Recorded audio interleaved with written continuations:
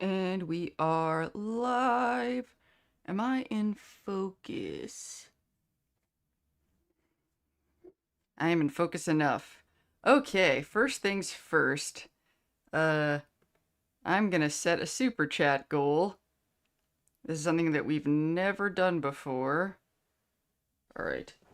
$2 next week.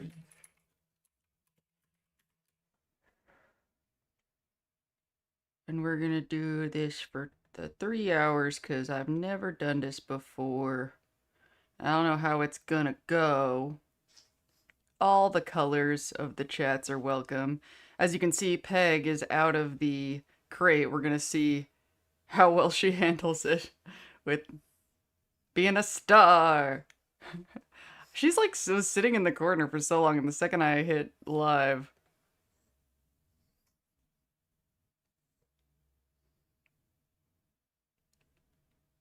All right. How's it going, everybody? If you are testing typing, we can see you. If you tested audio, I didn't hear anything. Thank you. I was testing the typing because my VPN was making things fussy with the connection to with OBS's connection to the Google gods. Peg is gorgeous. Peg is like a perfect. I associate Peg very strongly with the wives in Mad Max Fury Road because she was a breeder pug. She was so she's like a genetically perfect pug who ran away. She was like, I'm not gonna be a slave, and so she was like on the streets fending for herself. So she's super traumatized, and she got picked up by a rescue. And I had a pug before named Potato. Potato is actually the mascot of the Dinztopia channel. Ooh, it's my birthday! I got my official Vault Tech approved Arizona iced tea energy drink. A bunch of Feral Cool and Lindsay's Fallout and are wonderful. Oh, thank you, thank you, thank you, thank you. Um, yeah, I don't know if y'all noticed, or maybe you will notice eventually, but I decided to turn off ads on. I'm not going to put ads on streams because I was thinking about it and like what we normally get like what 30 concurrent viewers, so that's like chump change as far as ad revenue is concerned.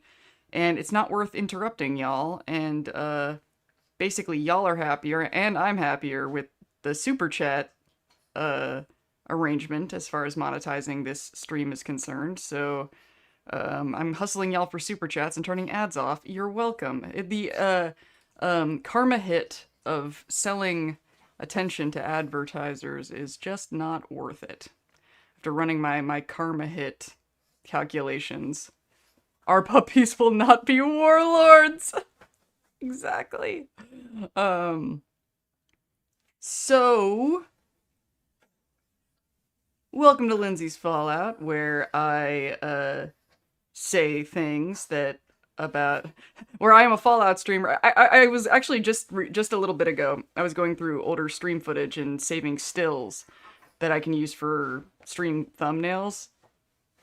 I don't know if this has bugged you, but it's bugged me because when I make the thumbnail for the upcoming stream, I always use a still from the previous stream. I'm always wearing a different shirt in the video than in the thumbnail, which is fine for now. But we're gonna go through my full rotation of Fallout shirts throughout these streams, and eventually I'm gonna make it so the thumb will match the shirt I plan to wear. So we won't have that problem anymore. But we kind of have to go through the whole rotation first. So I was just taking stills from previous streams, and when I did that, I saw like from I think the first stream I said something like, "How crazy to be a Fallout streamer who doesn't play Fallout." And it occurred to me a lot of people could misunderstand that and think I don't play Fallout in general, that I just talk about the TV show. But that's not true. I play a lot of Fallout. I made a lot of reference to the games in the videos. But there are a lot. I got like a homophobic comment from somebody once being like, "Why am I watching this lesbian who doesn't even play the game?" And I was like, "Wow, you're not my ideal target market audience whatsoever, are you?" You had me at 2 videos. Yay!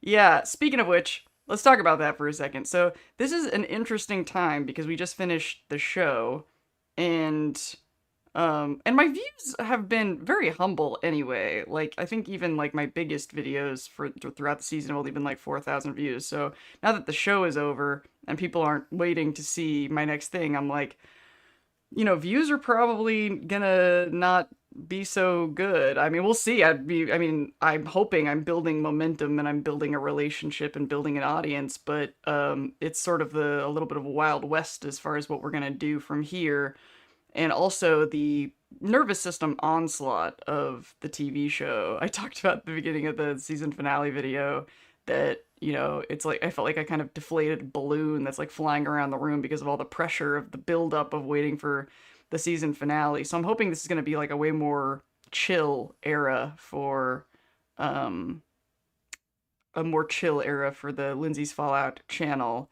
And also, there's a lot of other things that have been wanting to do that I've been sort of putting off because the overwhelm of making videos every week right after the TV show. So I'm like, on one hand, I want to keep the momentum up, but it's gonna kind of be harder because the universe isn't handing me a topic every week like it did before. It's gonna have to come from me, and then also having to just like nah, I mean, I guess that's uh pretty much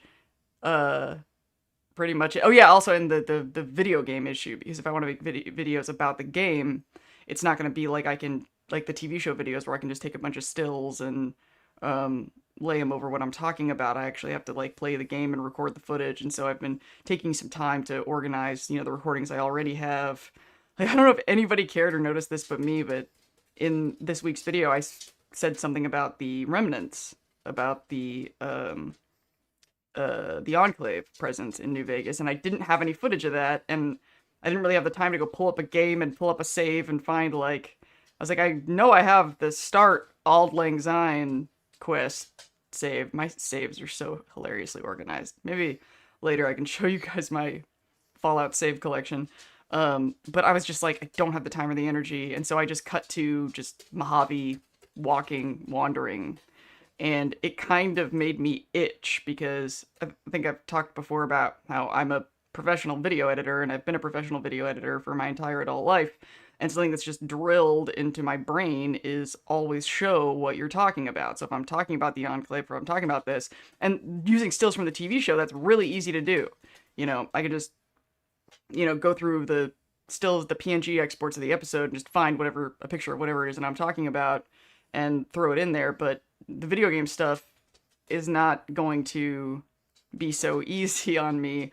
But so that was the first time that I like showed something. I mean, it was related to New Vegas, but I wasn't showing what I was saying.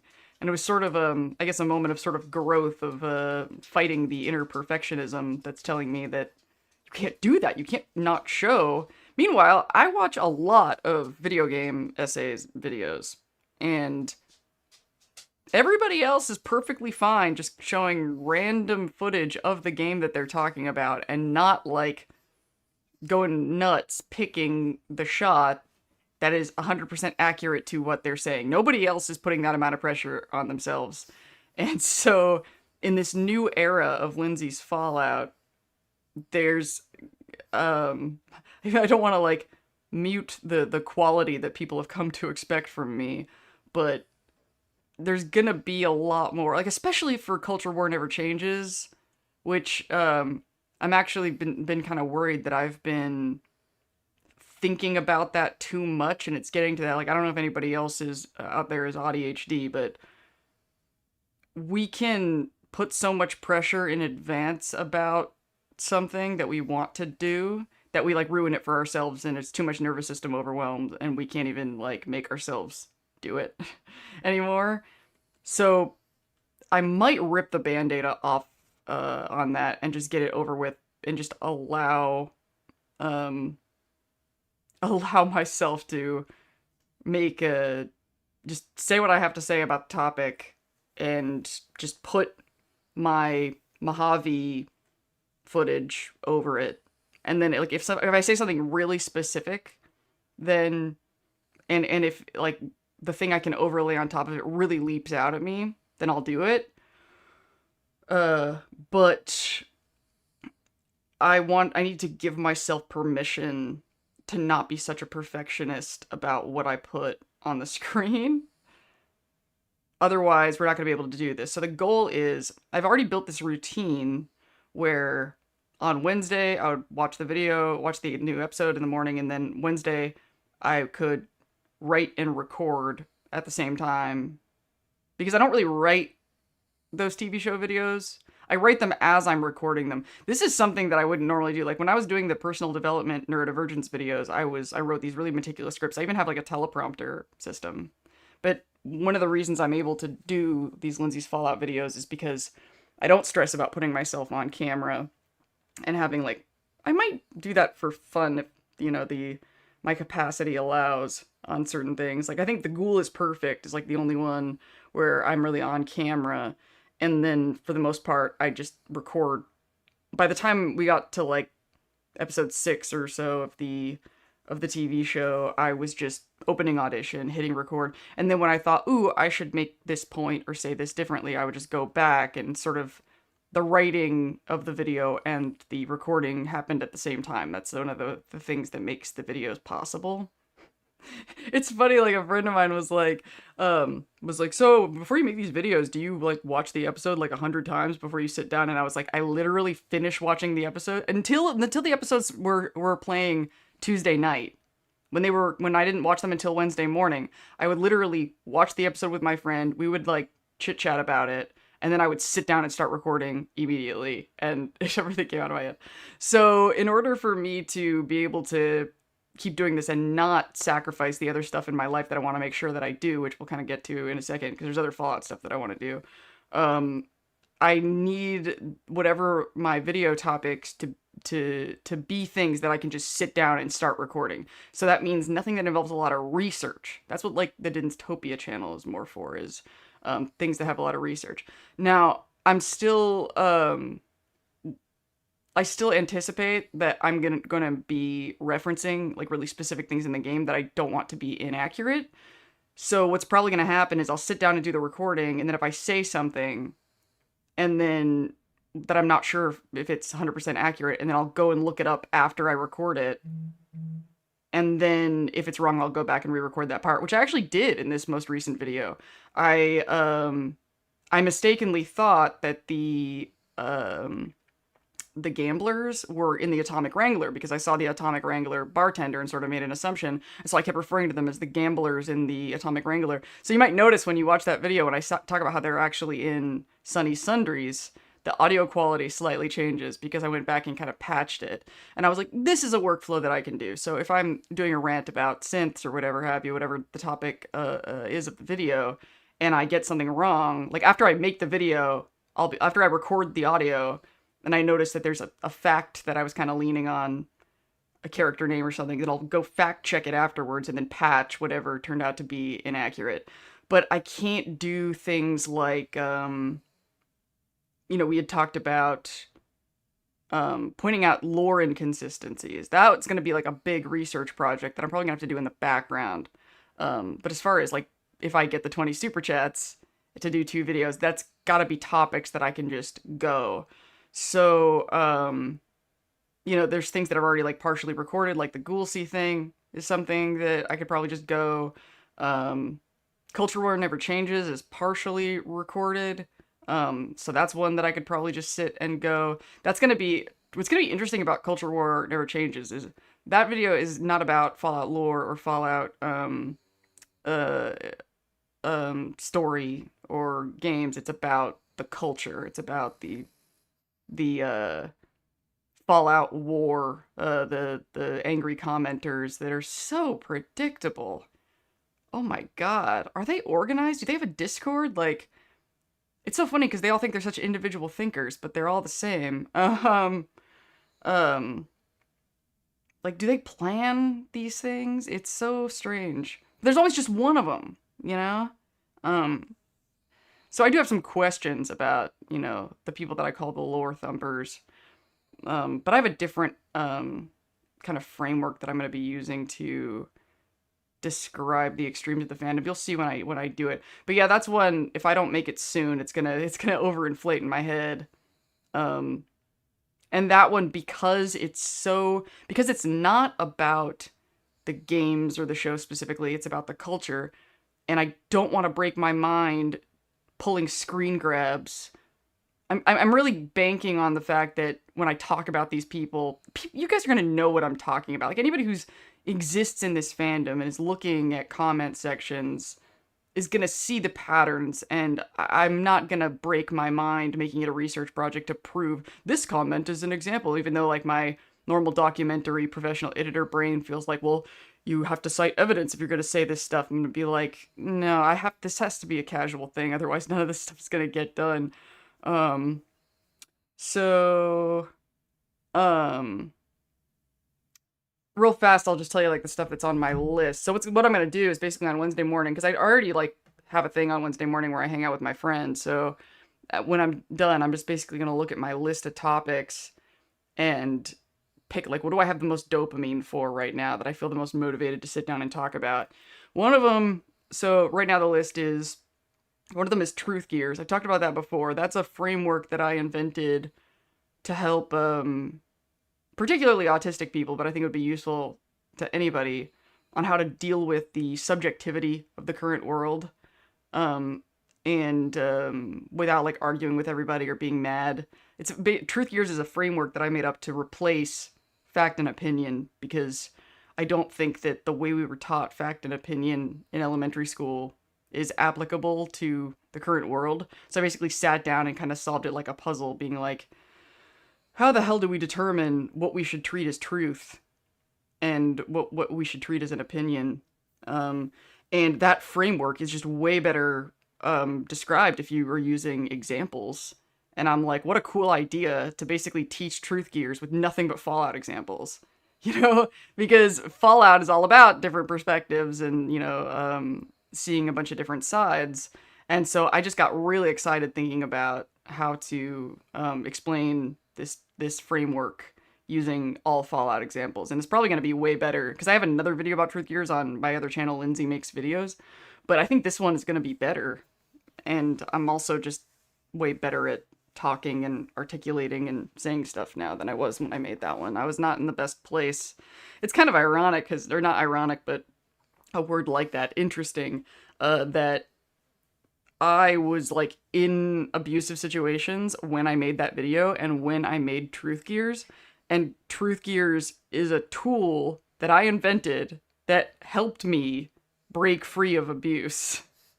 Like I was actually like writing a Truth Gears book that I was going to have be sold on my abuser's website.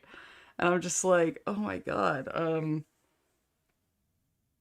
They just were like, saw the, opportunity to use my intellect and never thought that maybe these tools that I was coming up with to sell to their customers was actually going to help people break free of them.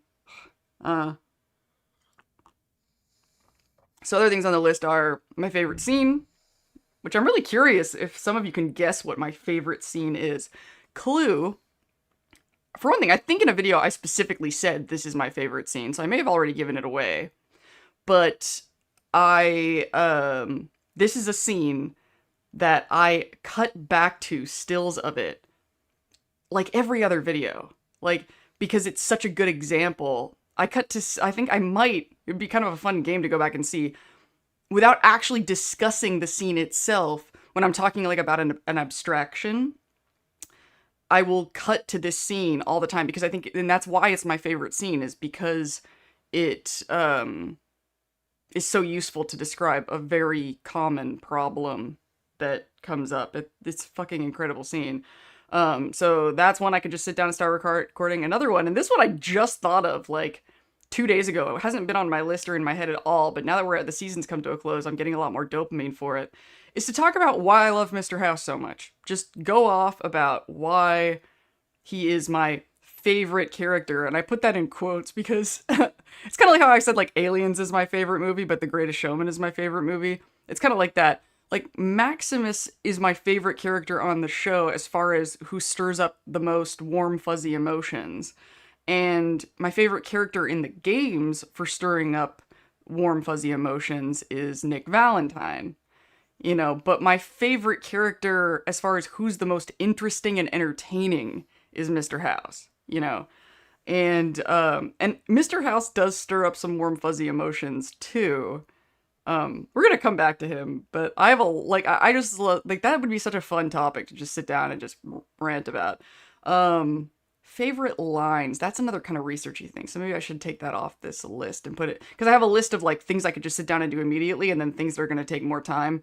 Favorite lines is probably gonna go into the take more time. Another thing that's gonna be a take more time is unresolved. A list of every question that remains unanswered from the TV show. But I think I need to like process the show in the back of my head for a bit. And also, a buddy of mine, he wants to rewatch season 1. He hasn't seen season 2 yet, but he wants to rewatch season 1 before watching season 2. And I'm like, that's a good opportunity. While I'm watching it with him, I can see. Ooh, thank you for the $10. Favorite answer question from the series so far. For some reason, I'm wondering if Hank is Chet Jr.'s biological dad. I love that question. I saw another comment somebody asked about that. Yeah, but since that super chat came in while I'm literally in the middle of talking about the unanswered questions, what's my favorite right now? I think this will change as my autistic brain continues to process, but like as far as favorite, let's define favorite as thing I'm the most eager to get an answer about. Because there's a lot of things that are unanswered where I'm just like fine with like letting the show go on its merry way.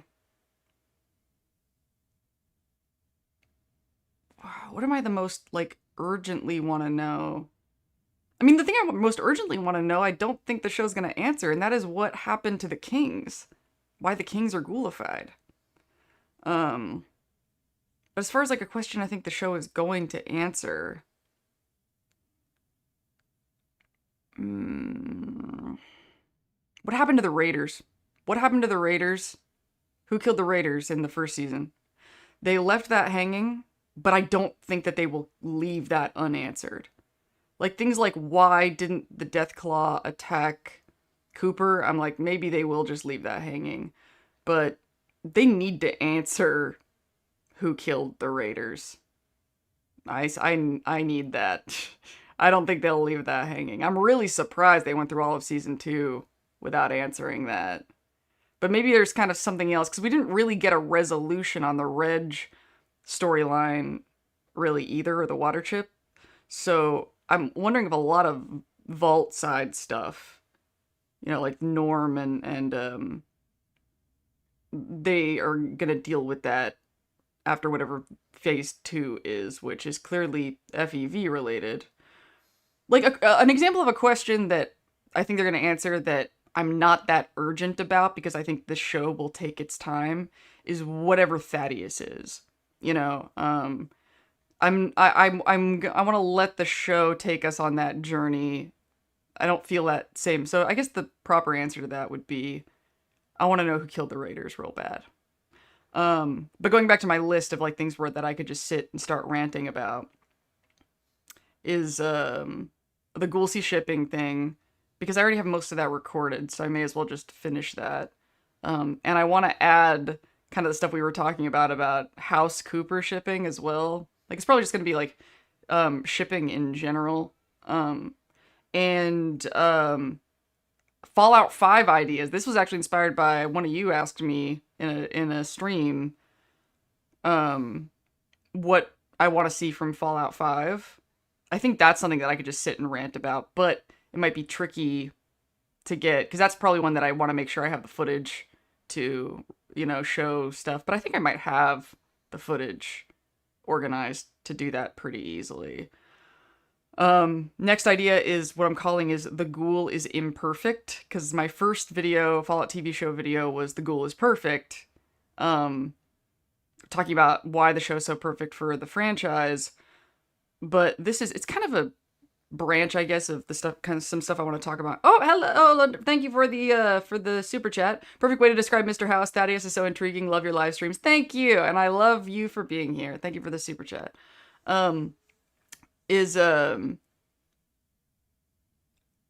of like a spinoff of the stuff I want to talk about in Culture War Never Changes, because a lot of the people, the kind of category of people that kind of knock the show are also the kind of people that the character the Ghoul sort of caters to, these sort of lone wolves kind of people. And I mentioned in the most recent video that I was kind of disappointed by the season ending with him going off into uh the unknown to go keep looking for his family, and because I really wanted him to end with friends. But I don't think he's gonna make it all the way to Colorado. I really don't. I think he's gonna.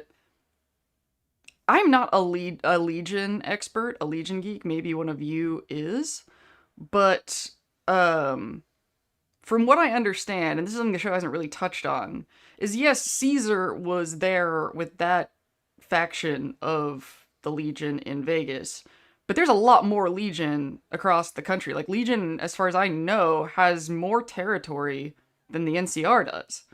And they're actually we're coming from an eastern direction, which they kind of touched on when the Ghoul sees the tunics. He says something like, "Isn't this a little far west for you guys?" or something like that. I'll have to go back and double check. So I think he's gonna run into Legion while he's heading in the Colorado direction, and then he's gonna feel guilty and feel responsible for the explosion. I shouldn't say I think this is gonna happen, because every time I think something is gonna happen that's really specific, it turns out to be wrong. This would make sense. If I were writing the show, this is what I might make happen. And he's gonna kind of do, like, with Lucy, he's like, "Oh, I don't care, and I'm just gonna keep going on my ghoulish adventure." And then he's like, "Ah, fuck, I gotta go back and help her." But, he was using her. But I think there's gonna be, especially after the thing with the super mutants, I don't think they're gonna split him from the main characters like that, permanently. So a lot of people are like, "Oh, is this going to be a Vault Zero thing? The Vault Tech." I think long term, it's totally possible. And if you don't know what I'm talking about, Vault Zero was, I want to say Fallout Tactics or Brotherhood of Steel. It's one of the ones that, like, people think isn't canon, but is more canon than people think. That Vault Zero was like, that had the computer called the Calculator, and that it was, basically all the Vault Tech experiments. That's where the data was basically going, was to Vault Zero. And so I think there's a very good chance that where Jamie and Barbara went for in Colorado was Vault Zero, but I think it might be till season 4 when we see that, because we really need to clean up the Vault 33 storyline, the Norm storyline, and now Legion is headed into Vegas, which I was surprised. I'm like, I thought we were just gonna have our Vegas season and then, move. I was actually wondering if we were gonna go to the Commonwealth after the Harkness thing, but clearly we're staying in Vegas, which I'm like, are they gonna rebuild all those sets? Didn't they destroy all those sets? I'm like, how wasteful to build those sets in Terra and then build it back up again. But that's filmmaking for you. And I'm going to finish this list real fast before looking at chat. So the Ghoul is imperfect. I wanted to talk about the things about the Ghoul where I feel like a lot of people who love him so much are missing the point, which is people are so, focused on his cool lone wolf, badass, competence thing, but he's looking for his family. He's not doing it for the love of the game, like he said in the first episode. That's emotional avoidant bullshit, basically. He wants what I say everybody wants, which is connection, and I feel like I have a lot more to say about that. So then the next thing is, a comment reply about misogyny. So there was a comment on, I think it was the Man Up, my first Maximus video, the Maximus and Dane video, where, no, it wasn't that video. This was actually under the Ghoul is Perfect, is where this comment was, where basically this guy kind of pointed out some hypocrisy about something that I was saying about misogyny, and it was like a kind of a rare thing where he wasn't just being a dick. I'm assuming he, because I can't imagine a girl being upset about what this person was upset about, but what do I know? Non-binary, whatever. It's 2026. um, but I responded and I was like, are you just like throwing shade, or do you actually want an answer to this question? And they said that sincerely they wanted an answer to this question, which I was really excited about, because I don't know if y'all remember this, but it wasn't that long ago where during a stream, or I think it was during a the sort of comment the the community section that I put at the end of the videos, I was like, I want people to point out hypocrisy to me. Like, I really, really do. If I make an argument about, these themes or ideas that don't make sense and it doesn't track, I don't want to be yelled at or trolled, but because every time somebody comes at me with like a sincere question about like this thing you said doesn't make sense, and they sincerely want me to explain it, then that's really good for me intellectually. That's a puzzle. Like my brain, even outside of my conscious awareness, is constantly working on my worldview, and whether or not it's like earlier I was talking about truth gears. I'm constantly, revising and making sure that my internal sort of philosophy, worldview ideas make sense. And if something doesn't track, I want to examine that. I sincerely do. And because I specifically asked for people pointing out, hypocrisy in my ideas to help me examine it, and that's exactly what this person did in good faith, really wanted me to circle that square and examine what I said. I really want to take the time to do that, even though it's an examination of ideas and not necessarily fallout. That's the kind of stuff that brings me joy. That's why I'm here. That's why I do what I do. And I also want to encourage other people to do the same thing. I want to nurture a culture where if people disagree or think that I have a hole in the plot, that they can ask me respectfully in good faith, and that I'll actually answer the question and we can actually have a conversation. And I'm open to the idea of, getting caught and getting busted. Like if my argument doesn't make sense, I want to know that. But then the last one is the on the list is the compilation of all videos of all the season 2, all the Fallout TV show videos, and that's going to be an interesting project because and that's like, I don't even have to record anything really, that except for the things that I want to correct. The one thing that I'm sort of on the fence about how I'm going to handle that long director's cut video idea is how I'm going to handle my bad predictions. Because on one hand, I really like the record of what I thought was going to happen at the time. But I'm just wondering if in one cohesive piece, if that's going to get confusing. Like the sort of things that I'm going to revise or change is, if I make one of the sort of theme points and it no longer like I'll give you an example. Like this is the kind of thing that I want to like re-record and fix. It bothers the crap out of me in the privilege ignorance video that I talk about Lucy having a regulated nervous system. I should have said healthy nervous system, but I misunderstood, I think, what regulated means. Like I thought regulated includes ups and downs, and that's a healthy nervous system. But a healthy nervous system gets dysregulated sometimes, and so that was just incorrect. And so that bothers me. But then if I'm setting this rule where I'm going to correct incorrect things, I might have an instinct being like, oh, when I say that this is going to happen, then I might have an instinct. So I need to like sort of draw a line of separation of correct poorly expressed ideas or real world things that are inaccurate, but leave my bad predictions intact because they're a historical record of what I thought at the time, and then like have the video be sort of split. Like if you've seen my Johnny Silverhand video on my Dinztopia channel, you probably noticed that something that I did, because the video is so long and unwieldy, I put like text in the top left corner that says like, this is the chapter of what I'm talking about. Because I have thought when I watch other people's lore videos and video game videos, I've thought that I wish other people did that, because sometimes like I'll put a video on while I'm doing dishes or something, and I will look away from the screen and then look back, and they're like in the middle of a point, and I've like kind of lost track of what they were talking about.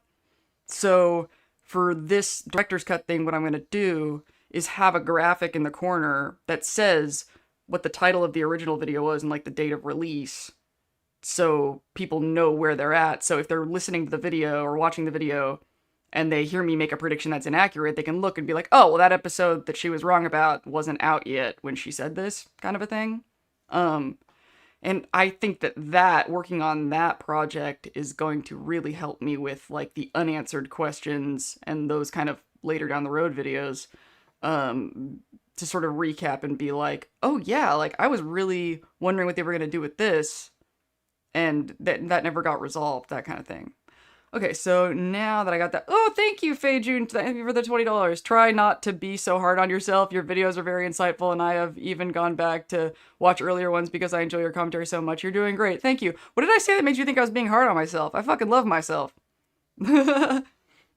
Like, I don't think of it, did I acknowledge a mistake? Because I don't think of that as being hard on myself. I just think of that as being honest.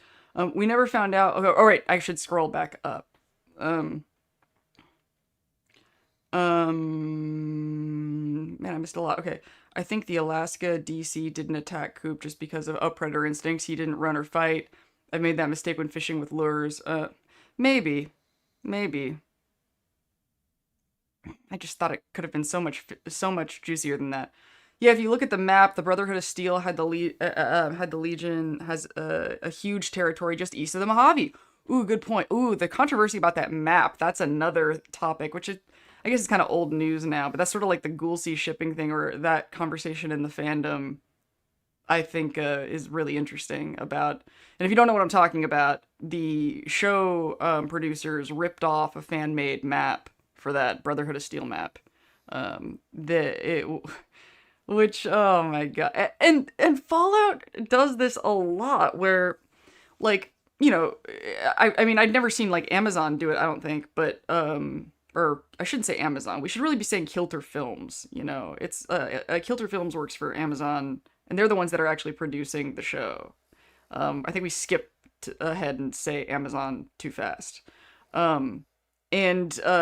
But Bethesda has done this before. For those of you who don't know about this, if you've ever seen Nuka Break, which is one of the best Fallout fan films ever made, the guy who Zach something, I can't remember his last name, but his first name is Zach. Really talented guy, and he if you watch the film, you'll see a lot of kind of Vault Boy style artwork that he references, but he drew that artwork himself. He's just that good. He just has the style down. And at one point, Bethesda, like in social media, like used one of his art pieces in a social media post or something, and it was kind of awkward because it was like, yeah, it's yours, it's it's Vault Boy, but a fan drew that, and that's weird. And I think they paid him for the artwork. Like, it ended well, but it was kind of just a really awkward kind of conversation, because normally, like, traditionally, the fans are sort of, until like the internet just made it sort of impossible, the fans were sort of discouraged from fan works and doing certain things because controlling IP and whatnot. But Fallout is generally pretty loosey-goosey with letting people run around making mods and all of that, because they have to, because that's their fans. We make stuff out of Fallout. It's a part of it feeds the Fallout IP to let us have creative freedom with Fallout related things, which is why Atlas Omnicorp, my buddy, and I can sell Fallout props. Like, there's certain lines that we can't cross, like you can't sell things that have like the Nuka-Cola branding. Like, there's certain trademarked things that we can't do, but there's a lot of stuff where they really just can't stop us and shouldn't. And the map thing with the Brotherhood of Steel map was sort of another example of that, where somebody basically went online and saw a thing that fan made, and it's like, well, you don't have to pay the fan, or credit the fan, because the fan is just making stuff out of stuff that didn't belong to them. And it's sort of this hairy thing. It's sort of it really fits into like the bigger themes that I talk about on the channel with power differentials. Because the another great example of this is how shitty Fallout London was treated right after it came out, and then they released the they had the sudden huge Fallout 4 update, and then nobody could play Fallout London, and Fallout London had to scrounge to update their shit to fit into the new updated version of Fallout 4. And there were a lot of these discussions that's like, the Fallout community doesn't owe you anything. I mean the Fallout Bethesda doesn't owe you anything. It's a fan-made thing. They can do whatever they want. But that to me falls under the category of just because you have the right to do something doesn't mean it's the right thing to do. I always talk about impact and karma hits and stuff. And if you're going to take an action that is going to deeply negatively impact a whole lot of people, then pulling rank is a shitty thing to do. Like, just because you have the right to, fuck with all these fan works, it's still really inconsiderate, especially when you're looking at a bunch of people that are, supporting your property that much. And so the Brotherhood of Steel map thing was sort of a similar issue. And I think that we should keep that in mind. And I think that that Bethesda and Kilter Films should be considerate of that kind of thing. So hello all. I saw once that if you sped the movie 300 up to normal speed, the story is like 20 minutes or something like that. That's almost how I look at the storylines lately. Norm story being, yeah, Norm's story was I don't want to say unsatisfying. I like the way I worded it in the video, that Norm's story, it felt like a prequel, which is why I didn't talk about it. There wasn't any meat and potatoes there. It was just kind of setting up like a beat in his story. And it really puts into perspective just how vast the story of the Fallout TV show is. It's so, it's like if you look at any individual story, it feels like, oh man, like if you think about it, like, oh, there's so few lines of dialogue, but that's because they're spreading it out. It's so broad. I suspect we know how the pre-war people keep popping up, but I would love to know for sure how Moldaver and, oh, that's okay, the Raiders dying and Moldaver not aging is another one. Is that on my list? Thank you. I'm going to write that down if it's not.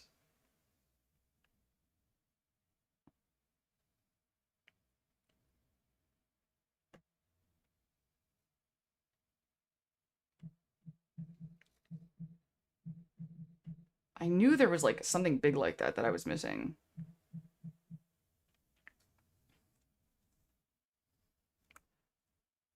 Okay, in my opinion, if Chet Jr. is Hank's son, then would Steph put him in harm's way with Phase 2?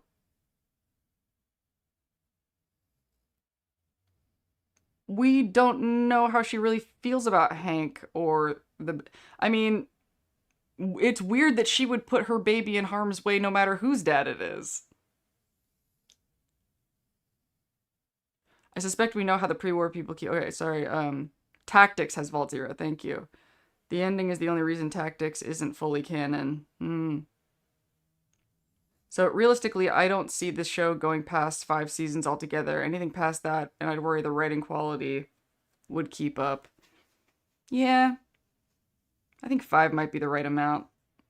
And then hopefully we'll have spin-offs. I hate the idea of the show ending. Like, I was really sad when Star Trek Discovery ended, not because I thought the show should keep going, but because I was like, I don't want to say goodbye to all those people. But luckily Jet Reno is back for Starfleet Academy, which is great, by the way. Thank you, Nimbus4555, for the $1. Every single dollar counts, and it counts toward the goal. Kind of a sneaky way to be like, oh, when I hit that 20 count so you get the second video, I'll just give you $1. I'll take it. I don't think Steph cares anything about what happens to Chet Jr., sadly. I can see Norm taking Claudia back to Vault 31 and finding out that the other two...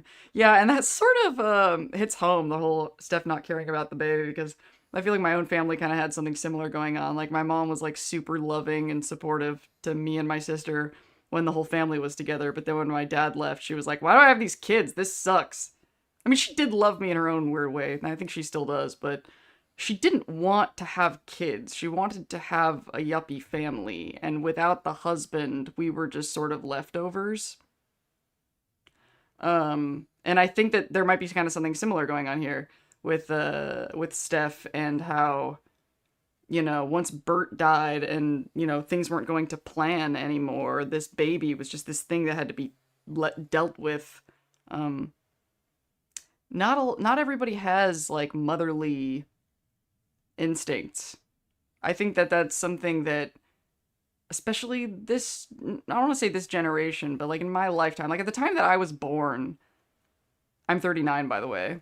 At the time that I was born, it was a lot more like expected. Like I literally once asked my dad, like, why did you have kids with mom? Because getting to know them as I got older, I was like, what a weird thing for these people to decide to do. Like once I started to see them more, as like I was like, why? And he was like, because it's what you do. Like you are somebody's kid, and then you grow up and you have a kid. It's just sort of what was expected, and so that's why I exist, because it was expected. um,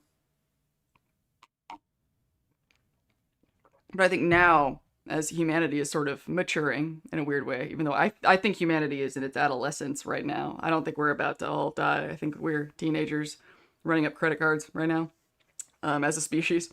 Now that humanity is sort of maturing, I think people are waking up to, oh no, being a mom is a job, and not everybody should do that job. People who are good at that job and want to do that job should do that job, not like people. Like not everybody has to have. We got a lot of people on this planet, um, and I now we should focus on being, people who want to be parents should be parents, not just anybody. And I think I said in a video once that like the world is my baby, and I think a lot of childless people need to embrace that perspective where, how about like all the people who have kids are going to focus on their kids and take care of their kids, and those of us who don't have kids should take care of the fucking world. How about that, if we can afford it? I agree that they should show Moldaver's process of getting to the future frozen, but I want to know. Yeah, I do too. Um, and Nuka Break is awesome. I think I saw Zach for like 5 seconds, but I didn't get a chance to talk to him. I think I got some video footage of him though. I was wondering about that. It might be weird if they went, like they all went bananas before the FEV took. Or are we talking about Vault 32?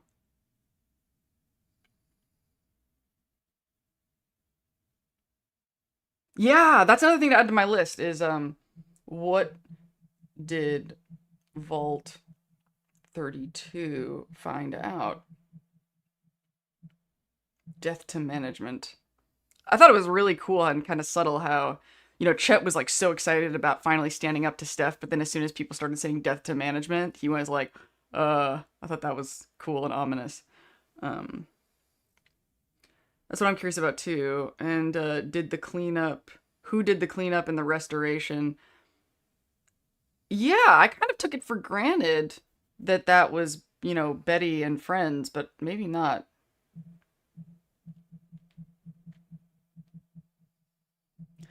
And now that, we still have a lot of questions about what's going on in the vaults, we might go back to my theory about Dave being a shill. Like in the first season, I thought that Dave was a shill, Davey.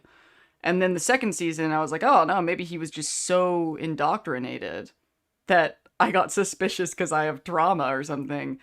But now I'm like, maybe I'm not wrong about that. It looks like Dane was on the level when they said that they, because I think that if Dane didn't do it to themselves, the thing in the boot, that would have gotten resolved in season 2. I will be very surprised now if I turn out to have been right about that.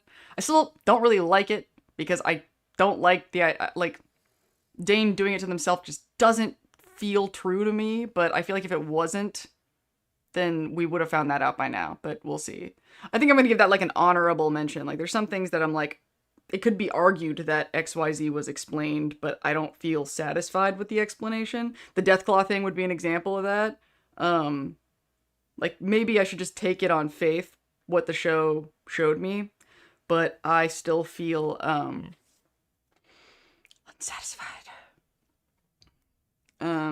42 here and only 15 likes.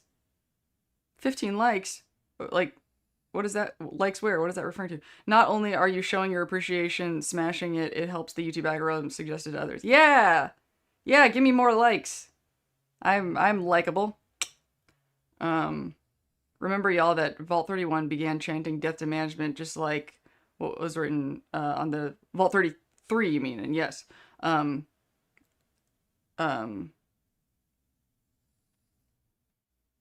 When Moldaver was alive in the wasteland, why she didn't create the cold fusion again?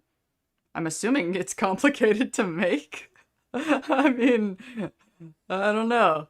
I think if it wasn't complicated to make, there wouldn't be just one of them in the world. And how she managed to ask the Enclave scientists to smuggle the... Yeah! Whose side is Wilzig on? That's something that I actually already had on my list of unanswered questions. Because before I was like, oh, Wilzig's obviously good. He gave that advice to Lucy. We know he was smuggling it to Moldaver. But we also know that the surface is the experiment. So maybe everything that made Wilzig look like a good guy was just him doing his Enclave duty. But no, I don't think so, because we saw him at the Enclave and they were shooting at him when he was leaving. So I think he really was going rogue from the Enclave. Steph didn't really like her child's biological father either. No, she sure didn't. If you want to fix the world, make sure people understand New Vegas is the best Fallout game. Oh man, I don't know if you're joking or not, but sure. That's an amusing statement. It's the most important mission of the world, isn't it? Is to make sure everybody knows that New Vegas is the only real Fallout game. If you, I think Moldaver was Enclave and then broke off on her own. That is an interesting possibility. I'm not like 100% sold on it, but I can't think of a reason why I don't think that's possible. I hope the Ninja Club that probably does a joke actually becomes relevant. I would love that too. Ninja Club was a fun thing to throw in there. Dane wants Max, but Max wants Lucy, and Lucy is completely lost. I think Lucy wants Maximus. I mean, she is lost, but I think that her feelings for Maximus are pretty present and genuine.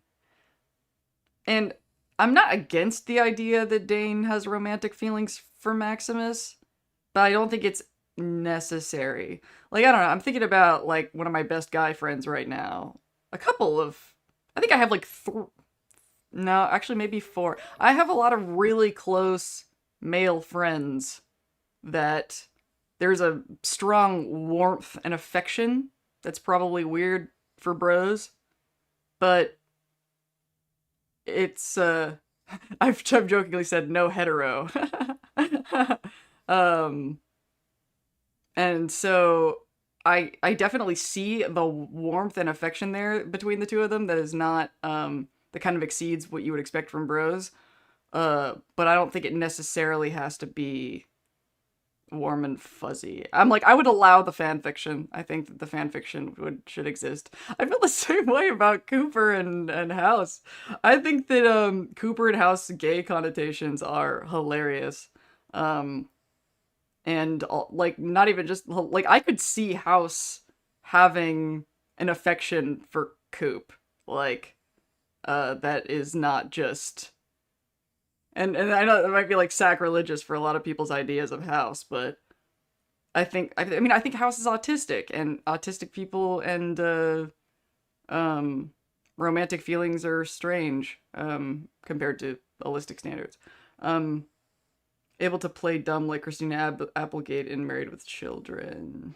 Oh, Chet's acting is awesome. He really is. Oh my god. Okay, so when I was working for Larry King's Digital Network, I worked on a show called What the Fark with a guy who's still an actor. Haven't seen what he's really been done, but he's been in, like, you know, bit parts in movies and that kind of thing. And he really, really charismatic, really, really talented. He drove me nuts. I kind of wish that if I was at my level of maturity that I am now when we were working together, I think we would have had a better relationship. But I hold him in high regard. If he ever happens to come across this video, but his vibe as an actor is just, he would have been such a good Chet. Like, I wonder if I ever get in contact with him again, I'm gonna be like, are you pissed as hell that you didn't get, did you audition for Chet? I would actually like to know. Like, the way that Chet talks, like, it's this kind of subtle, like, almost Ryan Reynolds-y sort of quality in the way that he talks, that, like, Rylander was often compared to Ryan Reynolds. There's a very similar type, and especially in Hollywood, like, you know, you put people like I auditioned for, or I was going to audition for this bit part in on the show Bones back in my Hollywood days. And it was kind of funny when I ended up not getting to go through with it because I basically, it got cast before I showed up because I got lost looking for parking or something, because that's how Hollywood is. But I ended up getting there around the same time as a couple other actors that were up for the same part. And I looked at these women and it was like creepy. It was like, I see what they were looking for because I see what's similar about the three of us. And hilariously, one of the girls like looked at me and the other one was like, I can't figure out what they were looking for. None of us look anything alike. And I'm like, how do you not see it? Like, I was like, maybe I have like more of that sort of tuned eye. But but the character was like actually, if anybody watches Bones, I never actually went and looked at the episode, but it was a character that was gonna die, so it was like one of the murder victims, and they wanted this like sort of hard-edged girl boss, you know, pencil skirt, you know, a badass strong woman kind of character. I wish I remembered, there was a reference, there was an actress or like a celebrity that they had in mind that was an inspiration. Who was it? Let me, now that this is in my head.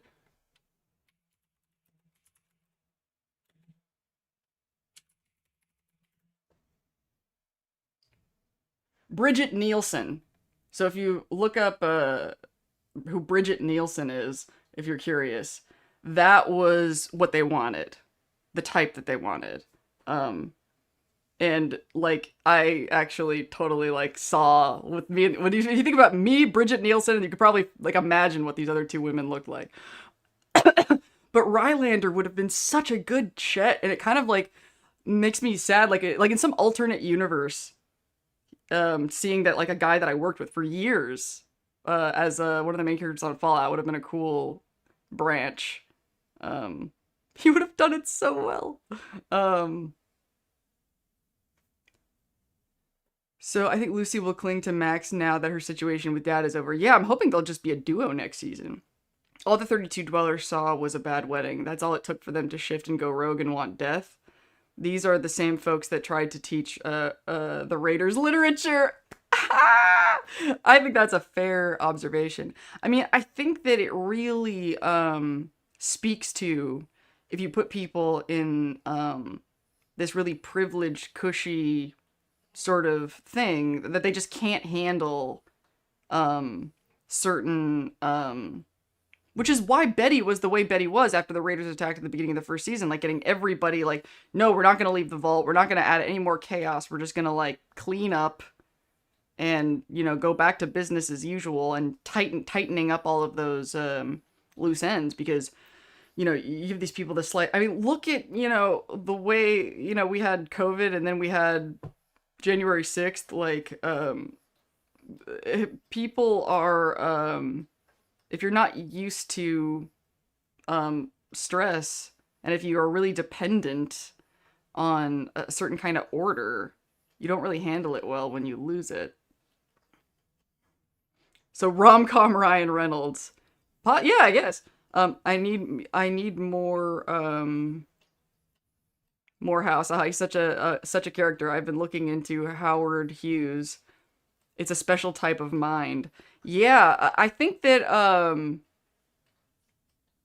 you know, Howard Hughes was the inspiration for House, but I think there's some really intense, like, I see a lot of Ayn Rand mentality, or like Andrew Ryan from BioShock in House as well, like a harder edge. And Howard Hughes was a little bit squishier. Definitely had the same amount of like ambition, but Howard Hughes was a little bit more likely. I mean, if you've seen The Aviator, you know, I don't want to say too much because now I'm like, these are good ideas if I end up doing that house video. I would love to see post wipe Hank find the house Pip Boy. It's an interesting idea. I kind of believe Steph would eat the wasteland up and spit it out. She's pretty tough. A part of me kind of likes the idea, yeah, of Steph leaving the vault and like starting a raider gang or something. There's something kind of hardcore about that. What if Mr. House got control of Liberty Prime from the Dane faction of the Brotherhood? Oh, like, okay, my fantasy is that Norm is going to end up working for House. That's like something I'm just really, really, really, really hoping for. Because like we're talking about how Maximus and Lucy are kind of lost, but Norm is really lost. Like, where is he going? I'm assuming he's taking her back to the vault because now Norm seems to be like really worried about what's going to happen to his vault. And so I'm assuming he's taking Claudia back to Vault 33, but I love the idea of somehow him ending up getting to Vegas because I think that House is the dad that Norm would have wanted. I think, and you know how House is, he wants assistance. Like that's a House wants his guy Friday. And I think that Norm could, especially because he's kind of doing the Renegade playthrough thing, I think House's worldview is going to make a lot of sense to Norm. It probably won't happen, but I would be so happy if it did. Bridget Nielsen used to date Flavor Flav. It's so funny that you said that because when I was Googling, that's how I like, because I couldn't remember her name. I Googled who used to date Flava Flav, and that's how I found out who it was. But yeah, me in a pencil skirt with my hair slicked back, that was not a bad, comparison to make. Well, yeah, she's been at war for over 200 years, so I think she'd be more prepared than anyone in the vaults.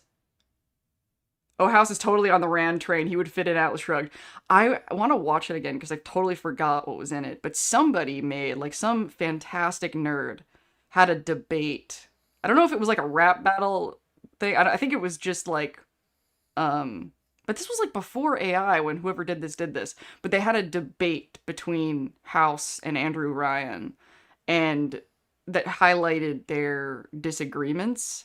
And I'd love to watch that again because it was like super philosophical. If I remember correctly, it had something to do with Andrew Ryan had a lot more faith in people than House did. Like Andrew Ryan was like, if we give everybody freedom, then they're gonna, do industry and it's gonna be like Gulch and Atlas Shrugged and and obviously we know how Rapture turned out, but House had more, and this idea was really well captured in the last episode of the first season when Proxy House, when Bobby Apartment said, if you put rats in a cage, they'll eat each other. House has a lot less. House wants good things for people, but he has zero faith in their ability to achieve those on those things on their own. Like, that's the weird thing that I'll talk more about in my Why I Relate to House video. He doesn't want to harm people, and he doesn't want people to worship him like a god. He wants humanity to progress, but he thinks that he's like the only person on Earth who can make that happen. Now that Mr. House is in the computer in a digital life form, the show can bring him back however they want in the future. Yeah, I like that. That's a good point. Even if they destroy him now, they can always just say he had a backup. That's true. Kind of like how, because they established that Howard has been alive for like 200 years and, they can put him in 76, they can put him anywhere. Now they can similarly do something like that with House. Wait, like computer Mr. House taking Liberty Prime as his body? Okay, if I smiled at that hard, that must be a good idea. I am so excited about Liberty Prime. And you know what's funny about the Liberty Prime thing is, maybe I mentioned this. No, I haven't done, this is the first stream since the season finale, so obviously I haven't talked about this. I wanted to talk about Liberty Prime. I didn't get a chance to mention this in the video, that's crazy. I wanted to talk about Liberty Prime ages ago. I wanted to talk about Liberty Prime like not long after season 1 came out because I wanted to talk about Fallout's treatment of communism. And I actually had somebody who was gonna get me Fallout 3 saves. Actually, a buddy of mine who might actually be watching, Kiwi, is playing Fallout 4 right now, collecting saves for me to be able to do. And I love, the whole hypocrisy thing that I talk about so much of, like, I want to destroy, to do violent things to stop people from being violent, that kind of hypocrisy. Liberty Prime embodies that to, it's such a great cartoon of, we need to bomb these people so they don't bomb each other, sort of, I'm the good guy because I'm fighting the worst guy. There's so much to unpack about Liberty Prime. And it's funny how sometimes I see people sort of missing the point of what Liberty Prime is making fun of, considering how, as I keep saying, Fallout metaphors are not subtle.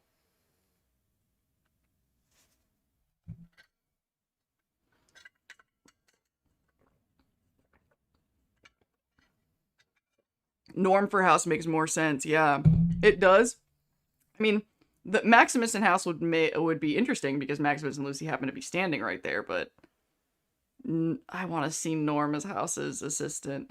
Because, okay, Norm right now is going on this Renegade playthrough journey, and he's kind of like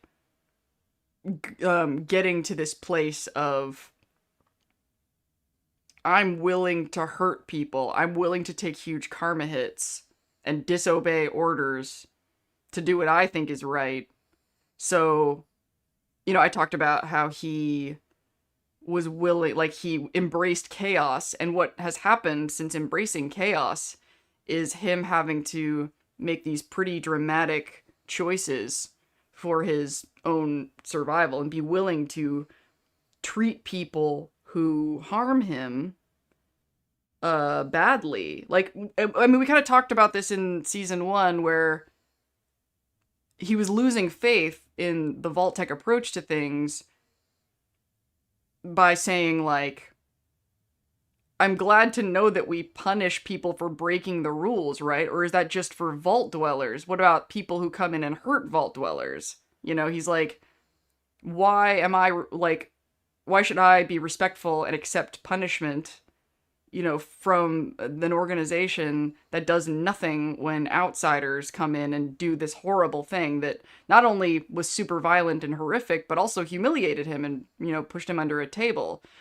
So that was kind of the beginning of Norm looking at things like, I am under no obligation to be caring or compassionate or understanding toward people who are animals.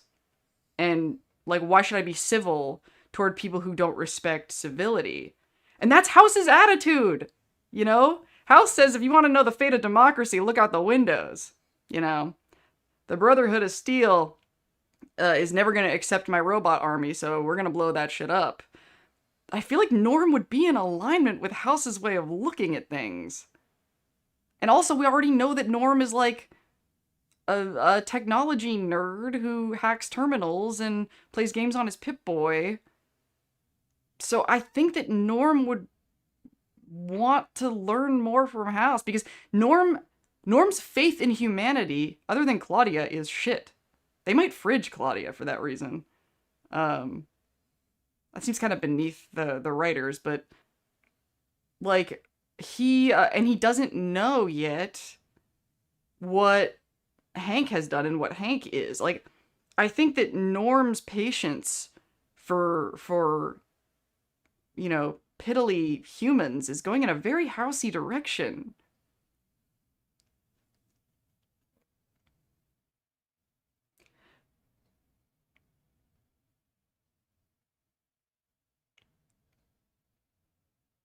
Hindrances to industrial progress must be eliminated.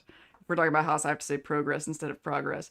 I think that Justin Theroux said progress, didn't he, at the end of the season 2, episode 1? I have to go back and look.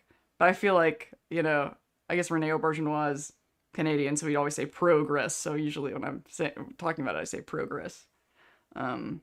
Just don't unpack Liberty Prime's hand-thrown nukes.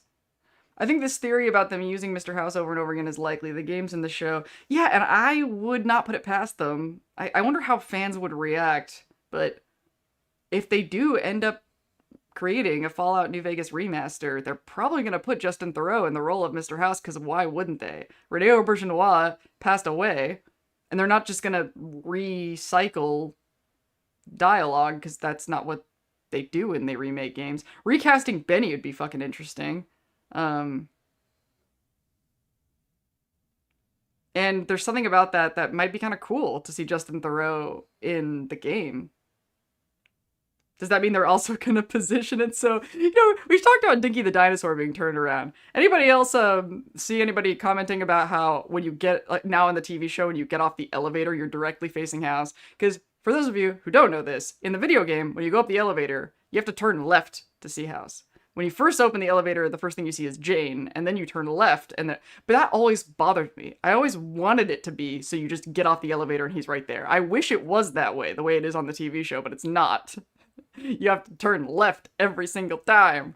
But maybe in the remake, I wonder if they would do it so you know what I would love to see in a remaster is more windows where there should be windows. Lots of places in Fallout New Vegas have no windows, and it's dumb, including the penthouse. The penthouse that you can live in the Lucky 38. There are no goddamn windows, and that's ridiculous. There should be. And I've thought about that if I ever like made those graphics for my fan fiction, because so much of it's going to take place in that penthouse, like that I would put windows in it for my own headcanon, but because of the way the game works, I'm not sure where the windows would be and what direction they would face. I have really bad spatial awareness, direction, a bad sense of direction. So I would need somebody with good spatial awareness to tell me if there were windows in there, where they would be, because it's so weird that there are no windows in the penthouse.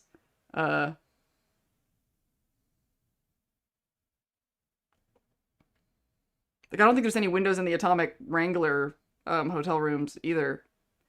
I think there's like a boarded up window in Benny's hotel room in the tops, but that was like game stuff, is why there aren't windows.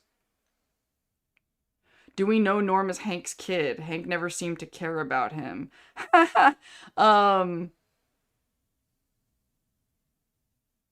I maybe this is some autistic trauma coding a little bit, but I do not think that Hank's lack of care for Norm indicates that's not his son.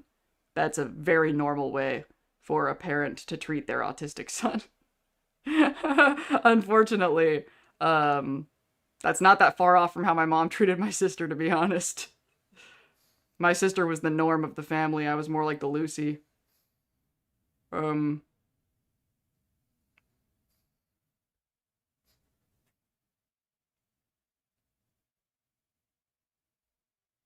To the wasteland, communism or pinko is basically the same as an old dusty Cold War meme is to some funny, scary, over-the-top propaganda bullshit left over from the old world. Yeah. I mean, I think that a lot of people get sort of heated and confused saying that, and this is another thing for the Culture War Never Changes video, that Fallout is like woke and anti-capitalist, but I feel like the show has been very much carrying on what the games have covered, where the issue isn't that capitalism is bad and communism is good, or communism is what the show almost pretty much overtly brings to the table is that what's the difference? I think I mentioned the more matching jackets as a concept, like when the Ghoul sees the communist vault, he's like matching jackets, and then when she sees the NCR, she's like more matching jackets. What Liberty Prime sort of makes fun of is, if your side is doing this much destruction, how can you argue that you're so much better than the other team?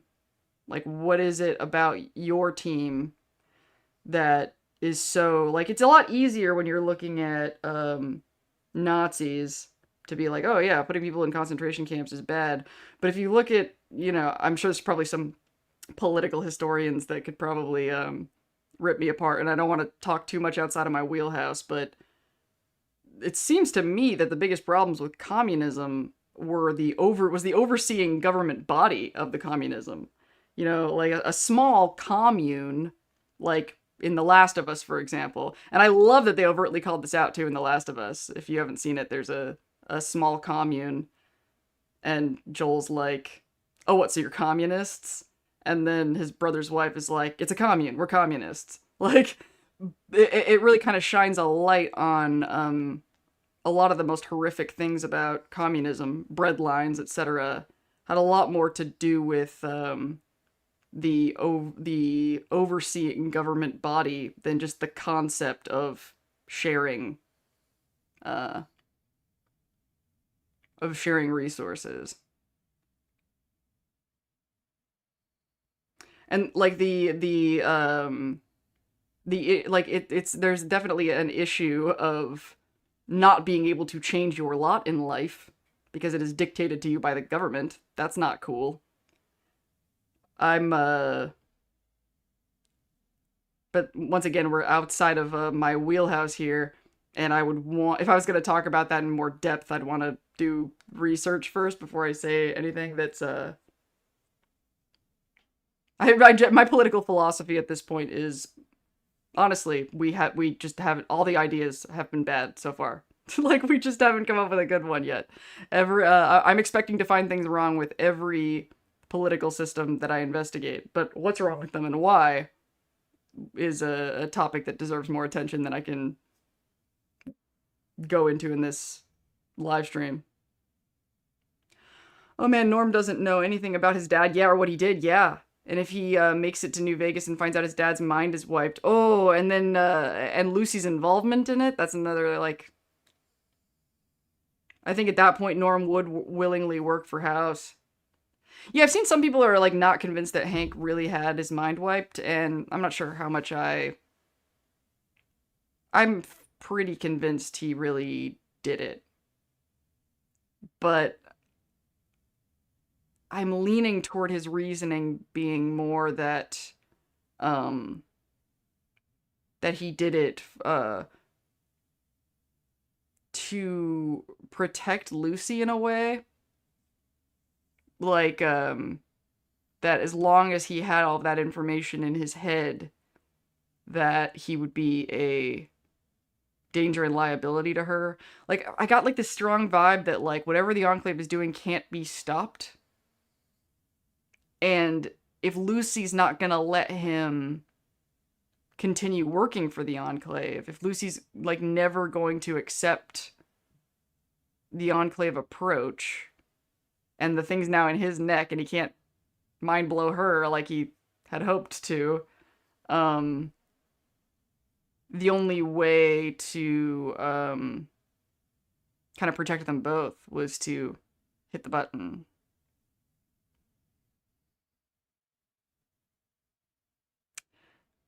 But that's a developing idea. I need to kind of ponder that more, but I don't think he faked it.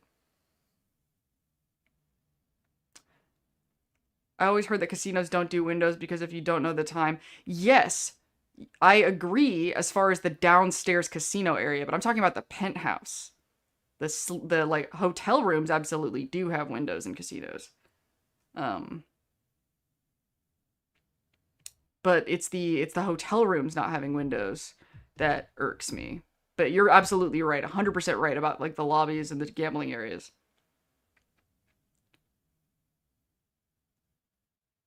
A basic understanding of etymology would go a long way toward patching up political divides across the current situation.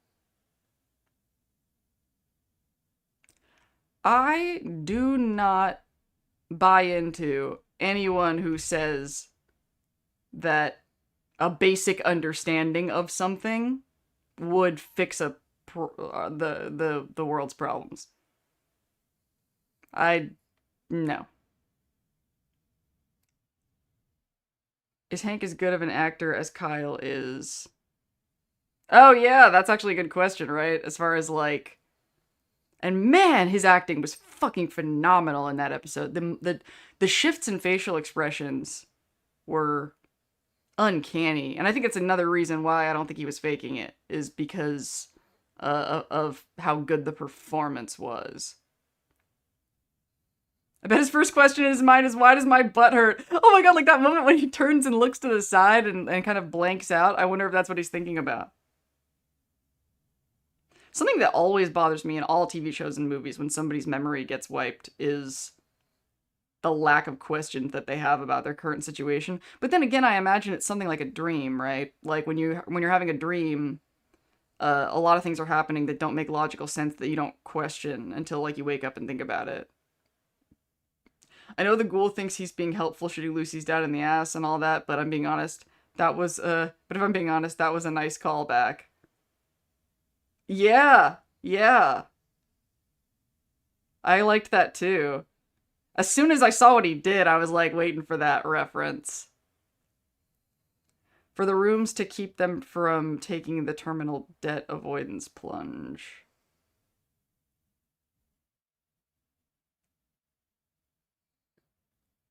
It's a commune. It's communism. That's what that was in response to. Okay, I guess I'm caught up on chat now. Yay, go me. I should probably do the break thing now. You know, it's funny. I was actually planning on, like, the first thing I was gonna do when I sat down was, ugh.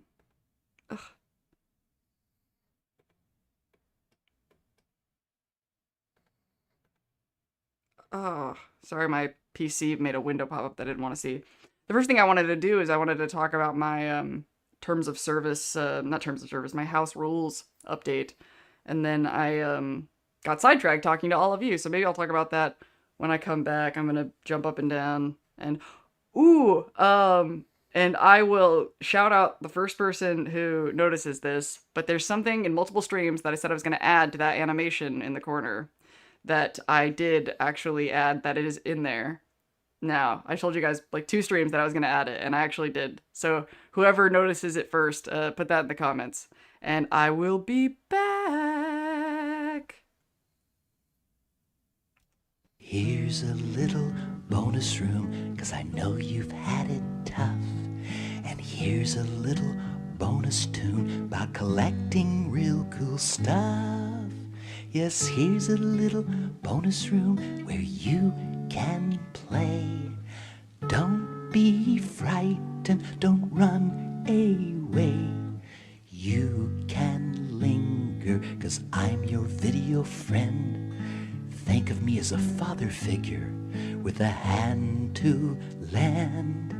Here's a little bonus room where you don't have to worry. Take your sweet time, you need not hurry. Oh, you're looking incredible, you're the bomb. And me, I'm kinda like your dad, and a little like your mom. There are no monsters here, hey wait, look over there. I was just kidding, don't be scared.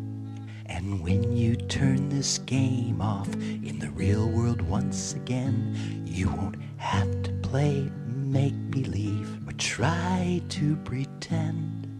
'Cause I'll be right there when you open your hand. 'Cause I'm your little invisible musical friend. So show me to your pets or show me to your pals. You really will impress every nifty guy and gal. Show them you're individual. Show them you are bold. Besides, I get residuals for every game that's sold. I'm your little invisible musical friend for life. I'll never leave you. Here's a little bonus room, 'cause I know you've had it tough. And here's a little bonus tune about collecting real cool stuff. Yes, here's a little bonus room where you can play. Don't be frightened, don't run away. You can linger as a father figure with a hand to lend. Here's a little bonus room where you don't have to worry. Take your sweet time, you need not hurry. Oh, you're looking incredible, you're the bomb. And me, I'm kinda like your dad, and a little like your mom. There are no monsters here, hey wait, look over there. I was just kidding, don't be scared. And when you turn this game off in the real world once again, you won't have to play make-believe or try to pretend. 'Cause I'll be right there when you open your hand. 'Cause I'm your little invisible musical friend. So show me to your pets or show me to your pals.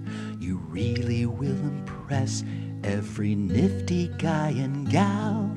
Show them you're individual. Show them you are bold. Besides, I get residuals for every game that's sold. I'm your little invisible musical friend for life. I'll never leave you. Here's a little bonus room, 'cause I know you've had it tough. And here's a little bonus tune about collecting real cool stuff. Yes, here's a little bonus room where you can play. Don't be frightened, don't run away. You can linger, 'cause I'm your video friend. Think of me as a father figure with a hand to lend. Here's a little bonus room where you don't have to worry. Take your sweet time, you need not hurry. Oh, you're looking incredible, you're the bomb. And me, I'm kinda like your dad, and a little like your mom. There are no monsters here, hey wait, look over there. I was just kidding, don't be scared. And when you turn this game off in the real world once again, you won't have to play make-believe or try to pretend. 'Cause I'll be right there when you open your hand. 'Cause I'm your little invisible musical friend. So show me to your pets or show me to your pals. You really will impress every nifty guy and gal. Show them you're individual. Show them you are bold. Besides, I get residuals for every game that's sold.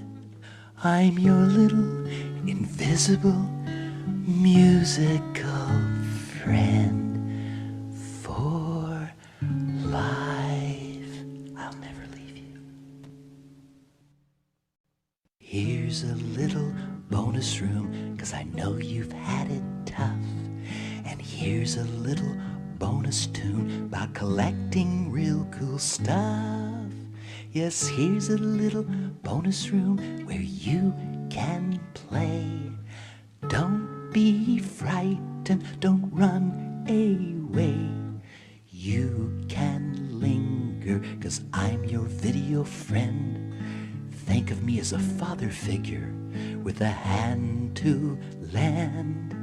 Here's a little bonus room where you don't have to worry. Take your sweet time, you need not hurry.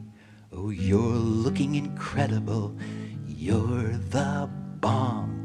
And me, I'm kinda like your dad, and a little like your mom. There are no monsters here, hey wait, look over there. I was just kidding. Don't be scared. And when you turn this game off in the real world once again, you won't have to play make-believe or try to pretend. 'Cause I'll be right there when you open your hand. 'Cause I'm your little invisible musical friend. So show me to your pets or show me to your pals. You really will impress every nifty guy and gal. Show them you're individual. Show them you are bold. Besides, I get residuals for every game that's sold. I'm your little invisible musical friend for life. I'll never leave you. Here's a little bonus room, 'cause I know you've had it tough. And here's a little bonus tune about collecting real cool stuff. Yes, here's a little bonus room where you can play. Don't be frightened, don't run away. You can linger, 'cause I'm your video friend. Think of me as a father figure with a hand to lend. Here's a little bonus room where you don't have to worry. Take your sweet time, you need not hurry. Oh, you're looking incredible, you're the bomb. And me, I'm kinda like your dad, and a little like your mom. There are no monsters here, hey wait, look over there. I was just kidding. Don't be scared.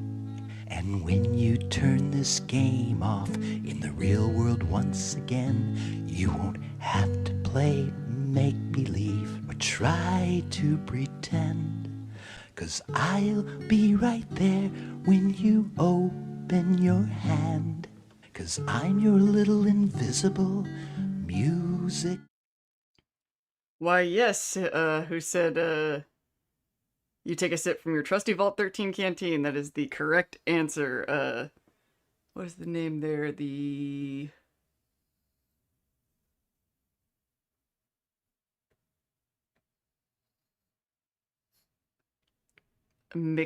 Michaela 7605. Good job. My back door, I just switched to it being open because I decided to burn some incense because I think it'd be good for my ADHD to have the stimulus of the scent. But I don't want to hotbox my dog, my snub-nosed dog, with smoke. I'm playing 76 right now, and I just remembered, do you think the map during the Vault Tech meeting can be relevant with possible future locations? I would assume so. Yeah, somebody earlier was like, no Fallout lore in Indiana, and I'm like, well, if the 76 map keeps expanding, maybe there will be.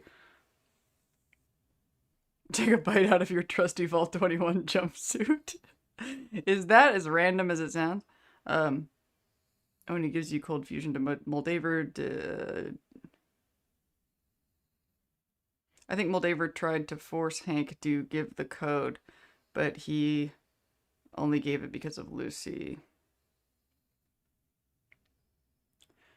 Good point. If you needed a code, how did the Brotherhood access? I'm like trying to track what you guys are talking about.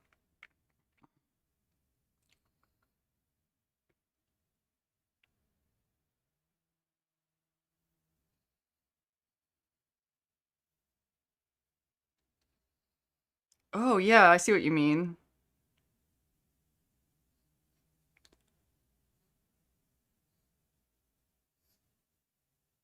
I wonder if they could somehow extract the code once it was already put in.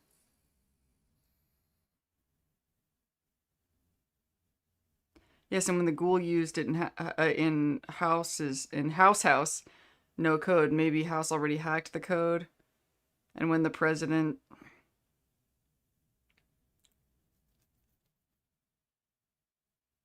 Yeah, I'm not sure if I'm intrigued enough by that question to add it to my list though, but it is worth asking. I'm thinking the Enclave added the code part, and I think maybe the Prez didn't get into town until after Hank lost it. Can you see my dog? I don't. Maybe later because we're like in the middle of the stream. It's kind of she's very hyper vigilant, so if I disturb her, she might get like ramped up and then not be able to calm down, and she'll be so this is literally a let sleeping dogs lie kind of a situation.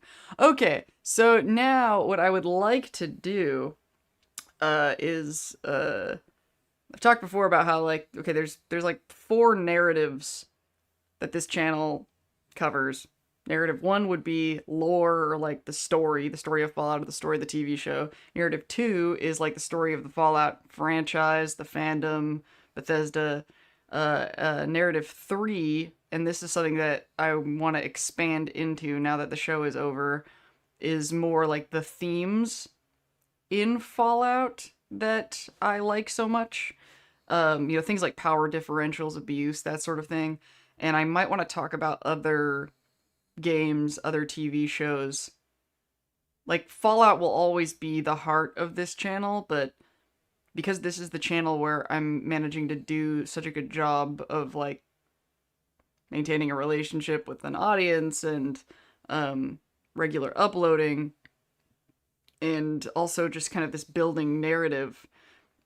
If you guys have watched all of my videos or watched the Fallout Season 1 sort of, or Fallout Season 2 kind of collection that I've been releasing the past 8 weeks or so, you'll notice that I often build on previous ideas, and so I want to, if I'm talking about those ideas and developing them more and thinking about them more, I want to be able to talk about other properties that also explore them. Like a great example of like a show that has nothing to do with Fallout overtly, but talks about a lot of these same themes is Silo. If you guys have watched Silo, I mean, it's literally about a post-apocalyptic underground shelter.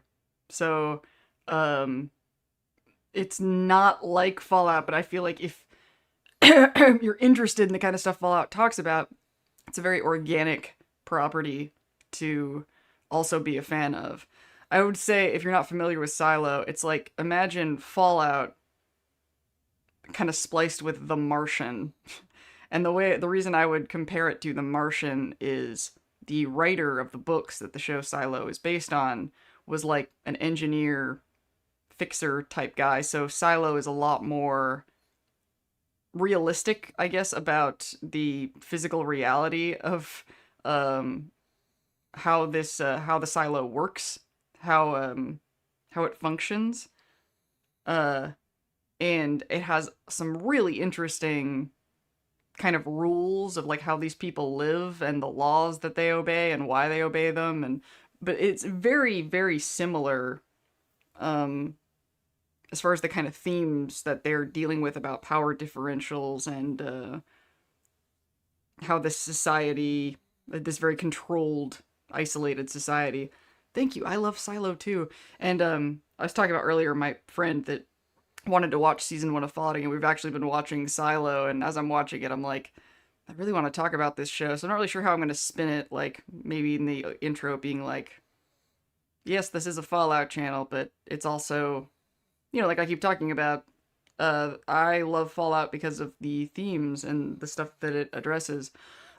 So then the fourth narrative of this channel, which is stuff that I only really talk about on stream, is the narrative of my relationship with this channel and how I'm sort of evolving as a content creator, how this is fitting into my life, and so I'd planned on talking about yes, how Silo handles pre-war. I don't want to spoil that for anybody who hasn't watched the show yet, but on the stream, since I didn't have an opportunity to do like a kind of trigger warning, but I'm very excited. I've feels like an eternity waiting for season 3, even though, like, season 2 came out in 2025, so I should be able to wait, but I'm very much looking forward to where it's going. There are a lot of interesting mysteries.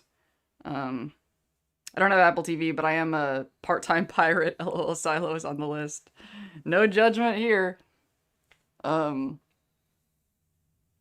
so what I wanted to talk about, as far as the narrative of my relationship with this channel, is the um, house rules, the comment policy at the beginning of each video, because I recently made a really big pivot that I wanted to kind of tell you guys about. And I want to talk about, so I want to make it clear that I'm not talking about the house rules. This isn't like a family meeting where I'm like, okay guys, if you want to be a fan of this channel, these are the rules you have to follow. This is more of like a behind the scenes glimpse, because I knew when I put the comment policy on at the beginning of the videos that it was going to be kind of a live document, that I've updated it a few times as a response to what kind of comments I'm getting, and the relationship that I want to have with comments. And if you're familiar at all with sort of neurodivergent tips and tricks, there's a concept called body doubling, and the idea is, if you have a task or something that you want to do, and then you you're having trouble like kind of conjuring up the dopamine to do that, it helps to just have somebody in the room, or just some physical presence in the room, because it sort of subconsciously gives you this like kind of feeling of accountability. Like if I say I'm going to clean my room, and then there's a friend of mine in the room with me, then if I don't clean my room, my brain goes, you said you were going to clean the room, but there's a person there who knows you were going to clean the room, and it sort of helps you taps into the social centers of your brain to follow through. So sometimes it's helpful, if you want to follow through on something, to share with somebody who can have an accountability buddy, is sometimes a term that's used, being like, okay, I want to follow these rules, so if I announce to everybody that I'm going to follow these rules, and they watch me do that, then that social center of my brain that wants to not lie to people, that wants to stay in alignment with the people who are around, I'm more likely to follow through. And that's kind of what the comment policy is. I'm really like kind of flattered when people actually really do pause to read it, because I don't really expect people to. It's more like, if I say at the top of every video that this is how I'm going to handle comments, this way or that way, and then people leave a comment, and then I handle it the way that I said, it's almost like kind of like a terms of service. It's like, well, I don't feel immoral or gross or like I'm censoring people if I delete this comment or do this or that, because I told you that this is what I was gonna do if you did this. And so if anybody tries to come at me, I can be like, there's proof that this was here. It was at the beginning. And that's also a part of why I prefer YouTube to TikTok and things like that, because TikTok and shorts and Instagram and stuff, there's not really a consenting opt-in. Videos just kind of happen to you. They're just kind of thrown at you. And that makes me feel very kind of morally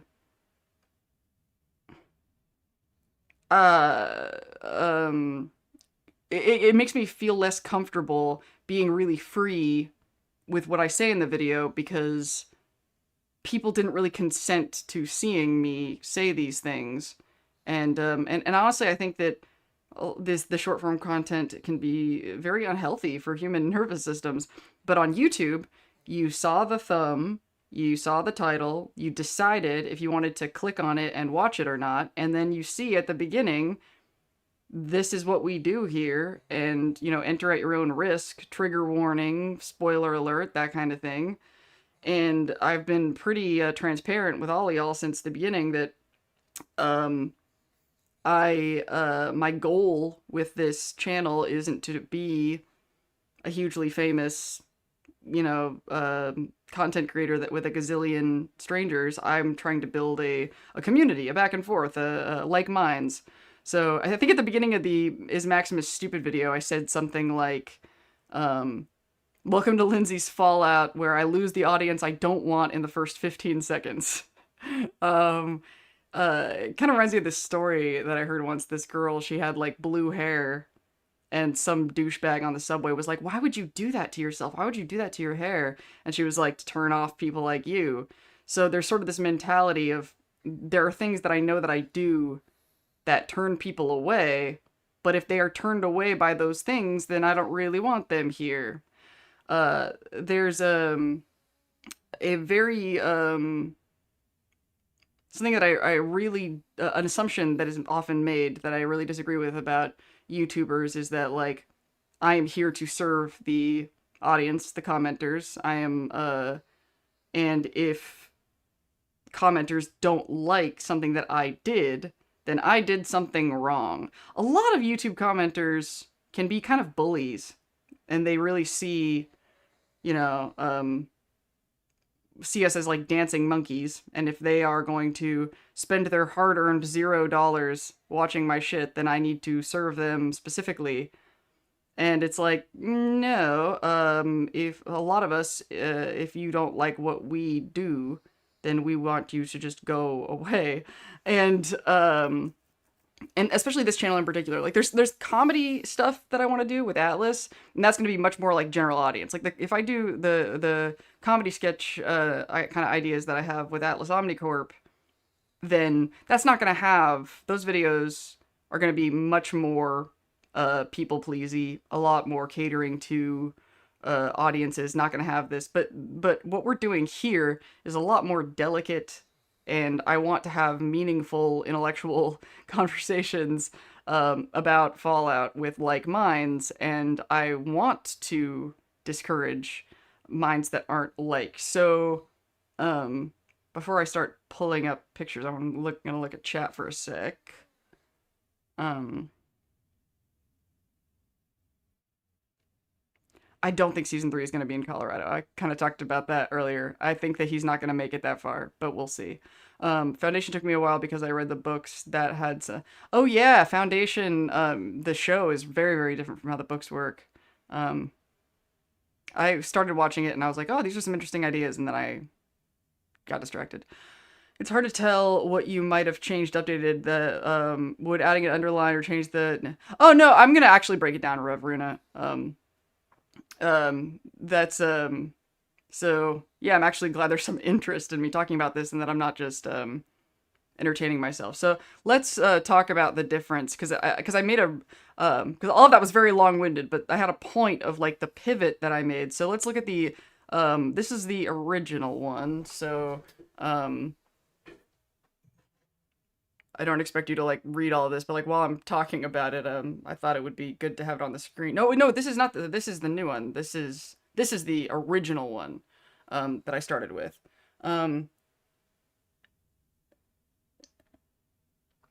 So at the time that I wrote this, I hope you guys actually find this interesting, because I really want to talk about it, because I think this is an interesting journey, and I hope some of you do too. So when I originally wrote this, what my basically I wanted to reserve the right to handle comments however I wanted, but I didn't know what whatever I wanted really was gonna look like yet. It was you don't take a sip out of your trusty Vault 12 canteen. Um but this is what I expected I was gonna want to do, and this is what I expected I was gonna want to do. Was argue with people. So I came, when I started doing this channel, I came from neurodivergent personal development content. I was talking about ADHD, autism, and trauma healing, and I still do, and I still have a Substack, and that's kind of something that I've been neglecting because of the Fallout TV show. And the problem with that sort of activism thing was I felt like really morally compelled to respect every comment that came my way because I was so passionate about not silencing people, making people feel heard, and um, making sure that I wasn't blocking out ideas that just because I didn't like them or because they triggered me. I'd kind of come on this journey. I'd kind of come out of this journey realizing I talked about this a lot in the Addicts, the Are They All Addicts video about how people, including myself, can get really ego identified, can really define ourselves based on an ideology or a worldview that isn't actually serving us. And so I noticed that when I was triggered by comments or when I was reactive to comments, I didn't really believe in being reactive and shutting people down and hating what they had to say. They weren't really a threat to me, these comments. They were a threat to my ego. They were a threat to ideas that I was in the process of letting go of. And if I didn't take those comments in and listen to them and think about them and consider them, then I was exemplifying, which I was something that I thought was like a really big problem with the world. And I'm really grateful that I had that worldview because taking in and listening to comments that were triggering did help me grow as a person and expand my worldview. And so when I wrote this comment policy, I really wanted to set a boundary where I really, really didn't want, and I still do not want to be one of those YouTubers that just don't read the comments, don't listen to the comments, don't listen to the comments, which is what everybody always says. In fact, I'm very, very disturbed by how many people truly believe that a healthy relationship with comments is to ignore them. Because I think one of the reasons why so many commenters are so hostile and aggressive is because they're just expecting not to be heard. And I was like, okay, if I'm doing like mainstream, comedy content that's just like going to the masses and trying to get the biggest numbers possible, then yeah, for my own sanity, I might have to just shut everything out. But for this channel with this kind of content, I don't want to be afraid to read my comments. I don't want to feel overpowered by toxic people. And because, it's not that deep and we're talking about a video game franchise, I felt like it's appropriate to just sort of set this thing being like, I'm not trying to save the world and listen to everybody. I'm not an activist anymore. This is my space to express myself, and I want to reserve the right to deal with comments. And so anyway, so with this version of the comment policy, what I really wanted was to reserve the right to argue with people. So if people, like it says here, if you leave a comment, I can do whatever I want with it. So if I see a comment that's really toxic and really doesn't get the point of what I was trying to say, then I'm not going to feel guilty if I dissect that comment and point out everything that's wrong with it and make content out of pointing out everything that's wrong with it. And if you guys have been to other streams, you probably remember a time where I did this, where I got like this really long, obnoxious comment, and I was like, well, I put the thing at the beginning, so I'm going to stop and dissect it. And I like scored, like basically this person was talking about how, people care too much about their feelings and they're not logical enough. So I was like, okay, I'm going to rank everything that you say in this long ass comment on how logical it is versus emotional. And then, I ended up writing like this whole long thing, like I still have it. And then as I got to the end of it, I realized I feel like I'm kind of bullying this person. Like I think that there's something sad about what's going on in this person's head. And I feel guilty for doing this. I was like, and then I've noticed other times since, like I really thought that this is what I was going to want to do, was to dissect and argue with people's comments. And then I realized, I feel kind of gross because I feel like I'm, bullying people that are like struggling. And also, and this is what leads to the recent revision that I made to the comment policy. I felt very held back.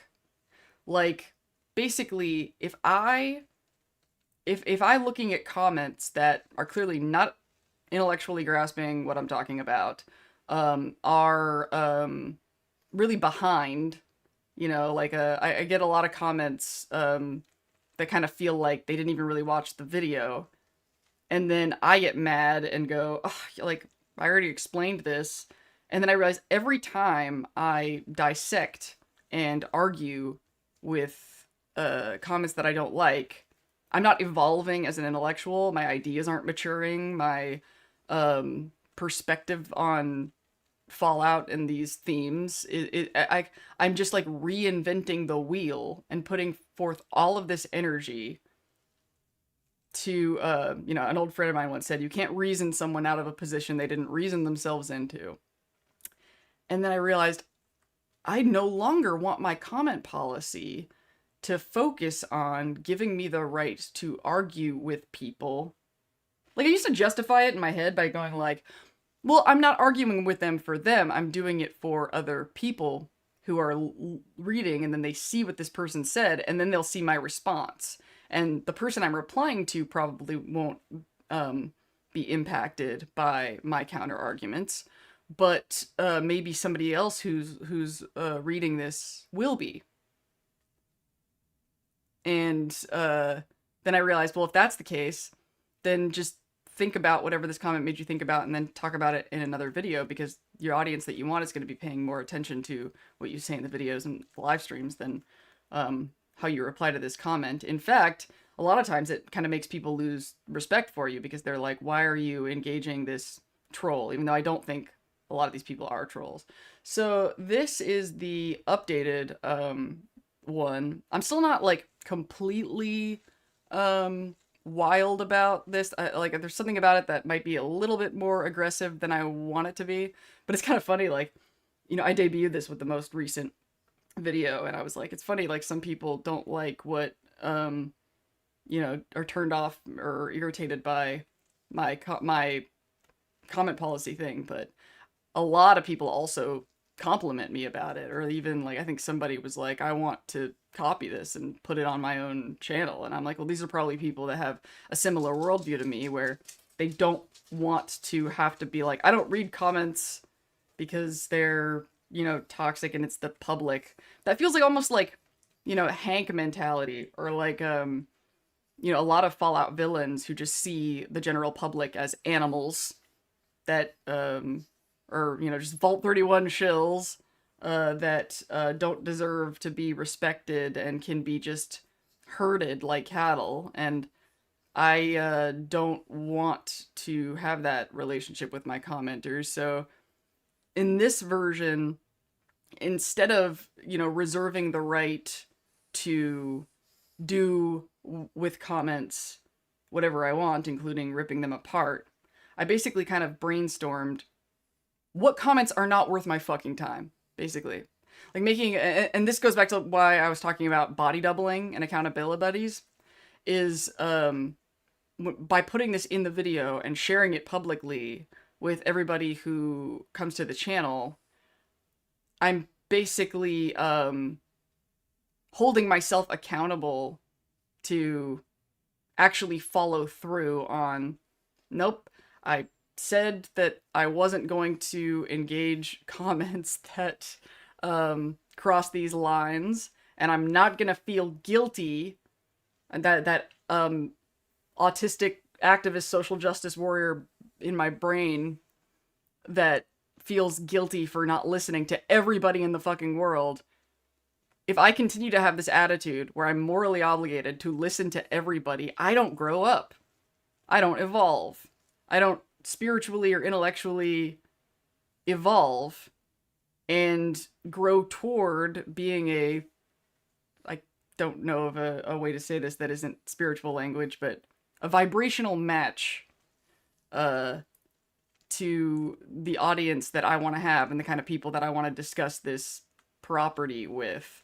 And so it was kind of a spiritual experience in a way, writing this, to, basically get right with myself and sort of forgive myself for abandoning a demographic of people that I'm leaving behind, that I'm leaving with the rad scorpion, not leaving with the rad scorpion stings, but that I'm leaving with the rad roaches, and being like, if y'all are gonna follow Ronnie, I'm leaving you behind. Um, if you're not gonna come with me on this journey, then I'm leaving you behind. Um, so before I want to kind of go into detail about like the stuff on this bulleted list, but let me look at chat first. Um, hey guys, just got in. Hope you're all doing well. Hello, Tori. Welcome aboard. Uh, um, Doggo, quack quack. I am a duck. Sure. As to the comment policy, I loved it, and like some others, it made me sub right away. Yes, that's another funny thing is I was really like, oh, this is gonna piss people off, but the people who are right for me, who are vibrational matches, see what I'm trying to do here. Um, Mindset stronger than strong. Yeah, I'm looking for that milk of human kindness. I love this new comment policy. Very polite and clear. Thank you. Um, I want to talk about some examples of comments of what inspired this list, because that was another thing that, like, not only did I kind of change my mind that I'm no longer like gonna rip apart people who disagree with me because it's holding me back and a waste of my time, but there's I want to talk about like some kind of stuff that I've seen that made me I aspire to set boundaries so well. That actually is really meaningful that like that you would say that, because one of my primary goals with my neurodivergent, and if I go back to doing neurodivergent work, which I don't know exactly when or how or that's going to happen, I'm neurodivergent self-actualization is my area of interest. Do you sit well with yourself in a world that doesn't sit well with you and your needs? How do you validate your own needs in a world that would rather you didn't? So the idea that I could be inspiring people to set boundaries really means a lot. It really means a lot. Um, so anyway, reasonable and clear boundaries are great. Frequencies harmonizing. Yes. Yes.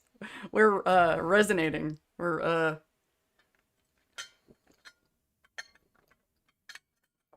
so first one.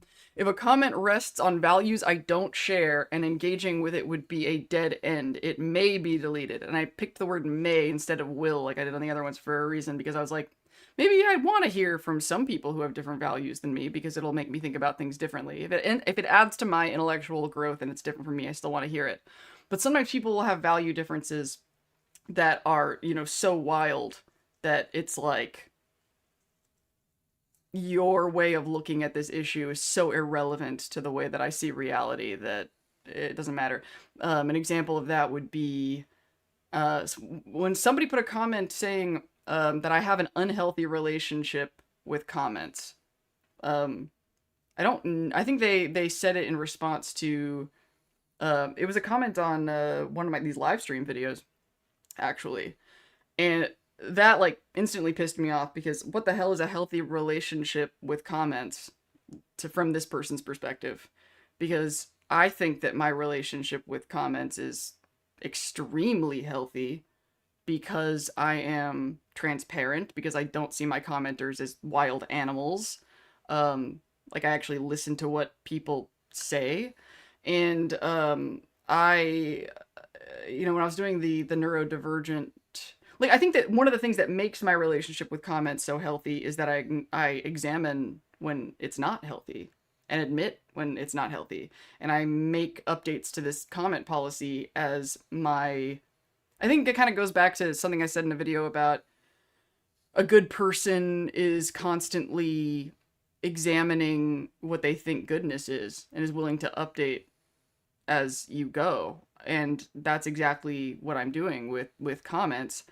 And I think that this person might have a worldview. I mean, I'm just extrapolating this from a comment that I barely read before I deleted it, but it seemed like an example of a pattern that I've seen of people who think a healthy relationship with comments is stoicism, is not caring what people say, And the most, long-term fucked up abusive relationship that I've ever had with a person was with someone who I used to admire how unflappable they seemed to be, how unaffected they seemed to be by emotional behavior, hostile comments.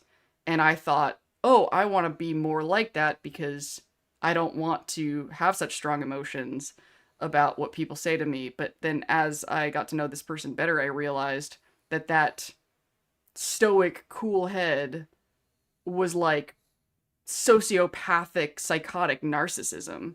That they just, like, they didn't let people affect them because they put themselves like above people. And this person actually, like, I really believe emotionally regulated by feeling superior to others. So it's almost like the more shitty and wild and hostile their comments were, the more superior they felt. And it was honestly really sick what was happening under the surface. And I think it's one of the cultural problems that is making narcissism run rampant, is that we are so conditioned to believe that being emotional is bad, and we're so encouraged to numb ourselves and to not care about other people's feelings, and to reject people who have strong feelings. Like a lot of these incel guys who are mad because girls are, dating narcissistic manipulators instead of quote unquote nice guys. What's really happening is that these women, and men do it too, they are attracted to people who seem so stoic, the way that I was drawn to this person. And they think, oh, this person is so calm. This person is so together and confident. And I'm so erratic and anxious. And I feel like if I attach to this person, this is absolutely the mistake that I made with this abusive relationship. And only to realize that you end up emotionally starving when you attach yourself to a person like that, because the very same thing that makes them so calm and stoic and unaffected will make them not have compassion for you when you're upset about things. And you'll find yourself in these social environments where your emotions are a bigger problem to the people around you than the thing that made you feel that way. And I think that's dangerous. So I think anybody who says stuff in my comments that reflects a value, that being stoic, cool, calm, and unaffected by the people who are responding to your content, are just not in alignment with me. And I don't give a shit. Boundaries are not supposed to be brick walls. They're supposed to be gates with doors. And having healthy boundaries is deciding when you open that door and when you don't. But if you never open a door, you're going to be lonely. That's what loneliness is, if you don't exchange emotions with people. So if your values are not in alignment with my values, you don't get the door opened. But the door is there for the people who don't violate the stuff in my rules. Okay, so that's the first one. Don't call me out like this, Lindsay. It takes practice. I'm not saying it's easy. I mean, look at what I'm doing with this, constantly revising this comment policy. It's a lot easier to just shut down and not let people in than it is to grapple with this. And that's why I think that my relationship with comments is healthy. So the second one, comments that nitpick and dogpile over inconsequential errors. So earlier I was talking about how in order for this channel to work and for me to do what it is that I want to do with it, I need to be able to just hit the button and record and just talk freely. And this also sort of ties into the stuff that I said about Maximus and why I get so irritated by Maximus hate, is the intolerance of Maximus's mistakes. I really have a problem with this cultural thing where we respect competence and, the Ghoul, being a perfect shot, and being so cool, stoic, calm, and collected, and skilled, is an admirable quality. But Maximus making mistakes, somebody, like, inexplicably said that Maximus's sudden competence at the beginning of season 2 wasn't earned. I'm like, so like watching Maximus make all those mistakes in the first season didn't strike you as a guy making mistakes and learning from his mistakes, and then he would naturally grow and mature from making those mistakes. Like, I'm like, what exactly do you think earning competence looks like? I think in one of my videos I said something like, the amount of competence and skill somebody has directly relates to their tolerance for risk and failure. And so it's really important to me for it to be kind of expected and understood in the culture of this channel that I'm going to make mistakes. But going back to that whole, like, there's this kind of undercurrent of a lot of commenters who feel like I work for them, and that, you know, I have like the power and I'm on this pedestal, but they have the right to sort of tear me down if I make a mistake because I'm there to serve them. And I think if I make a blatant error, like just overlook something and get a fact wrong, then I will get like 50 comments. It reminds me of that part in Office Space when he's like, if I make a mistake, I have 3 different bosses that come and tell me. Well, it's like, well, I might have 50, you know? The most recent example of this is the video where I just missed the line of dialogue that clarified that the woman that Steph was talking to was her mother. My brain was processing a million other things about this episode, but I made this one mistake. And unfortunately, it wasn't the kind of mistake that I could go in and cut it out, because then later I said I referred to her as Steph's friend. So it almost didn't make any sense for me to cut out my mistake, because then, like, the way I described her later, it would just been too much work post-uploading. But sir, there's a lot of people out there, and to be fair, you know, I'm going to call it my people. This is a mistake that autistic people make that, I mean, there's a lot of autistic social errors that I feel like allistics need to get over it and get used to us. But there's some autistic social errors that I think we need to watch our shit. And one of them is this obsession with ironing out wrinkles, you know? Like, we see the mistake, and then our, like, the negativity bias goes straight there. And even with, like, close personal friends of mine, they'll watch a video and they'll notice, like, one mistake, and it's like the first thing out of their mouth is, oh, this is actually this. And there's no forethought where, like, okay, if I put this video on the internet in front of thousands of people, what do you think the chances are that you're the first person to point that out to me? So actually, I think it's a pinned comment on that video now where I'm like, yes, I know I made this mistake. I don't need to hear about it 100 times. And I will just delete it if I see it again. You know? This kind of goes back to, you know, something that I went into more detail on the other comment policy, which is just people who haven't made content before, who have just been in comments, just really don't grasp that there's one of me and a million of y'all, you know, and the amount of vulnerability of putting myself up there and exposing my thoughts. And I don't have the time or the energy to be a perfectionist and fact check every single fucking word that comes out of my mouth. And if I say something wrong, I will not tolerate hearing about it a bazillion times. Like, it's and I feel better about deleting when I get that comment if this is in the comment policy. Comments are important. It's sad that half of the conversation is lost after the live stream. I think you can see the chat. I think you can see the chat, because I've had, I don't know exactly how, because I've never done it, because I don't have to, because I can see it live, but I've seen people in the comments of the VOD saying, oh, I love what's going on in chat. So I'm pretty sure you can see it. I definitely have a toxic type of, like, a person that you kind of date or find yourself in relationships with a lot.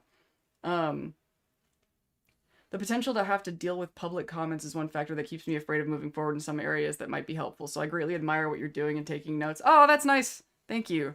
Yeah, I really like the idea of setting some sort of example of that you can do this without going numb. I really, really want to be able to do this without going numb.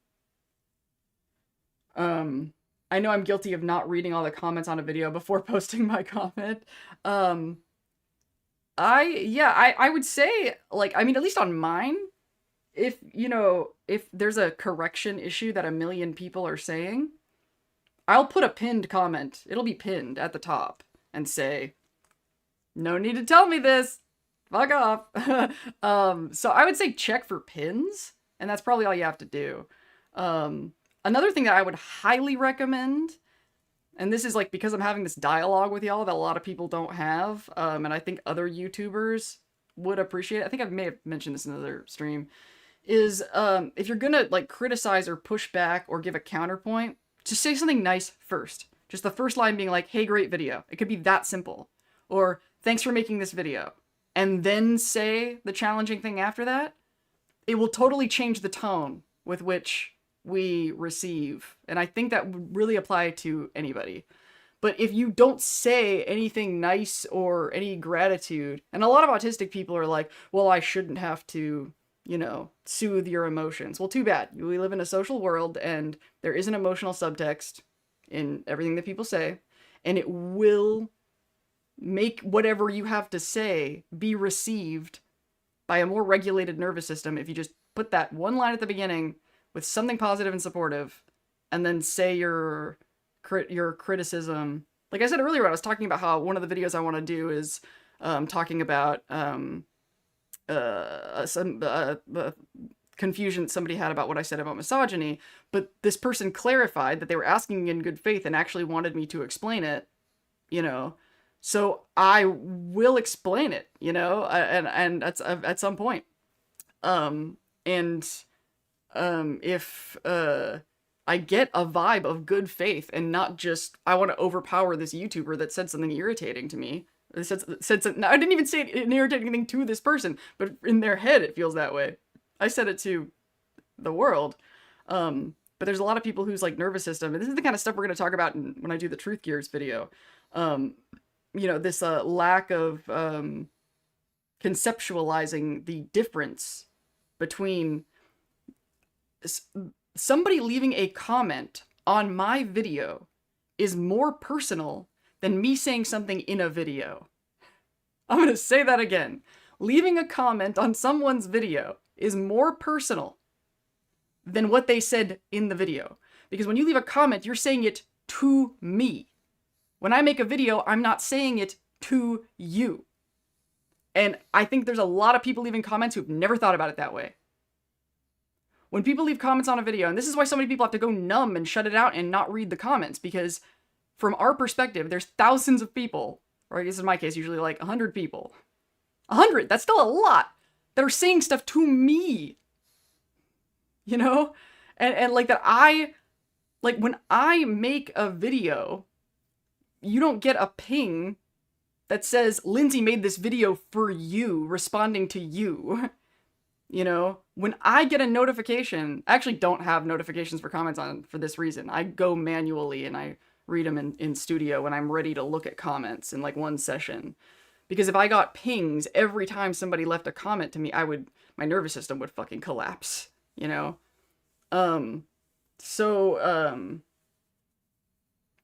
compliment sandwich. Yeah, I mean, that is a method, right? I don't think you even need to end the other side of the sandwich. Just the opener is good. It's rare that I correct someone for a factual error. Thank you. I don't, because I've been doing this for so long that when I see a video and I see somebody made a mistake, I know 50 people have already pointed it out to them. Like, I assume that when I see the mistake, I'm like, somebody probably told him that. Like, but most people, or a lot of people, don't. I see YouTubers make mistakes on purpose just to get comments. Yeah. Oh, I see that too. It's deliciously evil.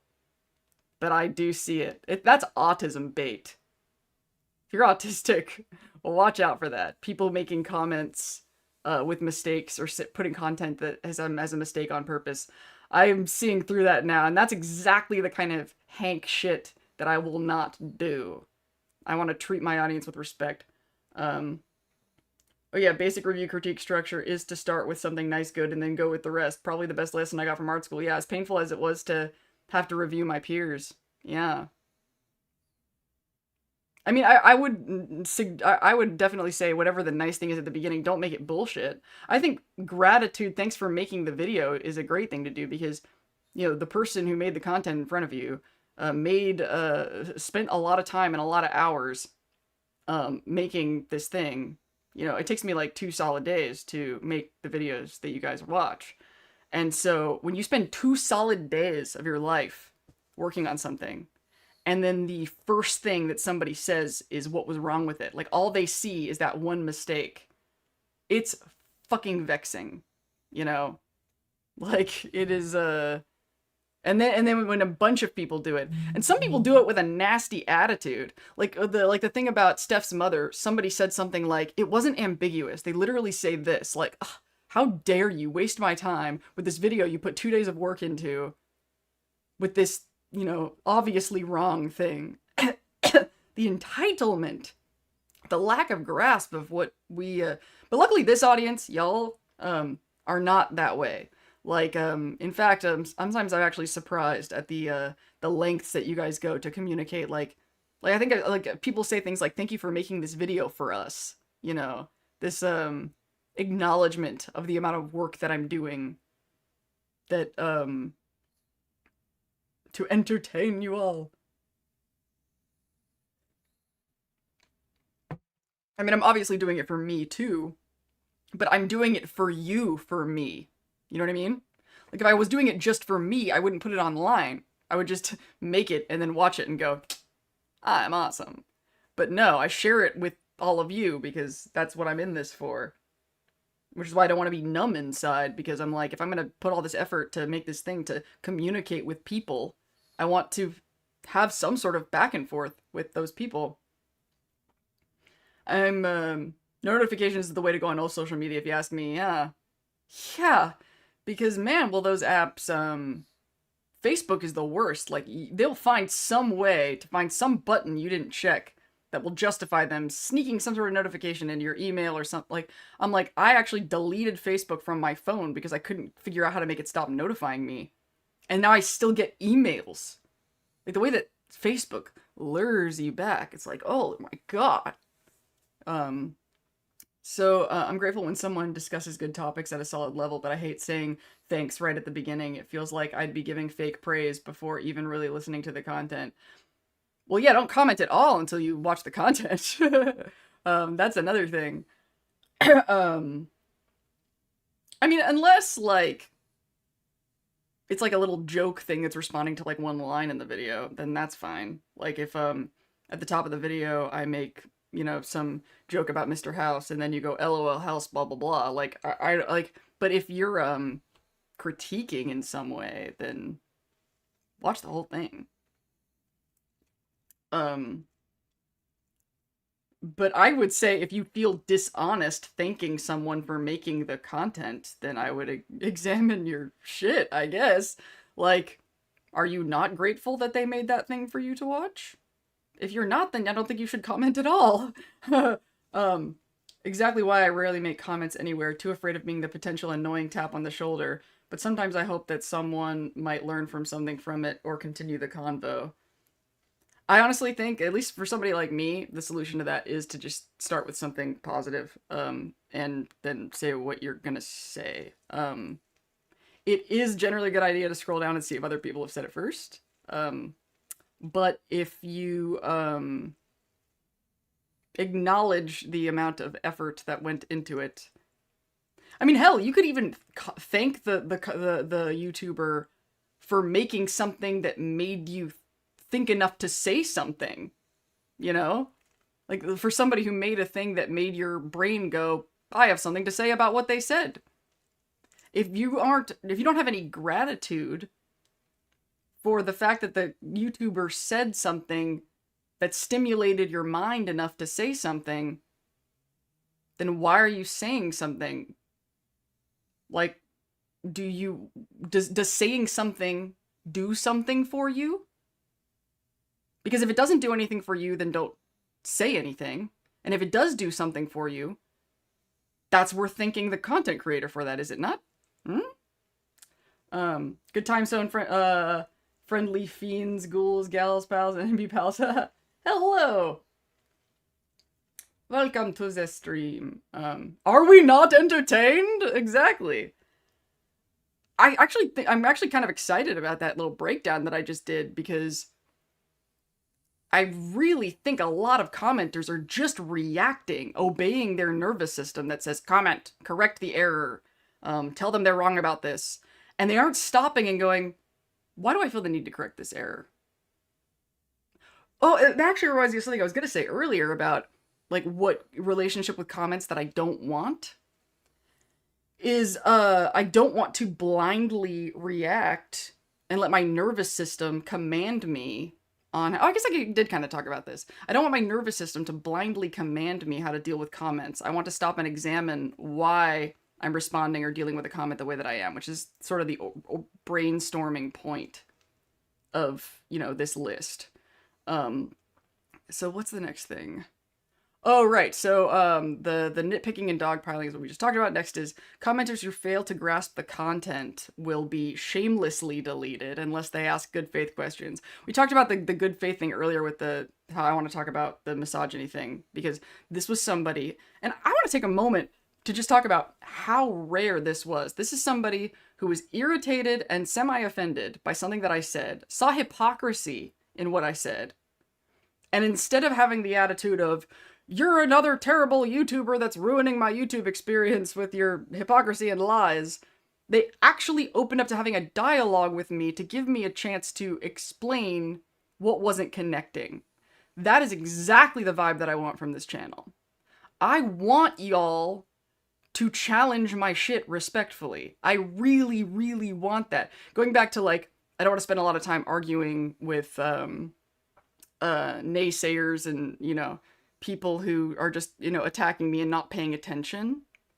If people are paying attention, but still feel like I missed the mark on something, I don't want to close my gate to those people, because those people who are challenging my, people who are actually listening to me and still challenge me are incredibly valuable to me. Now, I might get triggered and bothered if I look at that and be like, this person's, you know, not listening to me. But that's an example of the kind of negative emotional response that I don't want to block out, because I will grow as an intellectual and as a creative if I take that feedback. But I have to, like, draw boundaries about, you know, basically I'm like, if you're listening to me, I will listen to you. But going back to what this bullet point says, if you're clearly not listening to me, then I feel no obligation to listen to you. I can't tell you how often I get comments of somebody arguing with something that I said when my counterpoint to what they said is in the video. Like, they hear me say the line, and before they even let me explain it, they get in the comments and be like, rah, rah, rah. Like, the most heinous example of this is in the video about faith. Somebody in the comment, like, I think the title was something like, you know, is faith a rational choice? I think they literally just saw that title and put in the comments, no, faith is, you know, this. And I literally in the video say, I used to think that faith was the willful negation of reason, but, and then I explain the importance of faith and why it is rational. But whoever this was, I'm sure didn't even listen to me. And I, you know, so that's why I'm setting this rule that I'm like, if it is clear from what your comment said that, because once again, going back to, like, the primary goal, the goal shift between why this comment policy is different from the previous one is I'm no longer going to be held down by people who are intellectually fucking behind, because I want to keep growing. I want to keep learning. I want to explore these ideas with people that challenge me in a way that's worth my fucking time. And I think the easiest way for people to challenge me in a way that's worth my time is to point out my hypocrisy. Point out this point and this point doesn't line up, splain. Because what I will inevitably have to do is either it'll teach me how to explain what I wasn't connecting well, or I might have to chuck one of those ideas from my framework. And this is a really good example of intellectual loneliness, which is something that I suffer from a great deal, which is that you can be, if you are really, really smart, and I think this is a great thing to bring up when I talk about Mr. House and why I love Mr. House so much. He is a desperately intellectually lonely man. If you watched, and this is another example of maybe a show I might want to go into because it branches off similar themes, the new Alien show, Alien Earth, has a character that is extremely intellectually lonely. Like all he want, like he talks about, all I want is just to be able to have a fucking conversation. This character, if you watch the show, if you watch the show, you know what I'm talking about. If you haven't watched it, I don't want to spoil it. And this is something that, and this is why on this channel, I'm not trying to become a mass YouTuber that has like, 500,000 views a video, because I'm looking for the people that I can have a fucking conversation with, that will actually listen to what the fuck I'm saying, because I want to keep learning and growing, and I'm tired of being dragged down by people who aren't even fucking grasping what I'm saying. A lot of people are into Fallout because they like the escapism. They want to escape, and I'm into Fallout because I want to escape too. But what I want to escape is people desperate to escape.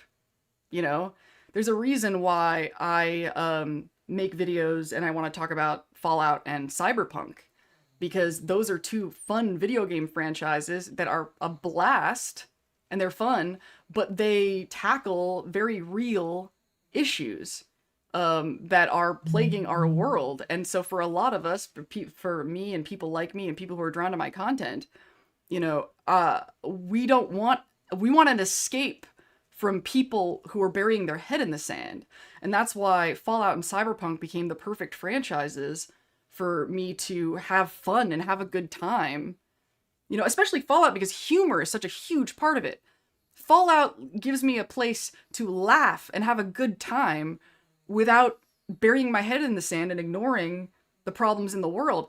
I don't feel good ignoring the problems of the world. Not everybody does. Like having a safe, fun space. Because I hope that you guys who are a fan of my content are getting a vibe that I enjoy thinking about this stuff. I laugh. I have a good time talking about these problems with people who are listening to me talk about them. Suppressing and pretending like the world isn't on fire is not fun for me and people like me. But things like, the season finale, things like the joke about them gambling over betting against Maximus, even though if he loses, they will die. That is a really funny joke that says something very real, and laughing about it with other people who are also laughing about it because we're seeing what it's making fun of. That makes me feel less lonely and have a laugh, and that is what life is about. Some of us enjoy thinking, and I want this channel and this community to be a circle of people who enjoy having a laugh and thinking about things that matter. Maybe I'll talk about this in Culture War Never Changes, but something that there's a lot of the lore thumper crowd that really are really committed to their understanding of Fallout, and they get mad at the TV show because they look at the humor and they hate the funny stuff that Bethesda does, and they go, Fallout is serious, and if you're laughing, then you're turning it into a parody, and you're not taking this thing that is important to me seriously, and I'm ego-identified with it, therefore it feels like you're not taking me seriously. Probably a lot of lonely autistic guys who were bullied in school and associate laughter with disrespect. And all I can think is, you picked the wrong fucking franchise. Like, Fallout was always dark comedy, and it always teetered on the edge. Like, yes, Bethesda turned it into more of an amusement park, for sure, but the cornerstone of Fallout has always been dark comedy about things that are really serious, and the things that you're posed to laugh at don't make those things less serious. It just makes the serious truth more palatable. And that's why I've always felt like Jonathan Nolan and Kinter Films, I think it is Kilter Films. I've gotten a vibe since the beginning of this show that they see the things in Fallout that I saw in it. Much compassion for people that didn't get their version, their headcanon of Fallout represented in the show, but some of us fucking did. Some of us did, absolutely. The show tackles the Fallout in a way that like was in my fan fiction notes. I feel very happy with the two moments in the first season. First was, you know, Wilzig saying to Lucy, you're used to you come from a world of rules. This place is indifferent to all of that. If you're going to survive here, you're going to have to adapt. The question is, will you still want the same things when you become a different animal altogether? I borderline have that memorized because that to me is what Fallout is about. And then that was further underscored when she was talking to Ma June, and Ma June says, you know, the vaults were a place for rich people to hide while the rest of the world burned. That conversation, I was like, yes. Like, this is stuff that was never, like, overtly said in Fallout, but I picked up on just reading between the lines. And the fact that the show went there explicitly, I just felt so seen as a fan, thematically. And as we've discussed, I've been wrong as hell about a lot of plot predictions. But as far as theme predictions, I've been on the fucking money the whole time. So before I go into the last bullet point, I want to read chat.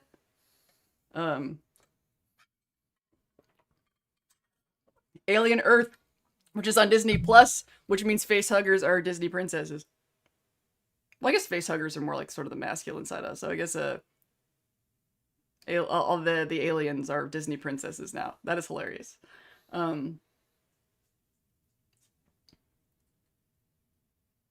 I feel like these rules would feel more at home on a blog. I think some might see YouTube more as a public forum. Yeah, those people aren't my people.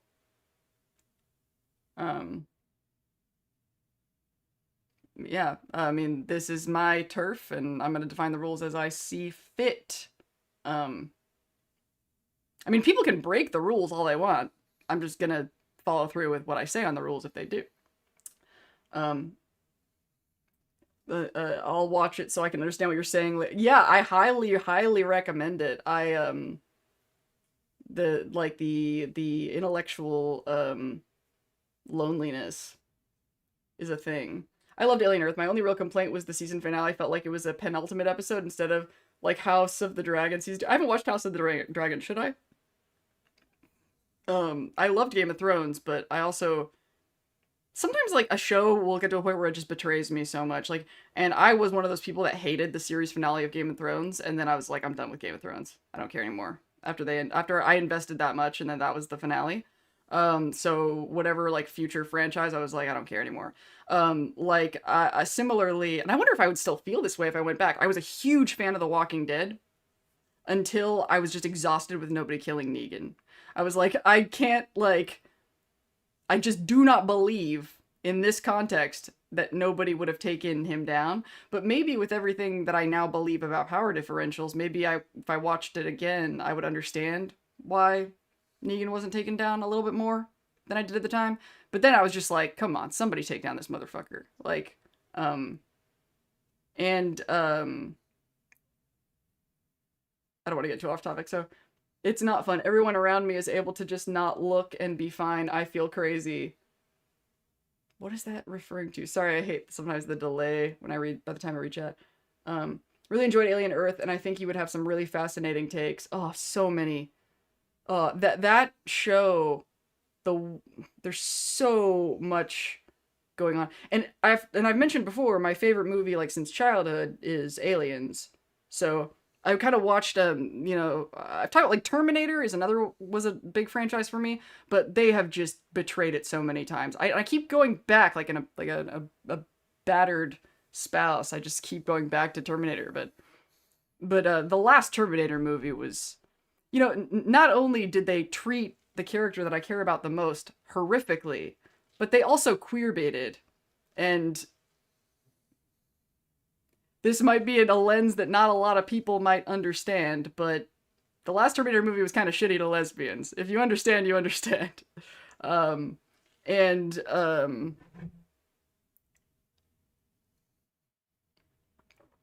And oh yeah, I was talking about aliens, right? So I loved the Alien movies. Alien 3, I was like not sure, but okay. Alien Resurrection I thought was a blast. A lot of people were like, fuck this, Alien Resurrection was stupid.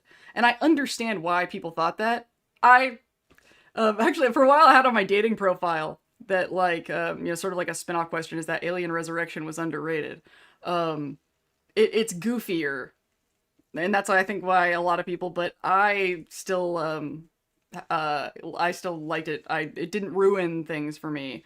Prometheus did. Prometheus pissed me off, and then Alien Covenant was sort of a sequel to Prometheus, and that's when I kind of lost the plot with the alien. I was like, okay, the franchise has gone long enough, and eventually they kind of lose it, and I might be done. And then, ooh, Alien Romulus came out, and I was like, yes, we're fucking back. That's an Alien movie. If you haven't seen Alien Romulus, fucking great. Fucking great. Can't say enough good things about it. As far as like really capturing what Alien should do, like what made those of us who loved the original movies so much. And then if I had if we were still going through the Alien Covenant, Alien or in Prometheus era when Alien Earth came out, I would have been like, I'm not gonna watch this. This is gonna piss me off. But because it came out after Romulus, like I wish to God that Terminator would do something like that. Like Sarah Connor Chronicles was fucking great. There's Terminator, Terminator 2, Sarah Connor Chronicles, and I also Salvation is one that I feel kind of about as I do about Alien Resurrection, where a lot of people hated it, but in the grand scheme of when you zoom out the whole franchise, Salvation's kind of underrated.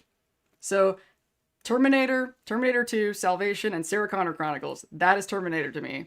And Alien versus Predator doesn't count. There's Alien, Aliens, Alien 3, Alien Resurrection, Alien Romulus, and Alien Earth. Those are, and possibly Alien Isolation, the video game. I have never played it because horror video games on that level, I don't need that kind of anxiety. But I've heard good things, so that maybe Alien Isolation can come too. um, so you basically just described one of the reasons cyberpunk as a genre exists. Yes, and I fucking love cyberpunk as a genre. Love Blade Runner. Loved Blade Runner 2049. Loved it. Loved it. It's a critique examination of highlighting the dark but also good parts of history. Yeah, the Mike Pondsmith, the creator of the cyberpunk tabletop, very smart guy. Very cool guy. Like, I want to party with that guy. I think he's a lot like me, where he genuinely has fun thinking about this shit. Like, is aware of this shit and the problems, but, like, doesn't enjoy burying his head in the sand. I would fucking love... Like, this is actually kind of a long-term dream. I have no idea what we could possibly bridge the gap between here and there, but I really want to do a podcast and interview creatives who work on shows and properties. Like, I would love to talk to Tim Kaine. I would love to talk to Mike Pondsmith. I would love to talk to Chris Avallone. I would love to talk to oh my god, the name Josh Sawyer. I would probably fucking shit myself. I get a vibe that he's probably sick of talking about New Vegas at this point, but maybe if I'm cool enough. Tim Kaine, man, he's a whore. He's the best. He'll just sit down. Like, I think I could actually pull that off. You know, from the TV show where obviously I'd love to talk to, like, Walton Goggins and Aaron Moten. I might actually cry. Like, I've thought about that. I was like, I know you're a real guy and that you're not Maximus, but you have made me feel so many feelings. And I'd love to talk to Ella Purnell because she's also, like, a way more interesting person. Than I think a lot of people might realize. She's like an actual manic pixie dream girl. She's quirky and like thinks weird thoughts. And I would love to ask her about things. I would love to talk to but who was I getting at before I went off of that? Is Oh, Rafi Silver. I think that he'd probably be the easiest person to get because that he's kind of like Tim Cade. He's kind of a whore. I think I could probably get him now. I have no idea how I would arrange that, but I if you haven't watched a Rafi Silver interview about the Fallout TV show, look it up. His enthusiasm for being Bobby Apartment is infectious. He is just so fucking pumped about being a part of this show, and I would love to talk to him. Alien Resurrection, any movie with an eclectic, likable space pirate trucker crew gets a lot of. Honestly, 100%. That's exactly it. Like, last stream I was talking a lot about my fan fiction story and how I wanted to have that sort of Buffy Scooby Gang feel, and that's a big part of why I love Resurrection so much. It's funny because I think Joss Whedon was actually one of the writers on Resurrection, which is probably why it had that. And Joss Whedon, oh how far the mighty have fallen. But I that's one of the reasons I enjoy it so much is the quirk. And yeah, shout out Ron Perlman, who is one of the people in that cast in Alien Resurrection. One of the best lines, and this is probably Joss Whedon to be fair, is when Ripley says, "Who do I have to fuck to get off this boat?" And Ron Perlman's character says, "I can get you off. Maybe not the boat." That's a great line. And I love the quippiness. And I also they kind of took a little bit of a stretch as far as how Ripley survived Alien 3, but they used that stretch to ask some interesting questions and to pose some interesting ideas. Um Aliens Aliens poses a lot of interesting questions about motherhood. And I thought that the relationship that Ripley had with the aliens in Alien Resurrection was an interesting continuation of those ideas. Especially because I don't want to get too much on a tangent, but the way that the Alien franchise handles gender is interesting. Um, The Sarah Connor Chronicles was awesome. I felt so bad for Summer Glau for being with another canceled series. Oh, and the fucking way that they ended. So last stream I was talking about, I'm the late blooming lesbian and I had identity disturbance issues and how I examined that there were a lot of guys that I thought I had a crush on. That it turned out that I saw myself in them. And so I've gotten a lot of attachments to a lot of actors over the years that I thought I had a crush on when it turned out I saw myself in that character or some part of me that I was suppressing that I hadn't dealt with because until I desperately needed therapy, etc. And one of those actors was an actor by the name of Jonathan Jackson who played Lucky Spencer on General Hospital. I was totally obsessed with him. And it's funny looking back because he was in a couple on that show. It was Lucky and Elizabeth. They were like the super couple on General Hospital. And I thought that I had a crush on Lucky and that I was just a fan of Elizabeth. I didn't, it's funny. That's a weird thing about this identity disturbance thing. I didn't identify with the female characters and then have a crush. Like, I thought I had a crush on the guys, but I knew I wasn't like the girls, you know? And then it wasn't until like unpacking all my shit that I realized, no, I had a crush on Elizabeth and I wanted to be Lucky, you know? And that actress, the Elizabeth actress, still on. I mean, if General Hospital is still on, but if it is over, she's been on there the whole, like she just parked it, that actress. Anyway, how is this relevant? Jonathan Jackson, who played Lucky, played Kyle Reese on the Sarah Connor Chronicles. So the emotional intensity. So I was already super attached to John Connor as a character. And honestly, that show should have been called the John Connor Chronicles. He was the protagonist of that show. He really was.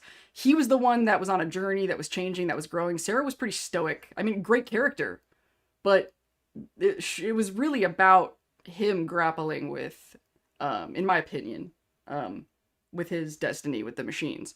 And I don't want to spoil it really. I watched it, but let me just put it this way. If you watch the whole show and you see how it ends, you will understand why that was such a fucked up thing to do to me as somebody who had that strong an emotional attachment to that specific actor. And this was like when I was obsessed with Lucky on General Hospital, I was like 13, 14 years old. So, and when you're younger and you're like really attached to somebody like that, it, you know, it hits a different note. And I wonder what the last thing I heard did was he was on Nashville, which I never watched, but I was glad he was on a show playing a musician because he's a really talented musician. Um, so yeah, I do like the Chronicles and the other Terminator you were talking about, but I also like the Terminator anime on Netflix. Did I forget that existed? I thought I was like all up on that franchise, but I think I haven't watched that. But it probably there's also like an issue of me just being exhausted with that franchise disappointing me so much. I would love to talk about Terminator 2 as far as like spinning off, but I don't know if there are themes in Terminator that I would want to talk about would be rooted in Fallout enough to bring it to this channel. But apparently it's been relevant enough that I've talked about it on this stream a lot. I didn't really like the Alien video game. I wish that when creators move the creation from the movies and TVs to a game that they expand the lore and get creative with their stories. Yeah, realistically, I'll probably never play it. I have never watched like YouTube essays about it though. Maybe I should at least do that. Like, I can't believe I haven't played the Silent Hill 2 remake. I was so excited when that was announced, and it looks like they've been really fucking loyal in a way that the movie was not. That's an example of something that's not Fallout related that I want to talk about on this channel, because what Silent Hill 2 does that is relevant to the themes I talk about with Fallout is showing the perspective of an abuser, which is I think a theme I come back to a lot. Because one of the primary things about Fallout that I love so much is seeing everybody's perspectives. You know, stepping outside of ego and seeing... And Silent Hill 2 is a beautiful... Silent Hill 2 is the first video game that I ever played when I was 15 years old that totally expanded my mind of what a video game could be. Like, before that it was just fun, it's interesting, the images are cool. But Silent Hill 2, at age 15, I was old enough, and my I guess media palette was mature enough that I was able to really pick up that this game was dealing with, and also I have a talent, I guess, or a really strong ability to track metaphors, you know, which isn't like, not all autistic people are good at that, but I am. And so as soon as I figured out this isn't just a monster game, and I started to feel like, you know, there are themes going on here. And, you know, one of the most iconic video game moments of all time is Angela walking up the stairs and him saying, "It's hot as hell in here," and him going, and her saying, "Oh, you see it too. For me, it's always like this." I've actually used that metaphor to describe what my own sort of trauma healing has been like. I still live in a world constantly on fire. I had 2 days of peace. 2 days, like, I don't even, like, less than a year ago, where I wasn't excited or nervous or anxious or enraged, and I just felt peace for 2 days. I'll never forget, it was a Sunday and a Monday. And I was like, is this what it feels like to be healthy? And then the feeling went away and never came back. I'm constantly anxious and unhappy and miserable, and faith that one day life won't feel this way keeps me going. There's some really sad Lindsay lore. Like, even when I'm sitting here seeming perfectly chill talking to you guys like I'm fine and dandy, I feel it all the time. In the videos when I'm talking about Maximus the Crater sort of being a metaphor for what was ripped out of him when Shady Sands, and how it creates a power vacuum, and that's why I'm always so susceptible to abusive relationships, is you know, because there's this hole that I just live with that I'm constantly trying to figure out how to fill. It sucks. It blows. But I'm chilling and having a good time anyway, because, you know, 39 years of life, you just kind of learn to live with it. if you're interested in that topic, there's Healthy Gamer GG has a video that he did not that long ago called like the deep hurt, and it says like I feel it too, and that video I was like, wow, it kind of feels good to hear a professional talking about this. Just and something that he said that really resonated with me in that video is how there's a part of you that doesn't really want to get rid of it. There's a part of like there's something about like he says something about how sometimes the more you heal it, the pain actually gets deeper. But like the anxiety, the anticipation, the fear is definitely something I could live without. But there's a something about there's a true part of the pain that you don't want, that if you feel the pain that he's talking about in the video, you don't really want to get rid of it. And this kind of goes back to like why I don't want to go numb and why I want to like have this relationship with commenters is there's something about it that feels like it's adding a robustness to the human experience that matters more to me than just feeling happy all the time. And you can kind of get a feeling of that in the way that I talk about Robbie's mind blowers and people like Hank who want everybody to be like sedated and happy and not fighting all the time, and why I'm more on Lucy's side, the pro-autonomy side, because life is supposed to have ups and downs. This is also why in the privilege ignorance video, why I want to get rid of when I say she has a regulated nervous system and change it to healthy. Because I think that over time, you sort of... I think I said, another thing I said in another one of these videos is pain is data, right? It's not all pointless. You know, it's sort of like when you watch a movie that makes you cry and you're kind of glad it made you cry. Like I feel the pain that I do because it is the appropriate response to the things that I've experienced, and it would feel, I feel like I'm supposed to have it to a degree. Would be nice if it wasn't constant, though. You know, that'd be cool.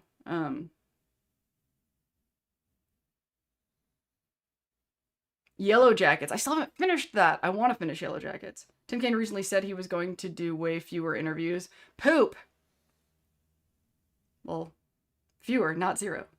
Y'all are making me miss being able to sub to different services right now for rewatches or miss stuff that sounds cool. Make friends with a pirate. Lindsay's Fallout, when not just Fallout theme, can be an abstraction in the same way cyberpunk genre is out modern world, a place of observation, dissection, and discussion. Yeah, and I've seen other channels that like normally like focus on a certain franchise and they branch out. I feel like because I used to be like, I'm gonna have this. I mean, I still want the Dinztopia channel for like the research projects, so there's definitely that. But I don't like. I thought like, am I gonna do a cyberpunk channel? Like, and it seems dumb to do just a general talking about media TV shows when like 80% of what I'm going to be wanting to talk about is Fallout. It should be a Fallout channel, you know? There's no franchise that I want to talk about more than Fallout. So I kind of like sitting with this niche. Pain is proof of being alive. Yeah, well fucking said. Mind blowers, bread and circuses, like we have sports, ball, and legal addictions, be they alcohol, gaming, shopping, other media content. Actually just occurred to me, like, while I was sitting here talking, I have to pee, so I should probably take another break. I kind of slow with the breaks on this time, so let's do another break, and then I'll come back and talk about the adding no value to the conversation thing a little bit, and then I'll get rid of this graphic. Hold, please. Super chats are welcome. We are now we're at the end of the countdown, so I guess we're not gonna make it. You guys have 2 minutes to give me 15 super chats for us to hit our goal. I will be very impressed if that actually does. It could just be $1, guys. It could just be $1 if you want 2 videos next week. You have 2 minutes to send me money. Have fun. Here's a little bonus room, 'cause I know you've had it tough. And here's a little bonus tune about collecting real cool stuff. Yes, here's a little bonus room where you can play. Don't be frightened, don't run away. You can linger, 'cause I'm your video friend. Think of me as a father figure with a hand to lend. Here's a little bonus room where you don't have to worry. Take your sweet time, you need not hurry. Oh, you're looking incredible, you're the bomb. And me, I'm kinda like your dad, and a little like your mom. There are no monsters here, hey wait, look over there. I was just kidding, don't be scared. And when you turn this game off in the real world once again, you won't have to play make-believe or try to pretend. 'Cause I'll be right there when you open your hand. 'Cause I'm your little invisible musical friend. So show me to your pets or show me to your pals. You really will impress every nifty guy and gal. Show them you're individual. Show them you are bold. Besides, I get residuals for every game that's sold. I'm your little invisible musical friend for life. I'll never leave you. Here's a little bonus room, 'cause I know you've had it tough. And here's a little bonus tune about collecting real cool stuff. Yes, here's a little bonus room where you can play. Don't be frightened, don't run away.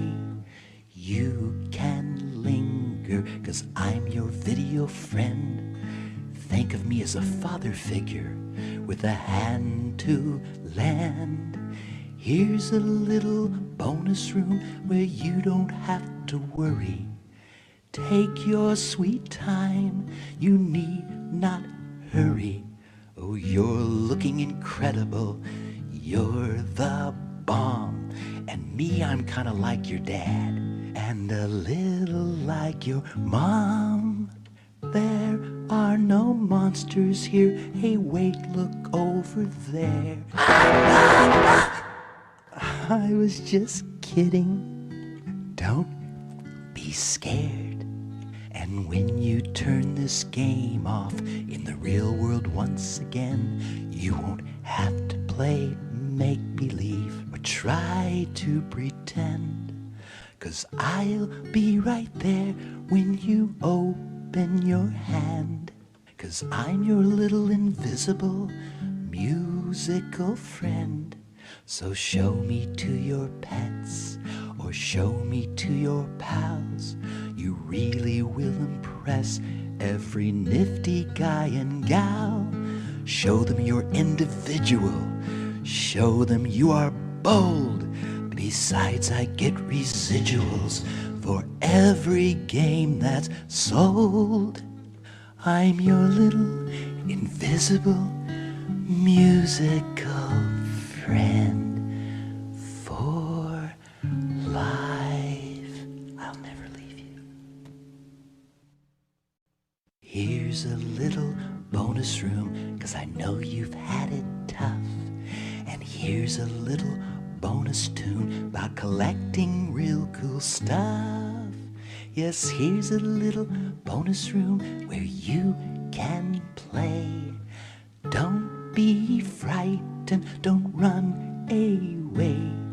You can linger, 'cause I'm your video friend. Think of me as a father figure with a hand to lend. Here's a little bonus room where you don't have to worry.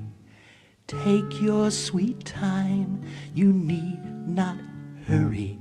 Oh, you're looking incredible, you're the bomb. And me, I'm kinda like your dad, and a little like your mom. There are no monsters here. Hey, wait, look over there. I was just kidding. Don't be scared. And when you turn this game off in the real world once again, you won't have to play make-believe or try to pretend. 'Cause I'll be right there when you open your hand. 'Cause I'm your little invisible musical friend. So show me to your pets or show me to your pals. You really will impress every nifty guy and gal. Show them you're individual. Show them you are bold. Besides, I get residuals for every game that's sold. I'm your little invisible musical friend for life. I'll never leave you. Here's a little bonus room, 'cause I know you've had it tough. And here's a little bonus tune about collecting real cool stuff. Yes, here's a little bonus room where you can play. Don't be frightened, don't run away. You can linger, 'cause I'm your video friend. Think of me as a father figure with a hand to lend. Here's a little bonus room where you don't have to worry. Take your sweet time, you need not hurry. Oh, you're looking incredible, you're the bomb. And me, I'm kinda like your dad, and a little like your mom.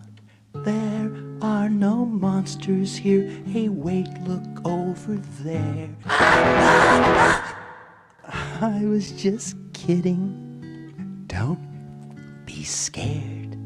And when you turn this game off in the real world once again, you won't have to play make-believe or try to pretend. 'Cause I'll be right there when you open your hand. 'Cause I'm your little invisible musical friend. So show me to your pets or show me to your pals. You really will impress every nifty guy and gal. Show them you're individual. Show them you are bold. Besides, I get residuals for every game that's sold. I'm your little invisible musical friend for life. I'll never leave you. Here's a little bonus room, 'cause I know you've had it tough. And here's a little bonus tune about collecting real cool stuff. Yes, here's a little bonus room where you can play. Don't be frightened, don't run away. You can linger, 'cause I'm your video friend. Think of me as a father figure with a hand to lend. Here's a little bonus room where you don't have to worry. Take your sweet time, you need not hurry. Oh, you're looking incredible, you're the bomb. And me, I'm kinda like your dad, and a little like your mom. There are no monsters here, hey wait, look over there. I was just kidding. Don't be scared. And when you turn this game off in the real world once again, you won't have to play make-believe or try to pretend. 'Cause I'll be right there when you open your hand.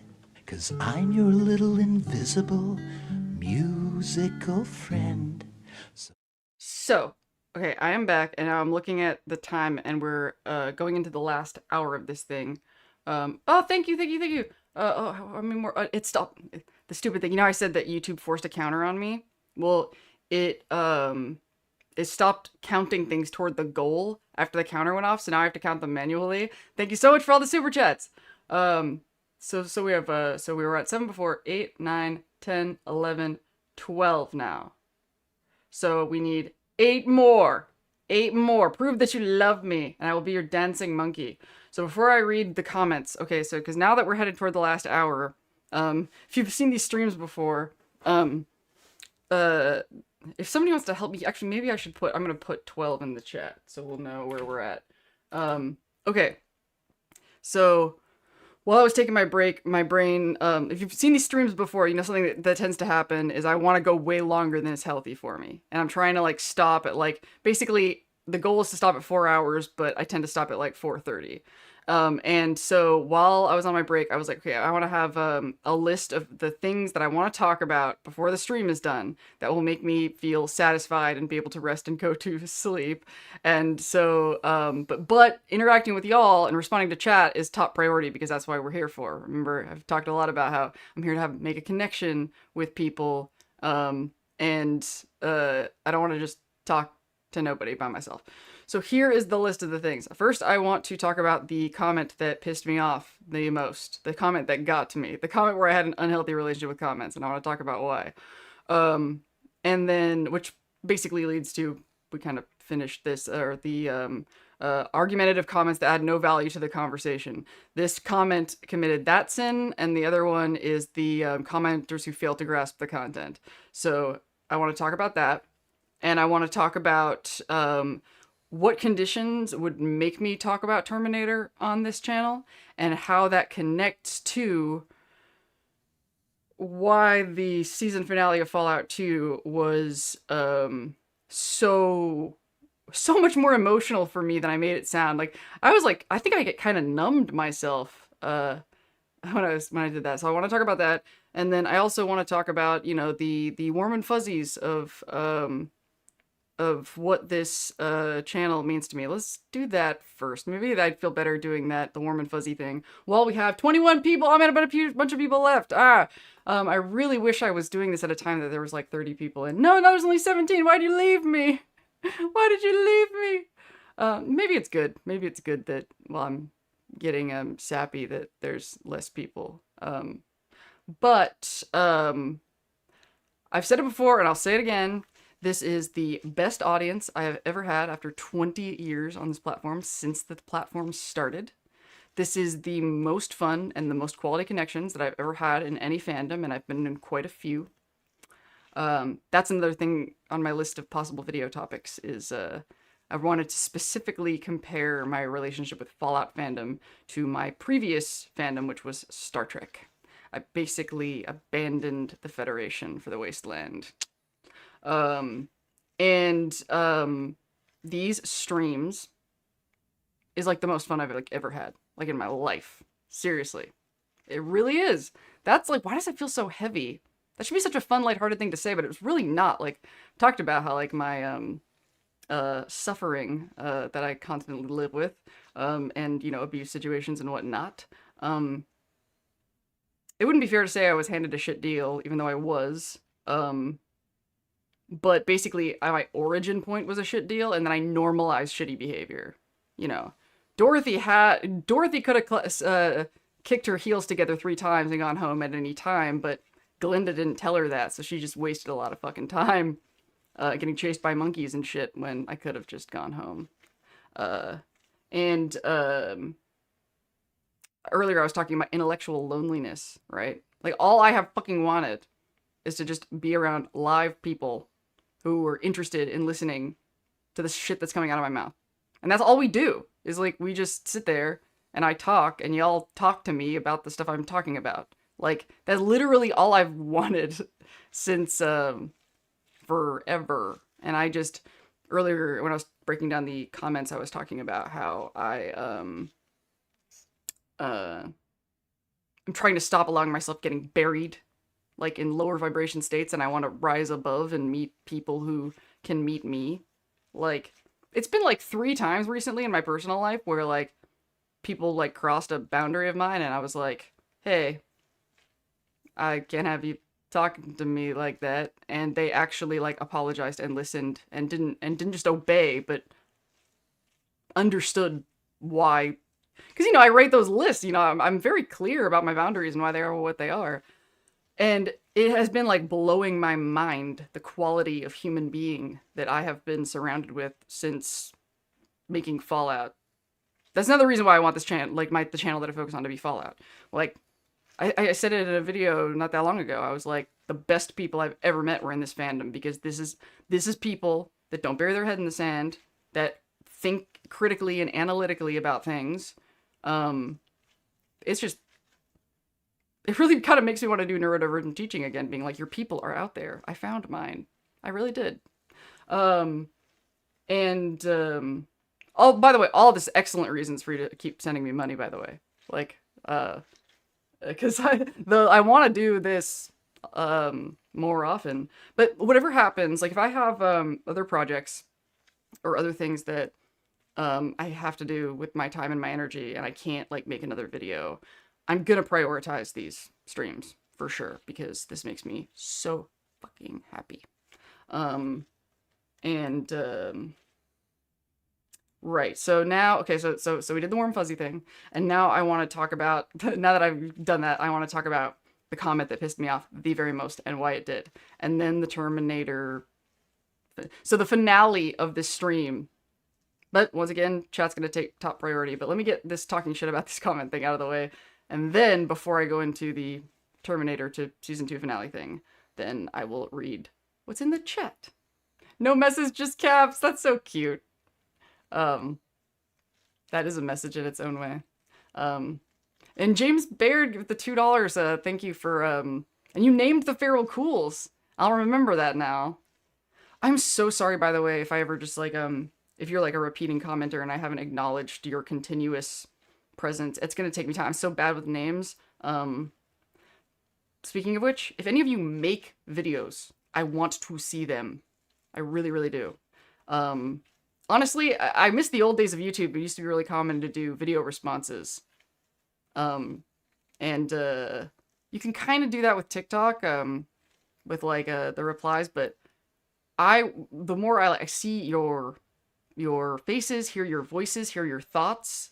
If any of you have a secret ambition that you don't want to admit to, like being my friend and not just being a feral cool follower, if you make videos, I'm and this sort of foreshadowing to when I talk about the season 2 finale thing. There's a vulnerability. There's a vulnerability to making a video that is, and I feel like we kind of talked about a lot of reasons why that is, as opposed to leaving a comment. So, then there is somebody that I'm increasingly becoming like really good friends with that was a fan of, I don't know if, she might still be here. I don't know if she would want to be named, but, there's, one of the reasons why this person went from just not a commenter to like being my friend is because they made a video, you know, and, as far as like my vibrational matches of the people that I want to spend more time with, bravery is a quality that is, I won't let a brave person go. Like, the more, like, and so people who make videos and actually put themselves out there, get my fucking attention. So, let's talk about this fucking comment that pissed me off. I'm in a much, I'm kind of excited about the mood that I'm in right now, because I want to be in this kind of positive headspace while talking about this.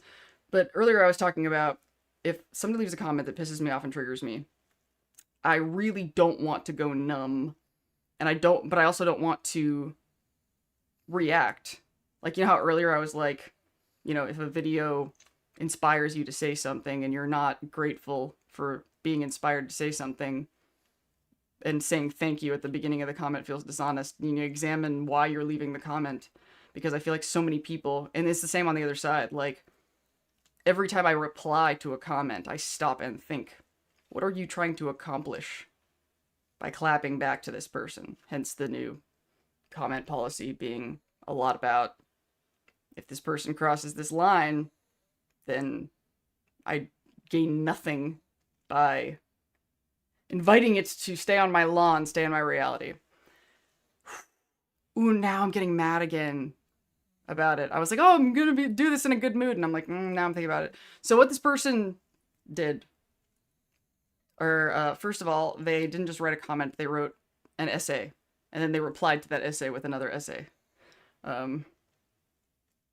It was under the Maximus. I'm actually not sure what I talked about in that video. The first Maximus video, the Man Up Brotherhood of Steel one. I honestly don't remember what I said in that video. I'm gonna be relearning all of that when I do the director's cut. That triggered this response. But this person was under the impression, after whatever I said, that I don't understand game theory.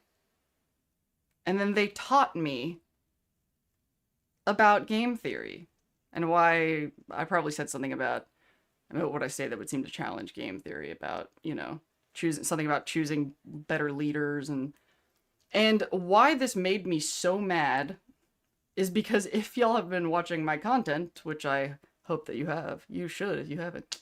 How'd you get here if you don't? I talk about game theory a lot. I think I've talked about game theory and multipolar traps like 3 times across 3 different videos. But this hero riding in on his dinosaur decided that my position on stuff, and this would be a good example of pointing out hypocrisy if you want me to explain why I have the views that I have despite game theory, as far as my warm and fuzzy ideas about collective responsibility and blah blah. If that is a point of hypocrisy that this person would have thought, then and asked me in good faith, then I'd be happy to explain it. But like the arrogance and the assumption of this person thinking, like not even knowing that they jumped to a conclusion, like no examination of the fact that, because I would bet whatever it is I said that made him think that I don't understand game theory, I could tie it together. But I was given no opportunity to tie that together. It was just like, I'm going to judge what level of information is in your head based on this hour-long video. That one was kind of long. I did long ones in those days. So I was so pissed off that I like stopped and like had to really think about it and examine like, what is it about what this person said and how they said it that got to me this much. And clearly, whatever I have going on inside of me is not properly defended from whatever whatever my nervous system has treated as an assault. I call it video seduction, but for real, I love your work and the way you phrase things. I'm glad YouTube act. Yeah, me too. Thank you for the $5. That's super nice. Alright, did I already put the number? Oh yeah, it was 12 here, so now we're at 13, so I'm gonna put that. Bye. Okay. Because I was like, this person wasn't hostile. This person wasn't it was just obnoxious, but it wasn't one of those comments like if somebody like says something homophobic, then I'm like, I don't like, it's funny, like I'm sort of privileged in how little I care about homophobia, because it's just like, I know like culture isn't on your side, so fuck off. I don't feel overpowered by it. At least culture as far as the humans that I interact with. There's no, homophobia has no power in my world. And that's privilege. But I was like, the point is that comments like this, there's no reason for them not to come up frequently, you know? And if they're gonna come up frequently, then, if like making these videos is I'm going to be exposed to this, then I have to have some sort of internal constitution of how I'm going to deal with it, whether it's giving myself permission ahead of time with the terms of service or what. Like it was one of those things like, it was a perfect example of emotions or data. Emotions or data. If this comment made me feel like that, that was something that was worth examining, not just like suppressing. And I think that and this problem is way really worse on TikTok, is I really, really hate the idea of putting a lot of effort into explaining something and having to then deal with this a feedback that is a total waste of my time because I've already explained that, you know. And it also kind of strikes it like a powerless feeling. It's like, and this is totally childhood trauma for sure. Like this thing in my head that goes, it doesn't matter how hard I explain something. It doesn't matter how much effort I put into communicating something clearly. I still won't be heard. You know, I still won't it makes me feel like, what's the point in doing all this work to explain this stuff and be clear and be considerate? Because, you know, we've talked a lot about the importance of understanding your opposition, not because to be compassionate or to care about them or to be the bigger person, but because it's data. It's worthwhile data. How are you going to figure out how to explain something to somebody if you don't know where they're at with that right now, with whatever you're talking about? Like, it's like, how are you supposed to find the location if it isn't marked on your Pip-Boy? Fallout metaphors for the win.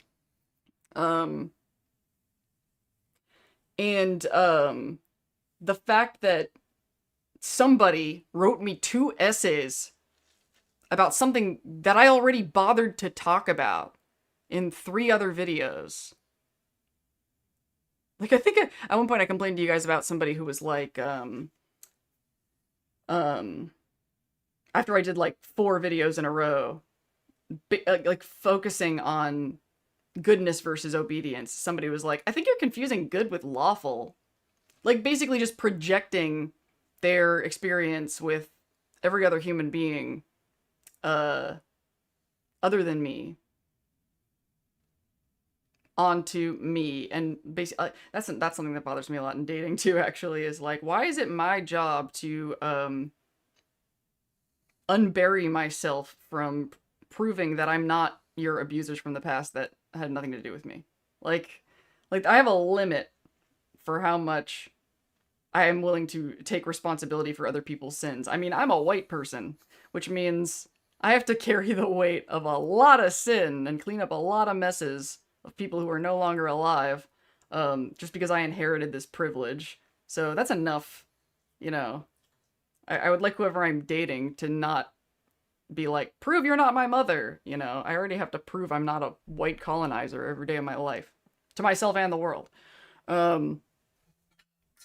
That's the burden of being white. Oh, it's so terrible, said Lindsay sarcastically.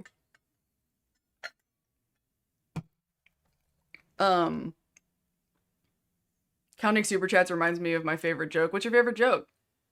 I feel like YouTube comments are always filled with people who always want to assume the worst and assume they're the experts. Oh yeah, stay strong. Thank you. That's a nice thing to say. Am I satisfied? Did I say everything I wanted to say about that fucking comment? But yeah, I guess the point is, I got no value from that comment. It didn't add anything to any conversation I thought was worth having. And I didn't like that it was presumptuous about how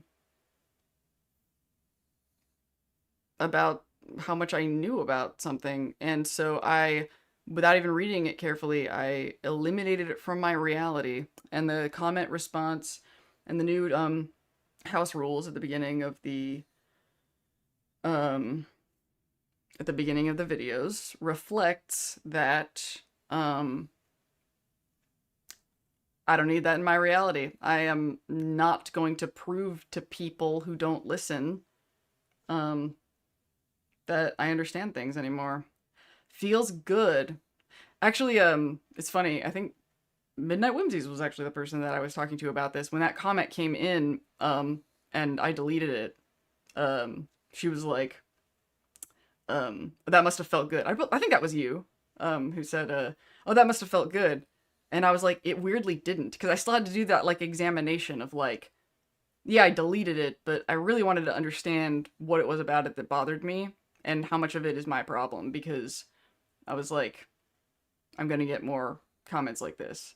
And so that I think that's why the last thing, the end of this is argumentative comments that add no value to the conversation, and that it does not add value to the conversation to talk about things that I already talk about in other videos. So go away, person. I wonder if that person's gonna see this. But I doubt it.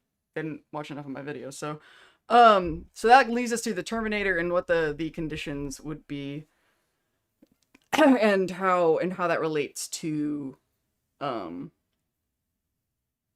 the season 2 finale, and why it made me so much more emotional than I really showed in the video. I had my nice little from my dinosaur sort of speech at the end of there. It was you. Okay, thank you. Can confirm. But yeah, that was a journey figuring out how I felt about that comment. If that person is here, please super chat to let us know your opinions. Gently, please, because you pissed me off a lot, and I don't want to get pissed off by you again. But give me money for sure. But yeah, if that person came back and was like, I think what you said, I don't know what I said in the Man Up video, contradicts an understanding of game theory, give me a chance to fucking explain it to you. I'll happily do so. I think a person who wrote me 2 essays explaining game theory would remember if it was them. How many other people did that? Because that was a lot of time they put into this thing I deleted. And they'll also notice that their comment is gone. There's all sorts of reasons they would know. Right, so the Terminator thing. So I was thinking about this during my break, is because I was like, on one hand, I can't imagine why I would be talking about Terminator, because the themes in it just don't seem that. But I'm like, I've now mentioned Terminator 3 times, I think on 3 different streams, so it clearly is related enough. So I need to go and connect that thread. But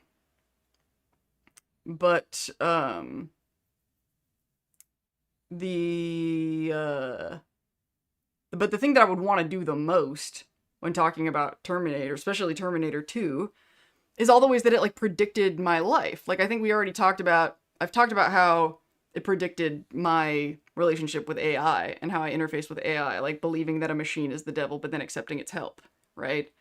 But there's all sorts of more stuff that movie sort of predicted about my life. And I really enjoy talking about all of that, because, you know, I guess it kind of goes with the stepping outside of ego and coming off as more egotistical because of it. I look at my own life experience a lot of the time, even when I probably shouldn't, as evidence supporting my points that I make about things. And because it's me and my life, I'm entitled to use those examples. They're anecdotal, but if they're true and they're relevant, they are examples. And so my brain has this instinct to use myself as an example for things. But the problem is, I talked about this when I was talking about, is Maximus stupid? Because he just spills the beans. And so it would literally be huge vulnerabilities about my personal life. Like, even just now, I was reminded of something personal. And I stopped and went like, I had this compulsion, because my brain just goes, it's your life, it's your example, you're entitled to use it, and it's relevant, and I care more about proving my point than protecting my privacy. And so I just will say, and now, like, it's not even really about, I mean, it is about protecting my privacy, but it's about why protecting my privacy is important, which is that there will be fucking consequences. That's what I keep talking about in the videos. That's all that matters, is taking certain actions. It's not like, so, like, I was trained most of my life to judge what I did based on what I had the right to do, you know? But we've talked about rights on this channel as well. And not like, what are the likely or possible consequences, and is it worth the risk? And I,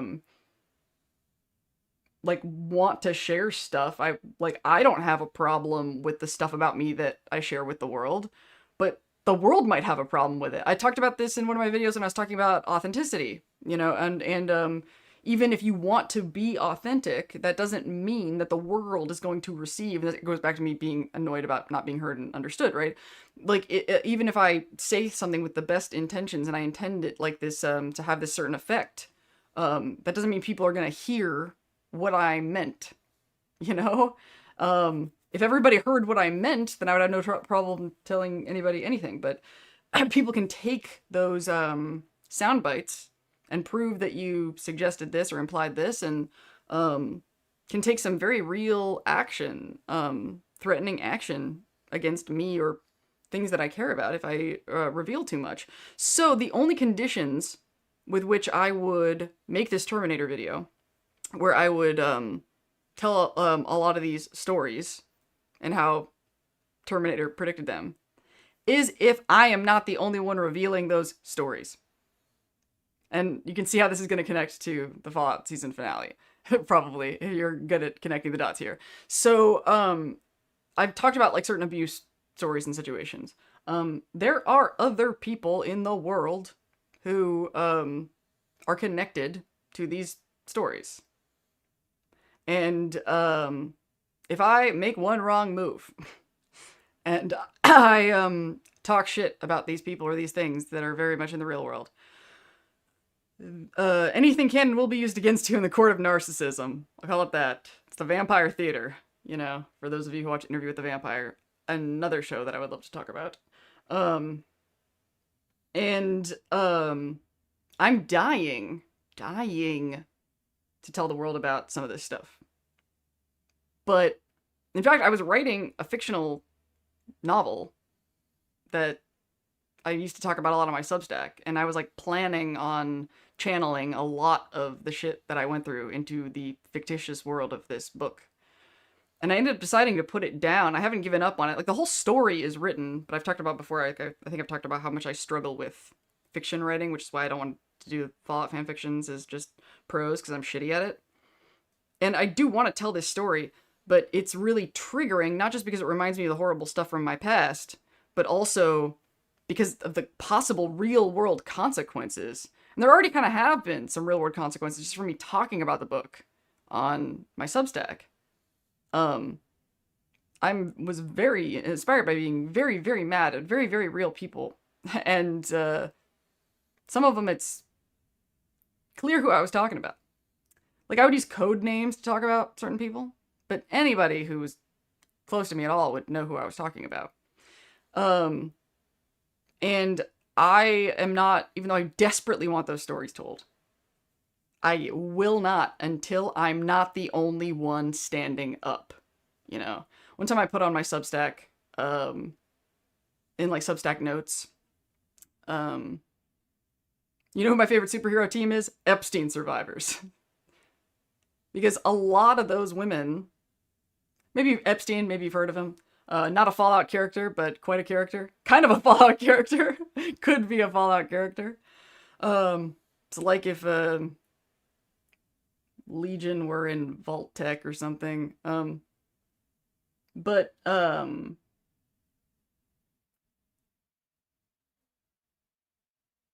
they didn't know. They didn't, like, a lot of them didn't know. Some of them thought they were the only one being abused.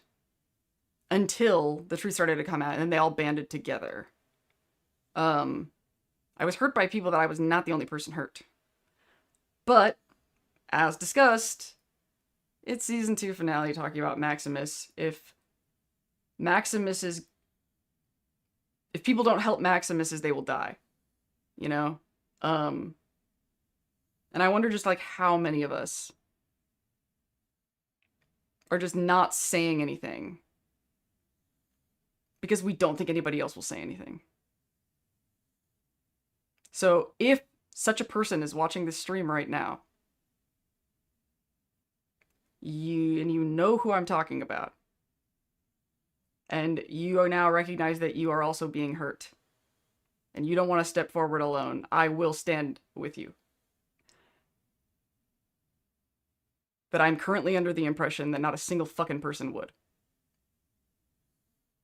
But I will... But I it's not worth what could be done to me. And I think that's another element that when I was talking about Maximus stepping up with the pool cue and the roulette wheel, I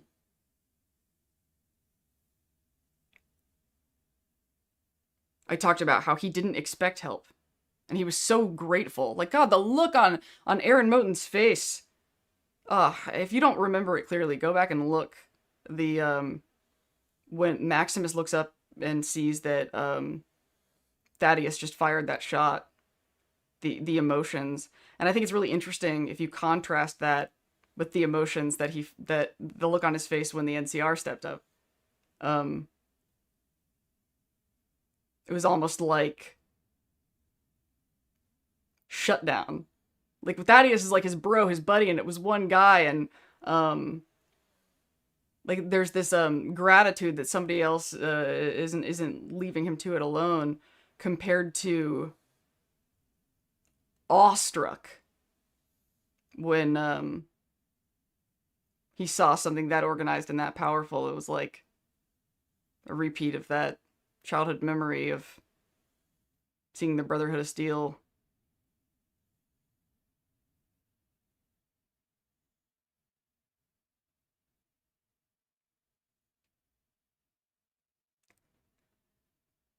But yeah, that's there's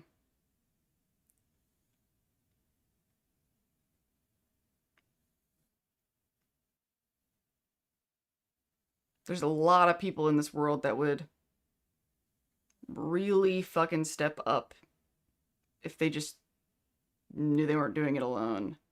Oh yeah, now I remember what I was gonna say is the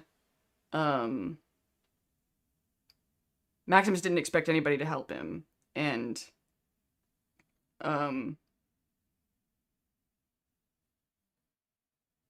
he wasn't mad at anybody. And this is, I guess, some part of me that's like not enlightened. I don't know if I want to be enlightened. I'm still mad at people who don't help. I've given Chet shit before about like, I think I said something that in the season 2 premiere, like, you had a chance to be brave and to go with Norm and you chose not to, so you made your fucking choice, you know? This is like the unenlightened part of me, the not Jesus. Like I think about the story of Jesus, and I'm like, everybody he died for just stood there and watched it happen. Fuck them. They know not what to do, my ass. We know what we're doing now. Like, and we should fucking stop. And so even though, like, I relate to Maximus, you know, I'm not gonna stand out there with the pool cue and the roulette wheel. If all those fucking assholes are taking bets in Sunny Sundries, fuck them. Like, there's still that little ghoul in me that's like, I don't know if I can help people that won't help themselves.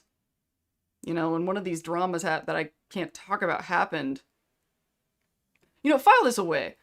Sometimes you don't traumatize people because of what you did. Sometimes you traumatize people or re-traumatize people because of what you didn't do. I've been hurt by a lot of people. But I was also hurt by the people who watched it happen and didn't do anything. That's why, like, I don't just, like, not talk to him. I hate one of those specific things that I'm trying to be careful about saying, but throw my mother under the bus. But I only have the one mother. There's what she did to me, and then there's everybody else in the fucking family that knew what she was and just let it happen, you know? Like, that's why I don't talk to anybody in my family. Man,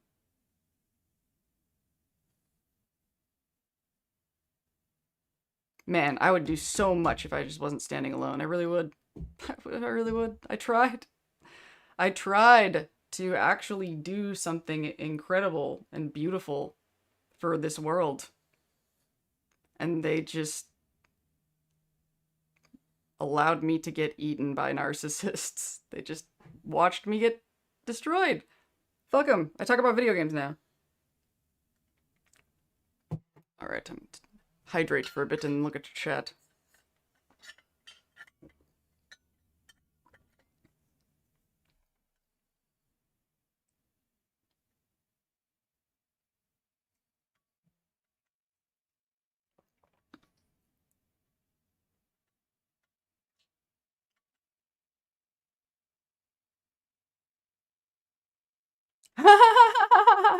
I just read the joke. A guy's out walking, passes a tall fence, and hears people shouting 13, 13, 13 on the other side. Our person finds a hole to look through and promptly gets poked in the eye. The shouting, and then they start shouting 14, 14, 14. That is hilarious. Oh yeah, I thought it'd be worth mentioning that I bought this particular color scheme for this cup because it looks like Nuka-Cola Quantum Power Armor. It's my favorite color combination.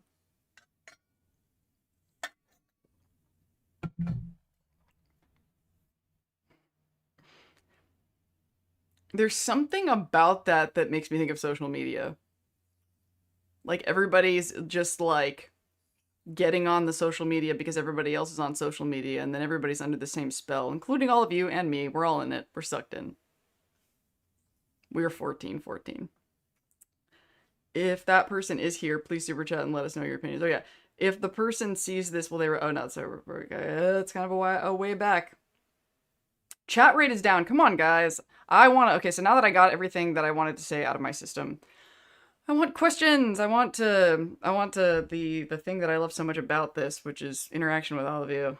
Let's see if we can get anybody. They don't have to be super chat questions. Even though, yeah, we're at 13 now. So, I guess we're not gonna make it. I guess we're only getting one video. I'll try this again next week. We'll see what happens.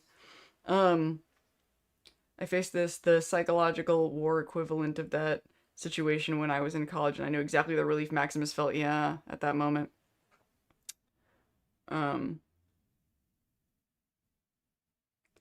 It wasn't me, sorry for earworm, but also can't deny that half the time I make a comment anywhere I expect to be picked apart somehow. Half the time I make a comment anywhere I expect to be picked apart somehow. Maybe because neurospiciness isn't well managed yet. I don't want to victim blame you or anything, because I'm sure that people are dicks, but if you ever want me to read a comment that you made and analyze what it is that makes it not responded to, well, I would be happy to do that. I mean, I briefly taught an holistic autistic communication class. Who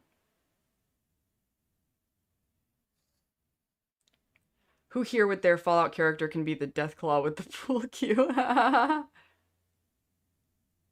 Yeah, I faced the cycle. Okay, you hit the nail on the head there from a CSIA survivor that was afraid to speak up about that, but did, yet still is afraid to speak up or ask for help in other life areas to my detriment. Yeah. Life is a process of learning and understanding, and it sucks that too often the good ones that actually deserve anything are shoved aside. Bad nutshell that I don't know better words to how this applies. I feel like I understand what you're saying. To current words, but in my neurospicy brain, I can see the connections. Reference, I'd win. You're never alone, Lindsay. Aw, thank you. Where they at? We'll all fight them. Aw, that's so cute. Aw, my heart. If somebody else comes forward, you will find out what happened. Do you think Thaddeus is becoming a centaur or something else? I think they're making up a new mutant. I think he's going to be a new thing. And, there's just nothing else in the lore that lines up with what's happening. There just isn't. Everybody wants there to be. Everybody wants to tie into the games. But centaurs were made under really specific conditions, and these are not they. What is your favorite armor in Fallout 76? Oh, Nuka-Cola Quantum, for sure. I'm super attached to it. I think it's really funny how sometimes in the game I can get super autistic and like get really attached to this location, this Beckett's my man. My hetero life mate Beckett. um yeah, that's really funny to say, actually. Hetero life mate coming from me. Um I get really, and the Nuka quantum armor, I'm like, what's the point of even collecting other armors? Like Fallout 4, I'm not as attached to any of the particular armors, so I have like 5 lined up, and then depending on what adventure I'm about to go on, I'll grab the appropriate one. But in 76, it's the Nuka Quantum or Get Out. It just makes me so happy. And I know a guy who's making the armor for Fallout. Is anybody here going to Fallout Celebration, West Virginia, or Vegas? Because I will be at both. Oh yeah. Um, I don't know if I'm gonna be able to do the cosplay. I can't imagine how I'm gonna put that together, but I want to cosplay so bad. Uh, Especially Betsy. I really want to be Betsy for New Vegas in Vegas next year. Um, she's the coolest lesbian. I mean, I guess Veronica, but Veronica's a totally different kind of lesbian than I am. I'm much more of a Betsy. Um,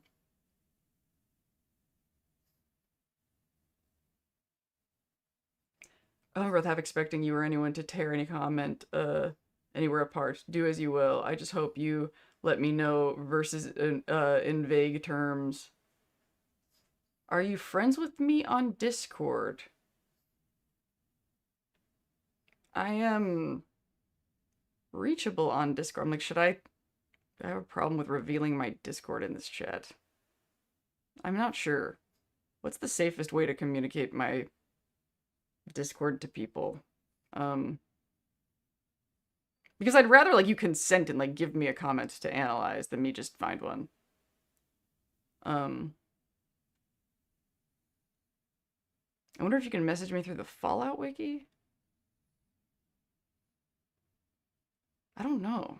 How do we want to facilitate this? I could, like, put it on a graphic and put it on the screen and then later edit it out of the stream when it's on VOD. I don't know. I'm overthinking it. If anybody has ideas, there's got to be some way to create, like, tiers that lock content for... Oh, 16! 16! Yes. Oh, man. That means we only need 4 more. Oh, Ravruna's like cheating with a multiple $1.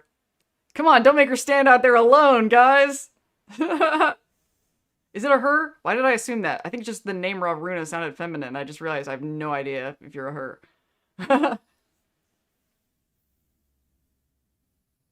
Ooh, that's another like thing that I have to watch as far as like programming is I assume genders of commenters all the time for reasons I'm not even sure. Like something about the name, something about what they said. I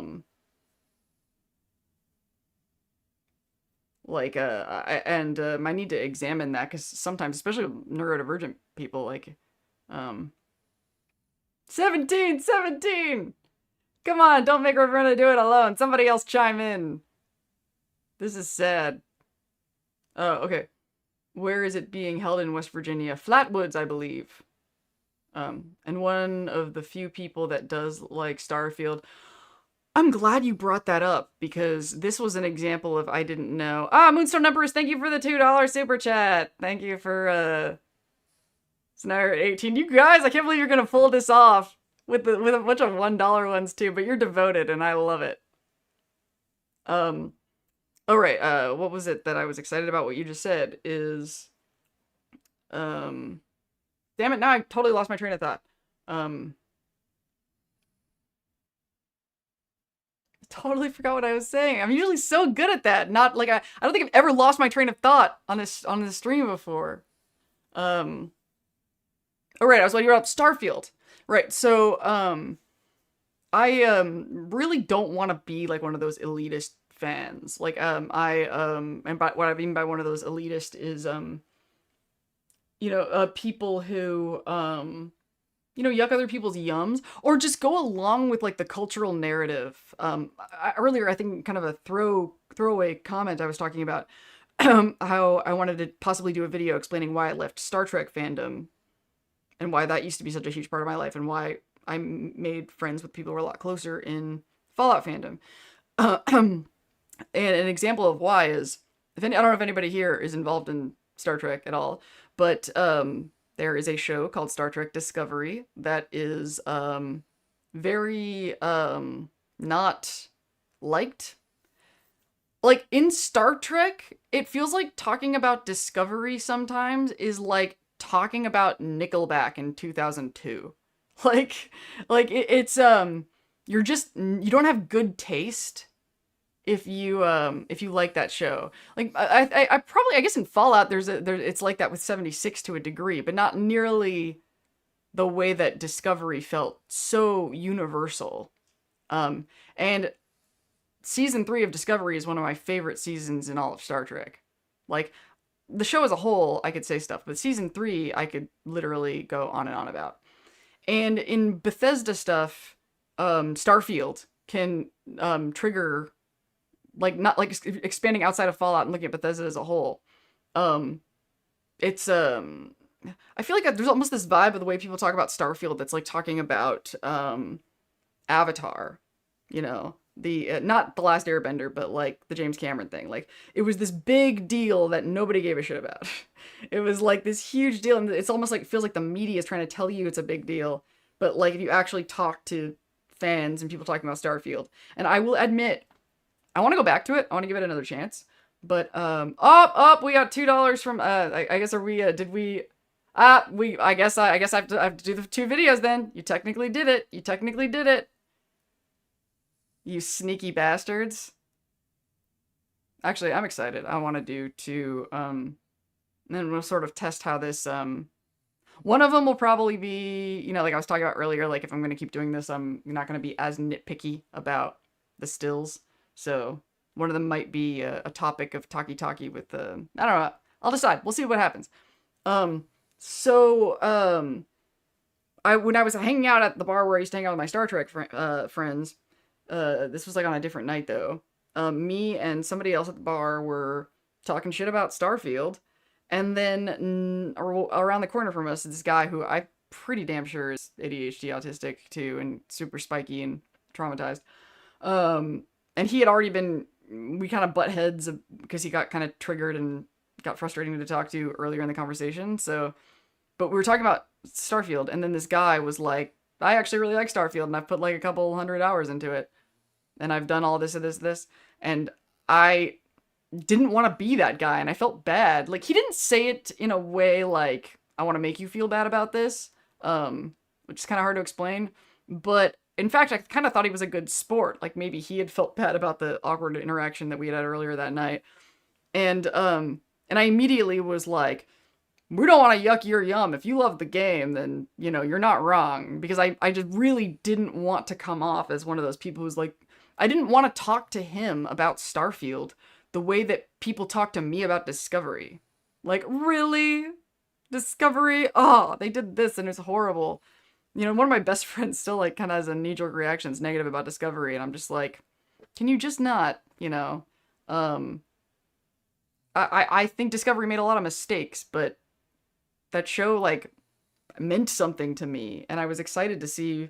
By the way, if anybody has any interest in Star Trek, Starfleet Academy is fucking awesome so far. I love it. I think it's almost like all the other shows this era of Star Trek has done have been like a warm-up, and they finally figured it out. Starfleet Academy is the first show in the new Star Trek series that actually has political conversations, and it's not just like it's not a freak of the week, and it's not like what can we do to poke at your nostalgia the hardest? Like, it has stuff to say. It has it has that political analysis, social analysis that people loved Star Trek for. It's they finally fucking are doing it.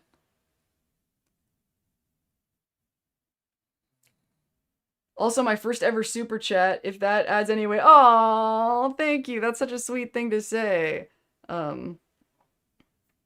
I admit I am loving Star Trek. Like, the more it goes. I'm like, and they like the most recent episode totally like could have been nostalgia bait garbage, but it was not a waste of my time. But the I mean the I don't want to spoil for people who haven't watched it, but if you like the kind of themes that I talk about, I think that you would appreciate it. I mean, we're talking about like rebuilding the Federation. It's all about diversity, infinite combinations. How do we uh listened to each other and learned to not fight. However, if you watch the show, there is a branch that things aren't settled enough to be old school Federation and nobody's fighting. I'll put it that way. I like the base game, but with mods, it's the best Star Wars and Star Trek game, even Stargate. I like the base game. Yeah, I mean, maybe if I had some mods that made, if we're talking about Starfield, that had the fast travel, I want to go back to it. And also, as a genderqueer individual, I've never played a game that had a character creator where I could have a female with a female body, but a masculine stance. Baldur's Gate 3 lets you have like a bulkier kind of Brienne of Tarth body, which I really appreciated. I would love to be a buff bitch. But I've never had a game that had a female, especially for Bethesda, because that's something that's really frustrating to me about the female body in like Fallout 76 and Fallout 4 is it's so dainty and you sit with your legs closed. It's a very like the girl body, the way it's almost excessive. The feminine swagger. And I wonder if there was genderqueer people who complained about that, and so they were thinking about it when they made Starfield.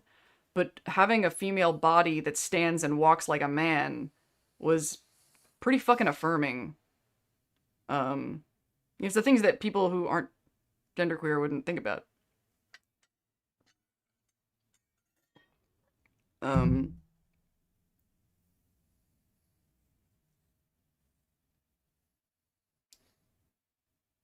I was hesitant to contribute because I didn't want to add pressure, but you did ask, and I've consumed your content for over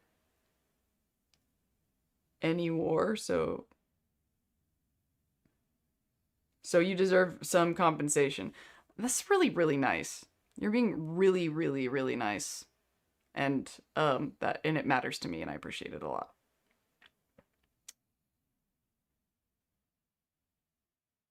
Counting up like that also reminded me of the Oracle scene at the start of I don't think I've seen the 13th Warrior. I love Sam. She's my favorite character so far. Yeah, another great autistic coded character.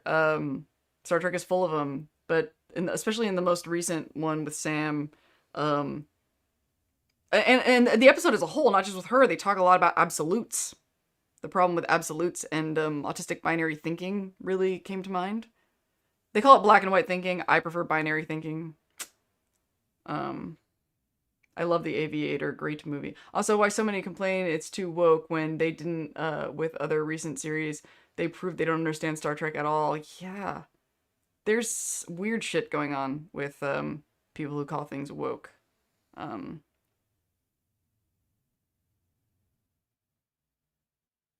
this goes back to like why I don't want to be reactive and just quit things when my nervous system rejects them or pushes things away, because that's what all these people are doing. They see something, it makes them feel bad, and they don't step out of the power armor like my man Maximus does.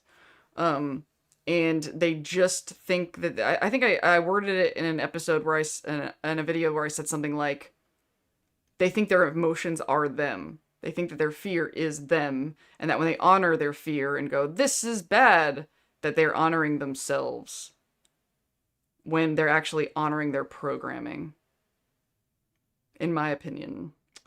I think that there are a lot of things about human brains that people in their brains don't know are optional.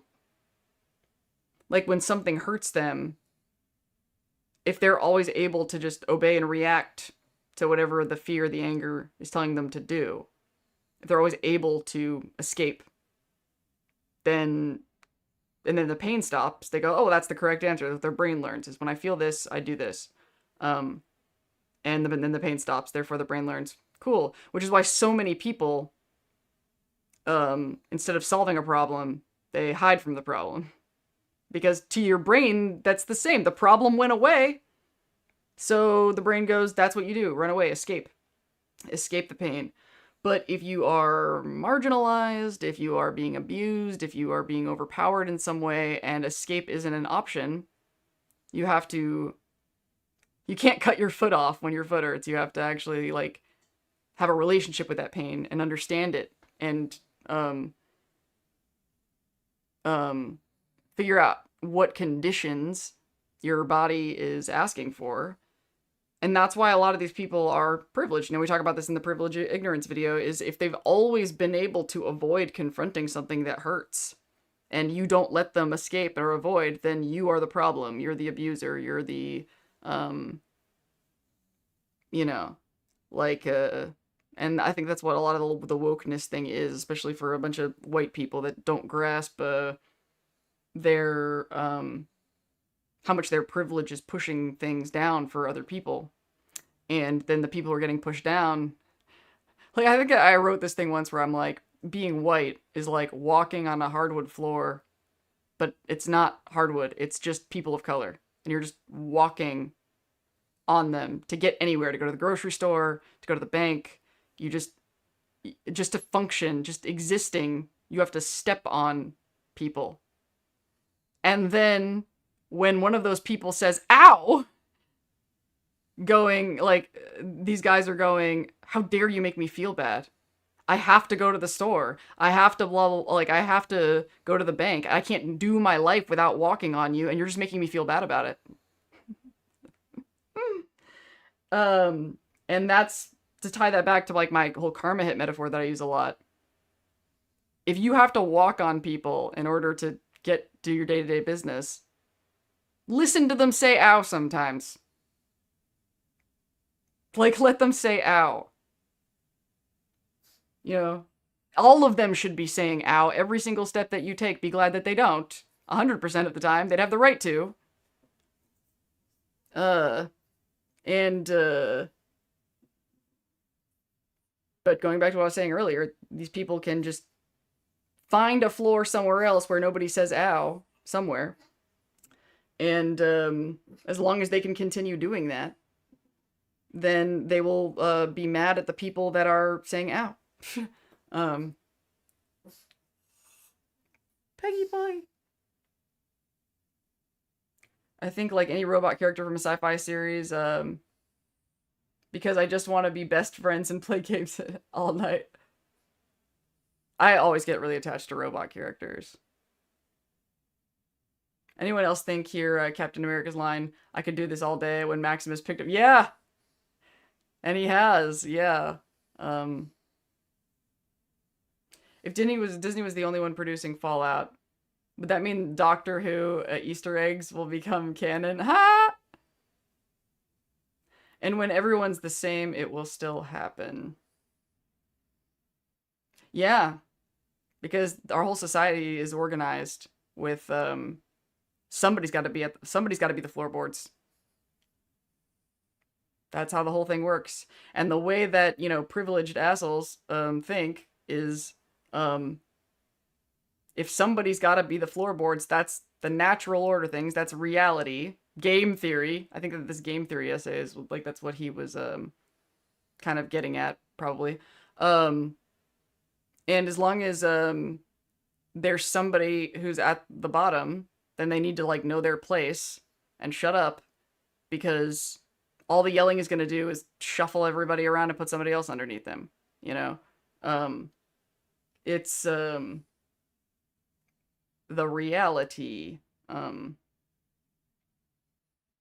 All the people who have the most evil ideas believe that they're just being real.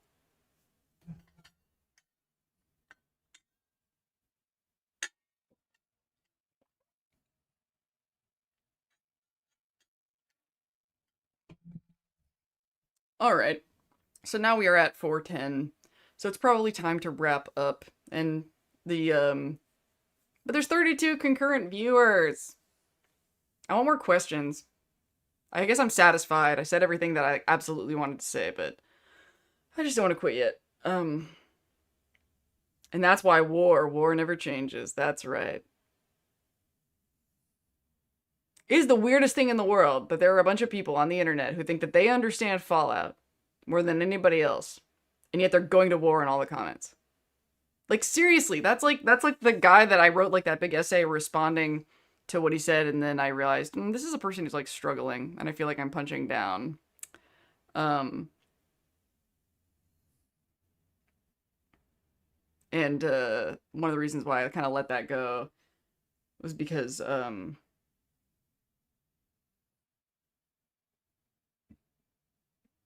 like, if you really think that you're like the Fallout expert and that you're completely logical and you don't see how you're going to war over a franchise that says war never changes, like, there's something. None of my videos are going to permeate a skull that thick.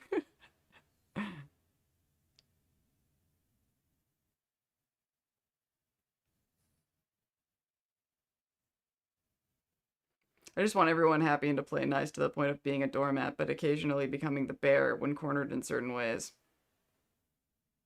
Yeah, you might be. Okay, so then your personality sounds like a example of.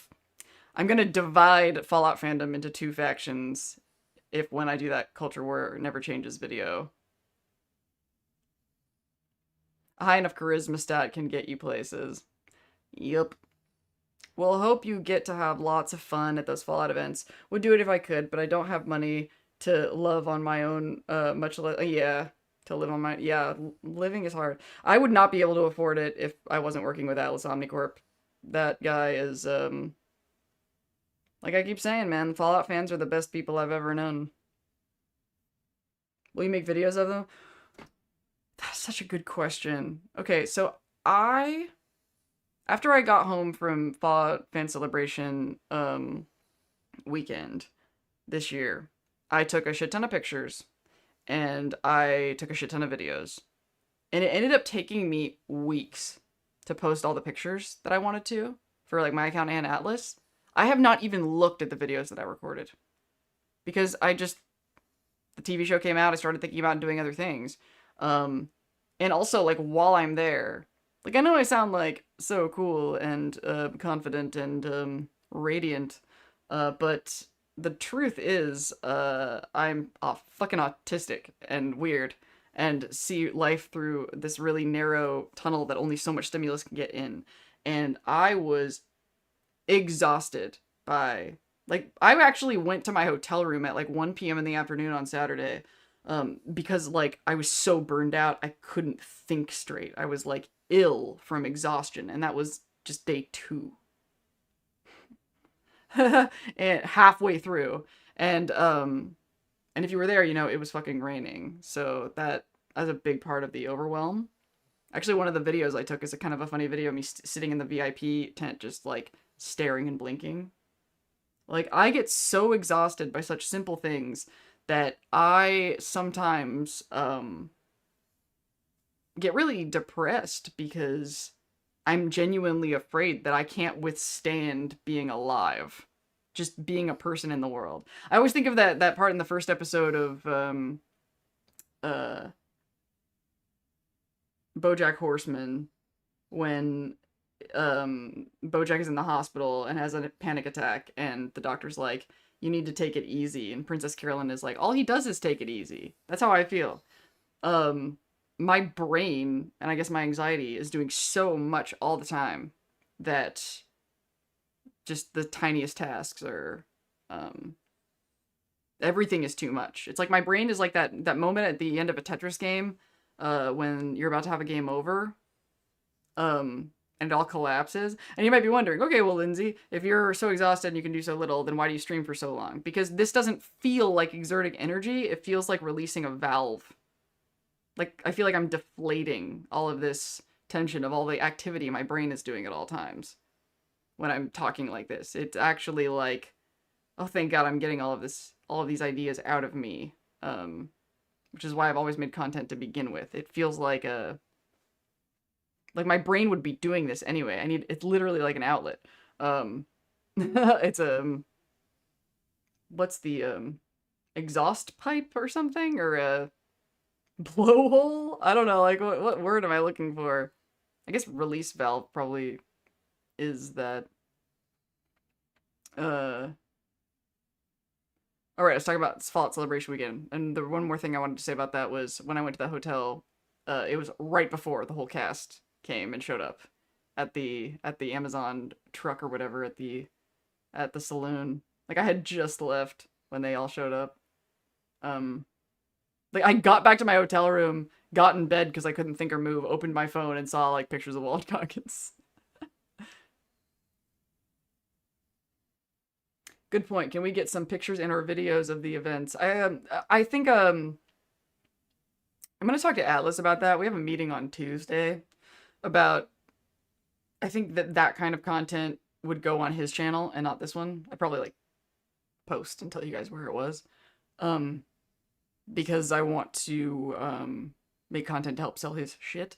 And I was like, if I was this exhausted just posting all these pictures and I haven't even opened the videos, even the videos of him I haven't really looked at yet, um, then the likelihood of me making a video on this channel, like I just can't imagine how it would have the bandwidth. Then again, maybe the more I do this, things will get kind of easier and I'll streamline more. And like I already sort of feel like this stream has been less exhausting. I'm still, my nervous system is still catching up to all of this this fun. I was attempting to make a new 76 tune last night, one not tied to other trauma, and asked one of my kids for advice on the hair, and you DIN, I guess Dinztopia, even came up with that convo due to options versus I don't know if I understand that comment. Maybe I'm getting tired. It was weird, but also good and cool that he listened and understood, but also surreal because of the weird web's connections.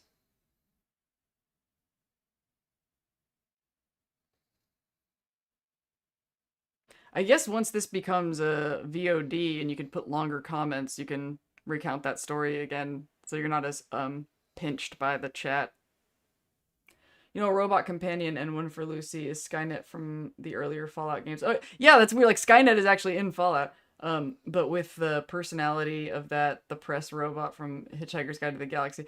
Yeah, I was thinking about like how the stuff I wanted to say about Terminator didn't tie to Fallout, but I guess Skynet kind of give me an excuse. You are valid, cool, inspirational, and your thoughts and insight are appreciated. Trying to not sound like a simp, but you do help me in usual ways. I don't think you sound like a simp. You know what that kind of reminds me of? You saying that you sound like a simp? It reminds me of there's a, and I guess we'll leave on this because now like my voice is literally going out. Is Hal Sparks has a comedy routine where he's talking about if you sleep with a guy, if a girl sleeps with a guy, he won't respect her. Like that stereotype. And he said, what? He's like, a girl sleeping with a guy and that guy thinking that losing respect for her for doing so. He's like, that totally depends on the self-esteem of the dude involved. Like, he's like, if a dude thinks he's a piece of shit and then you sleep with him, he thinks you'll sleep with any piece of shit. But if a guy thinks he's awesome and you sleep with him, then he thinks you sleep with awesome people. So why would he lose respect for you? And I think that's how I feel about the simping idea. I think I'm awesome. I've talked about that on the videos. So if other people think I'm awesome, I think they have good taste. Like, as long as people aren't like stalking me and violating my boundaries. But people can say that they think they're as awesome as they want. This is the appropriate place to do so. You are invited to tell me I'm awesome. In fact, pay me to be awesome. I guess the fear that people have of being a simp is kind of a part of a lot of the cultural stuff that I criticize. Like, I like liking things.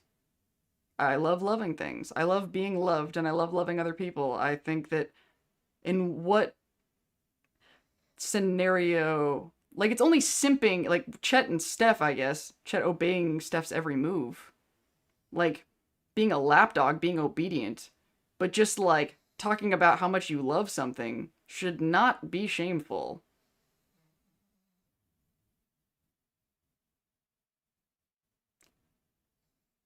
You help me in unusual ways.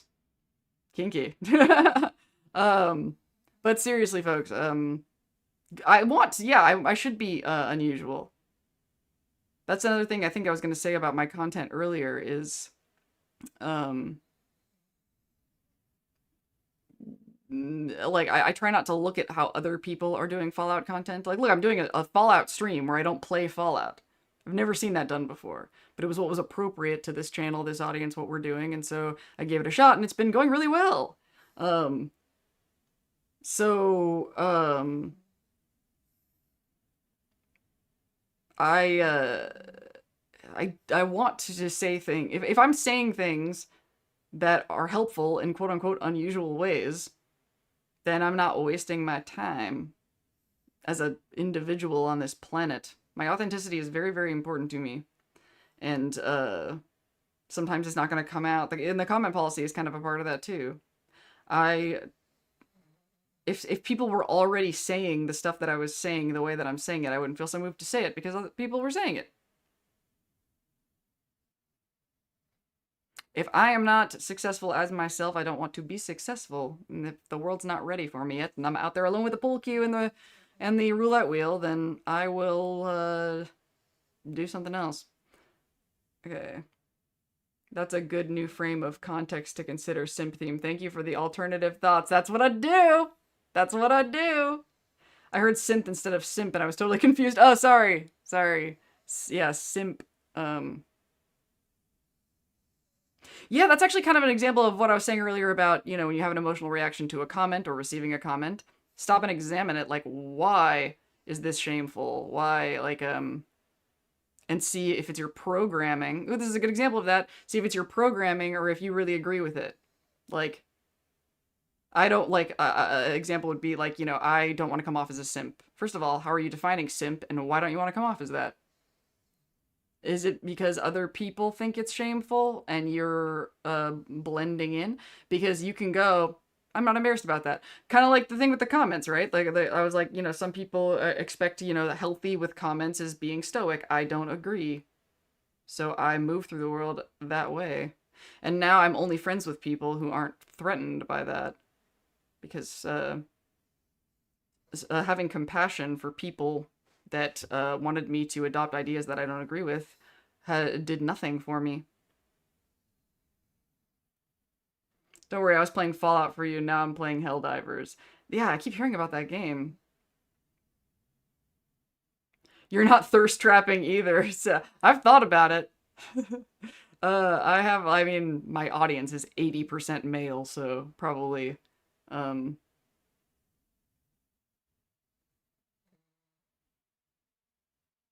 forget those who think the other person is awesome and do not care about their past. And that is why I have had the courage to make any comments because you make me feel weirdly comfortable to do so.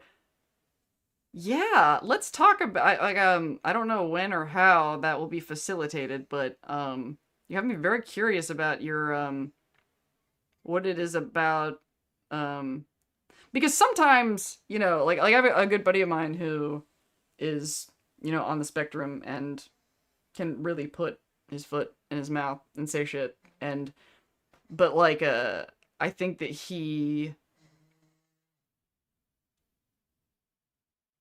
how do I put this?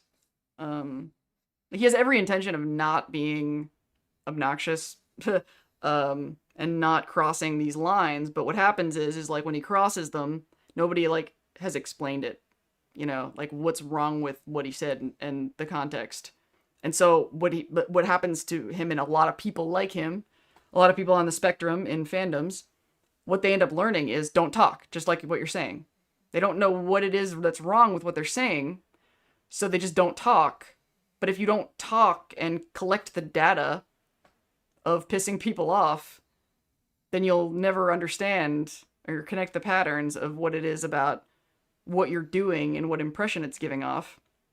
And you can't, it's not healthy for, I think, the individual or the human collective for people to just not learn what's up with what they're saying and just go into their cave because then you're going to be lonely and you're going to need friends to survive the apocalypse.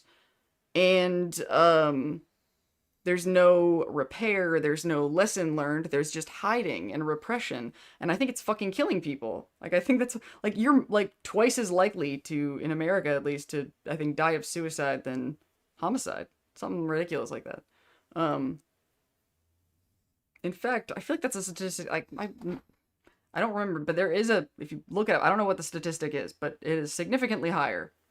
Because, like I said about Vault 31, show me a community of people that aren't fighting with each other and they're fighting themselves. Everybody's just holding themselves in.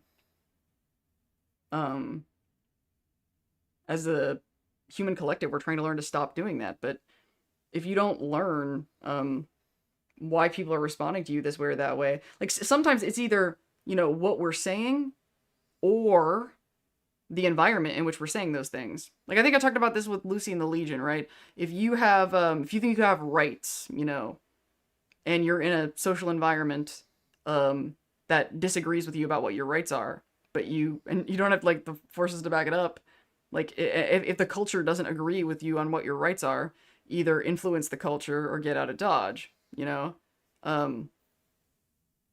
if you can't, like, or it was adapt to the cultural expectations, influence the culture, or leave the culture. So if you are interfacing with reality in such a way that people are punishing you, then either adapt to what expectations they have of you, try to figure out what those expectations are, or two, leave that social environment, or three, influence. Those are the options. And the option that some people choose that I do not put on that list is overpower, manipulate. Then that's not on my list because I don't consider overpowering and manipulating people to be an option. But that's just me. Influence is optional. Because influence is like, give them a choice. Like, I am telling you what my needs are. You can either meet them, or I'm leaving.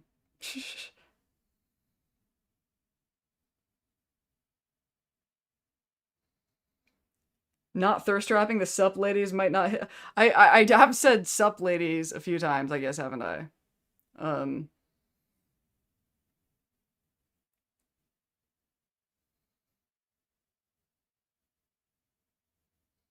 my future son-in-law always wants me to play that with him. It's fun at times. You know who are really thirsty? The ones who play Marvel Rivals. What kind of game is that? I mean, Marvel Rivals sounds like a fighting game. Why would I even ask?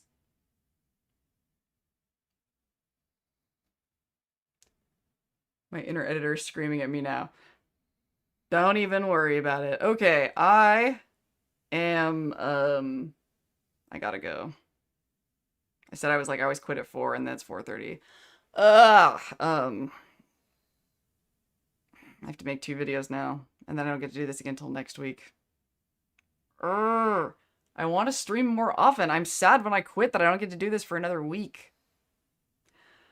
I'll examine my shit and figure it out. I want to make more stuff with Atlas. I can't keep doing things that are fun forever until I pass out. So we are going to call it a night, and I will enjoy making those next 2 videos. This was super fun, and y'all are the best, and I will see you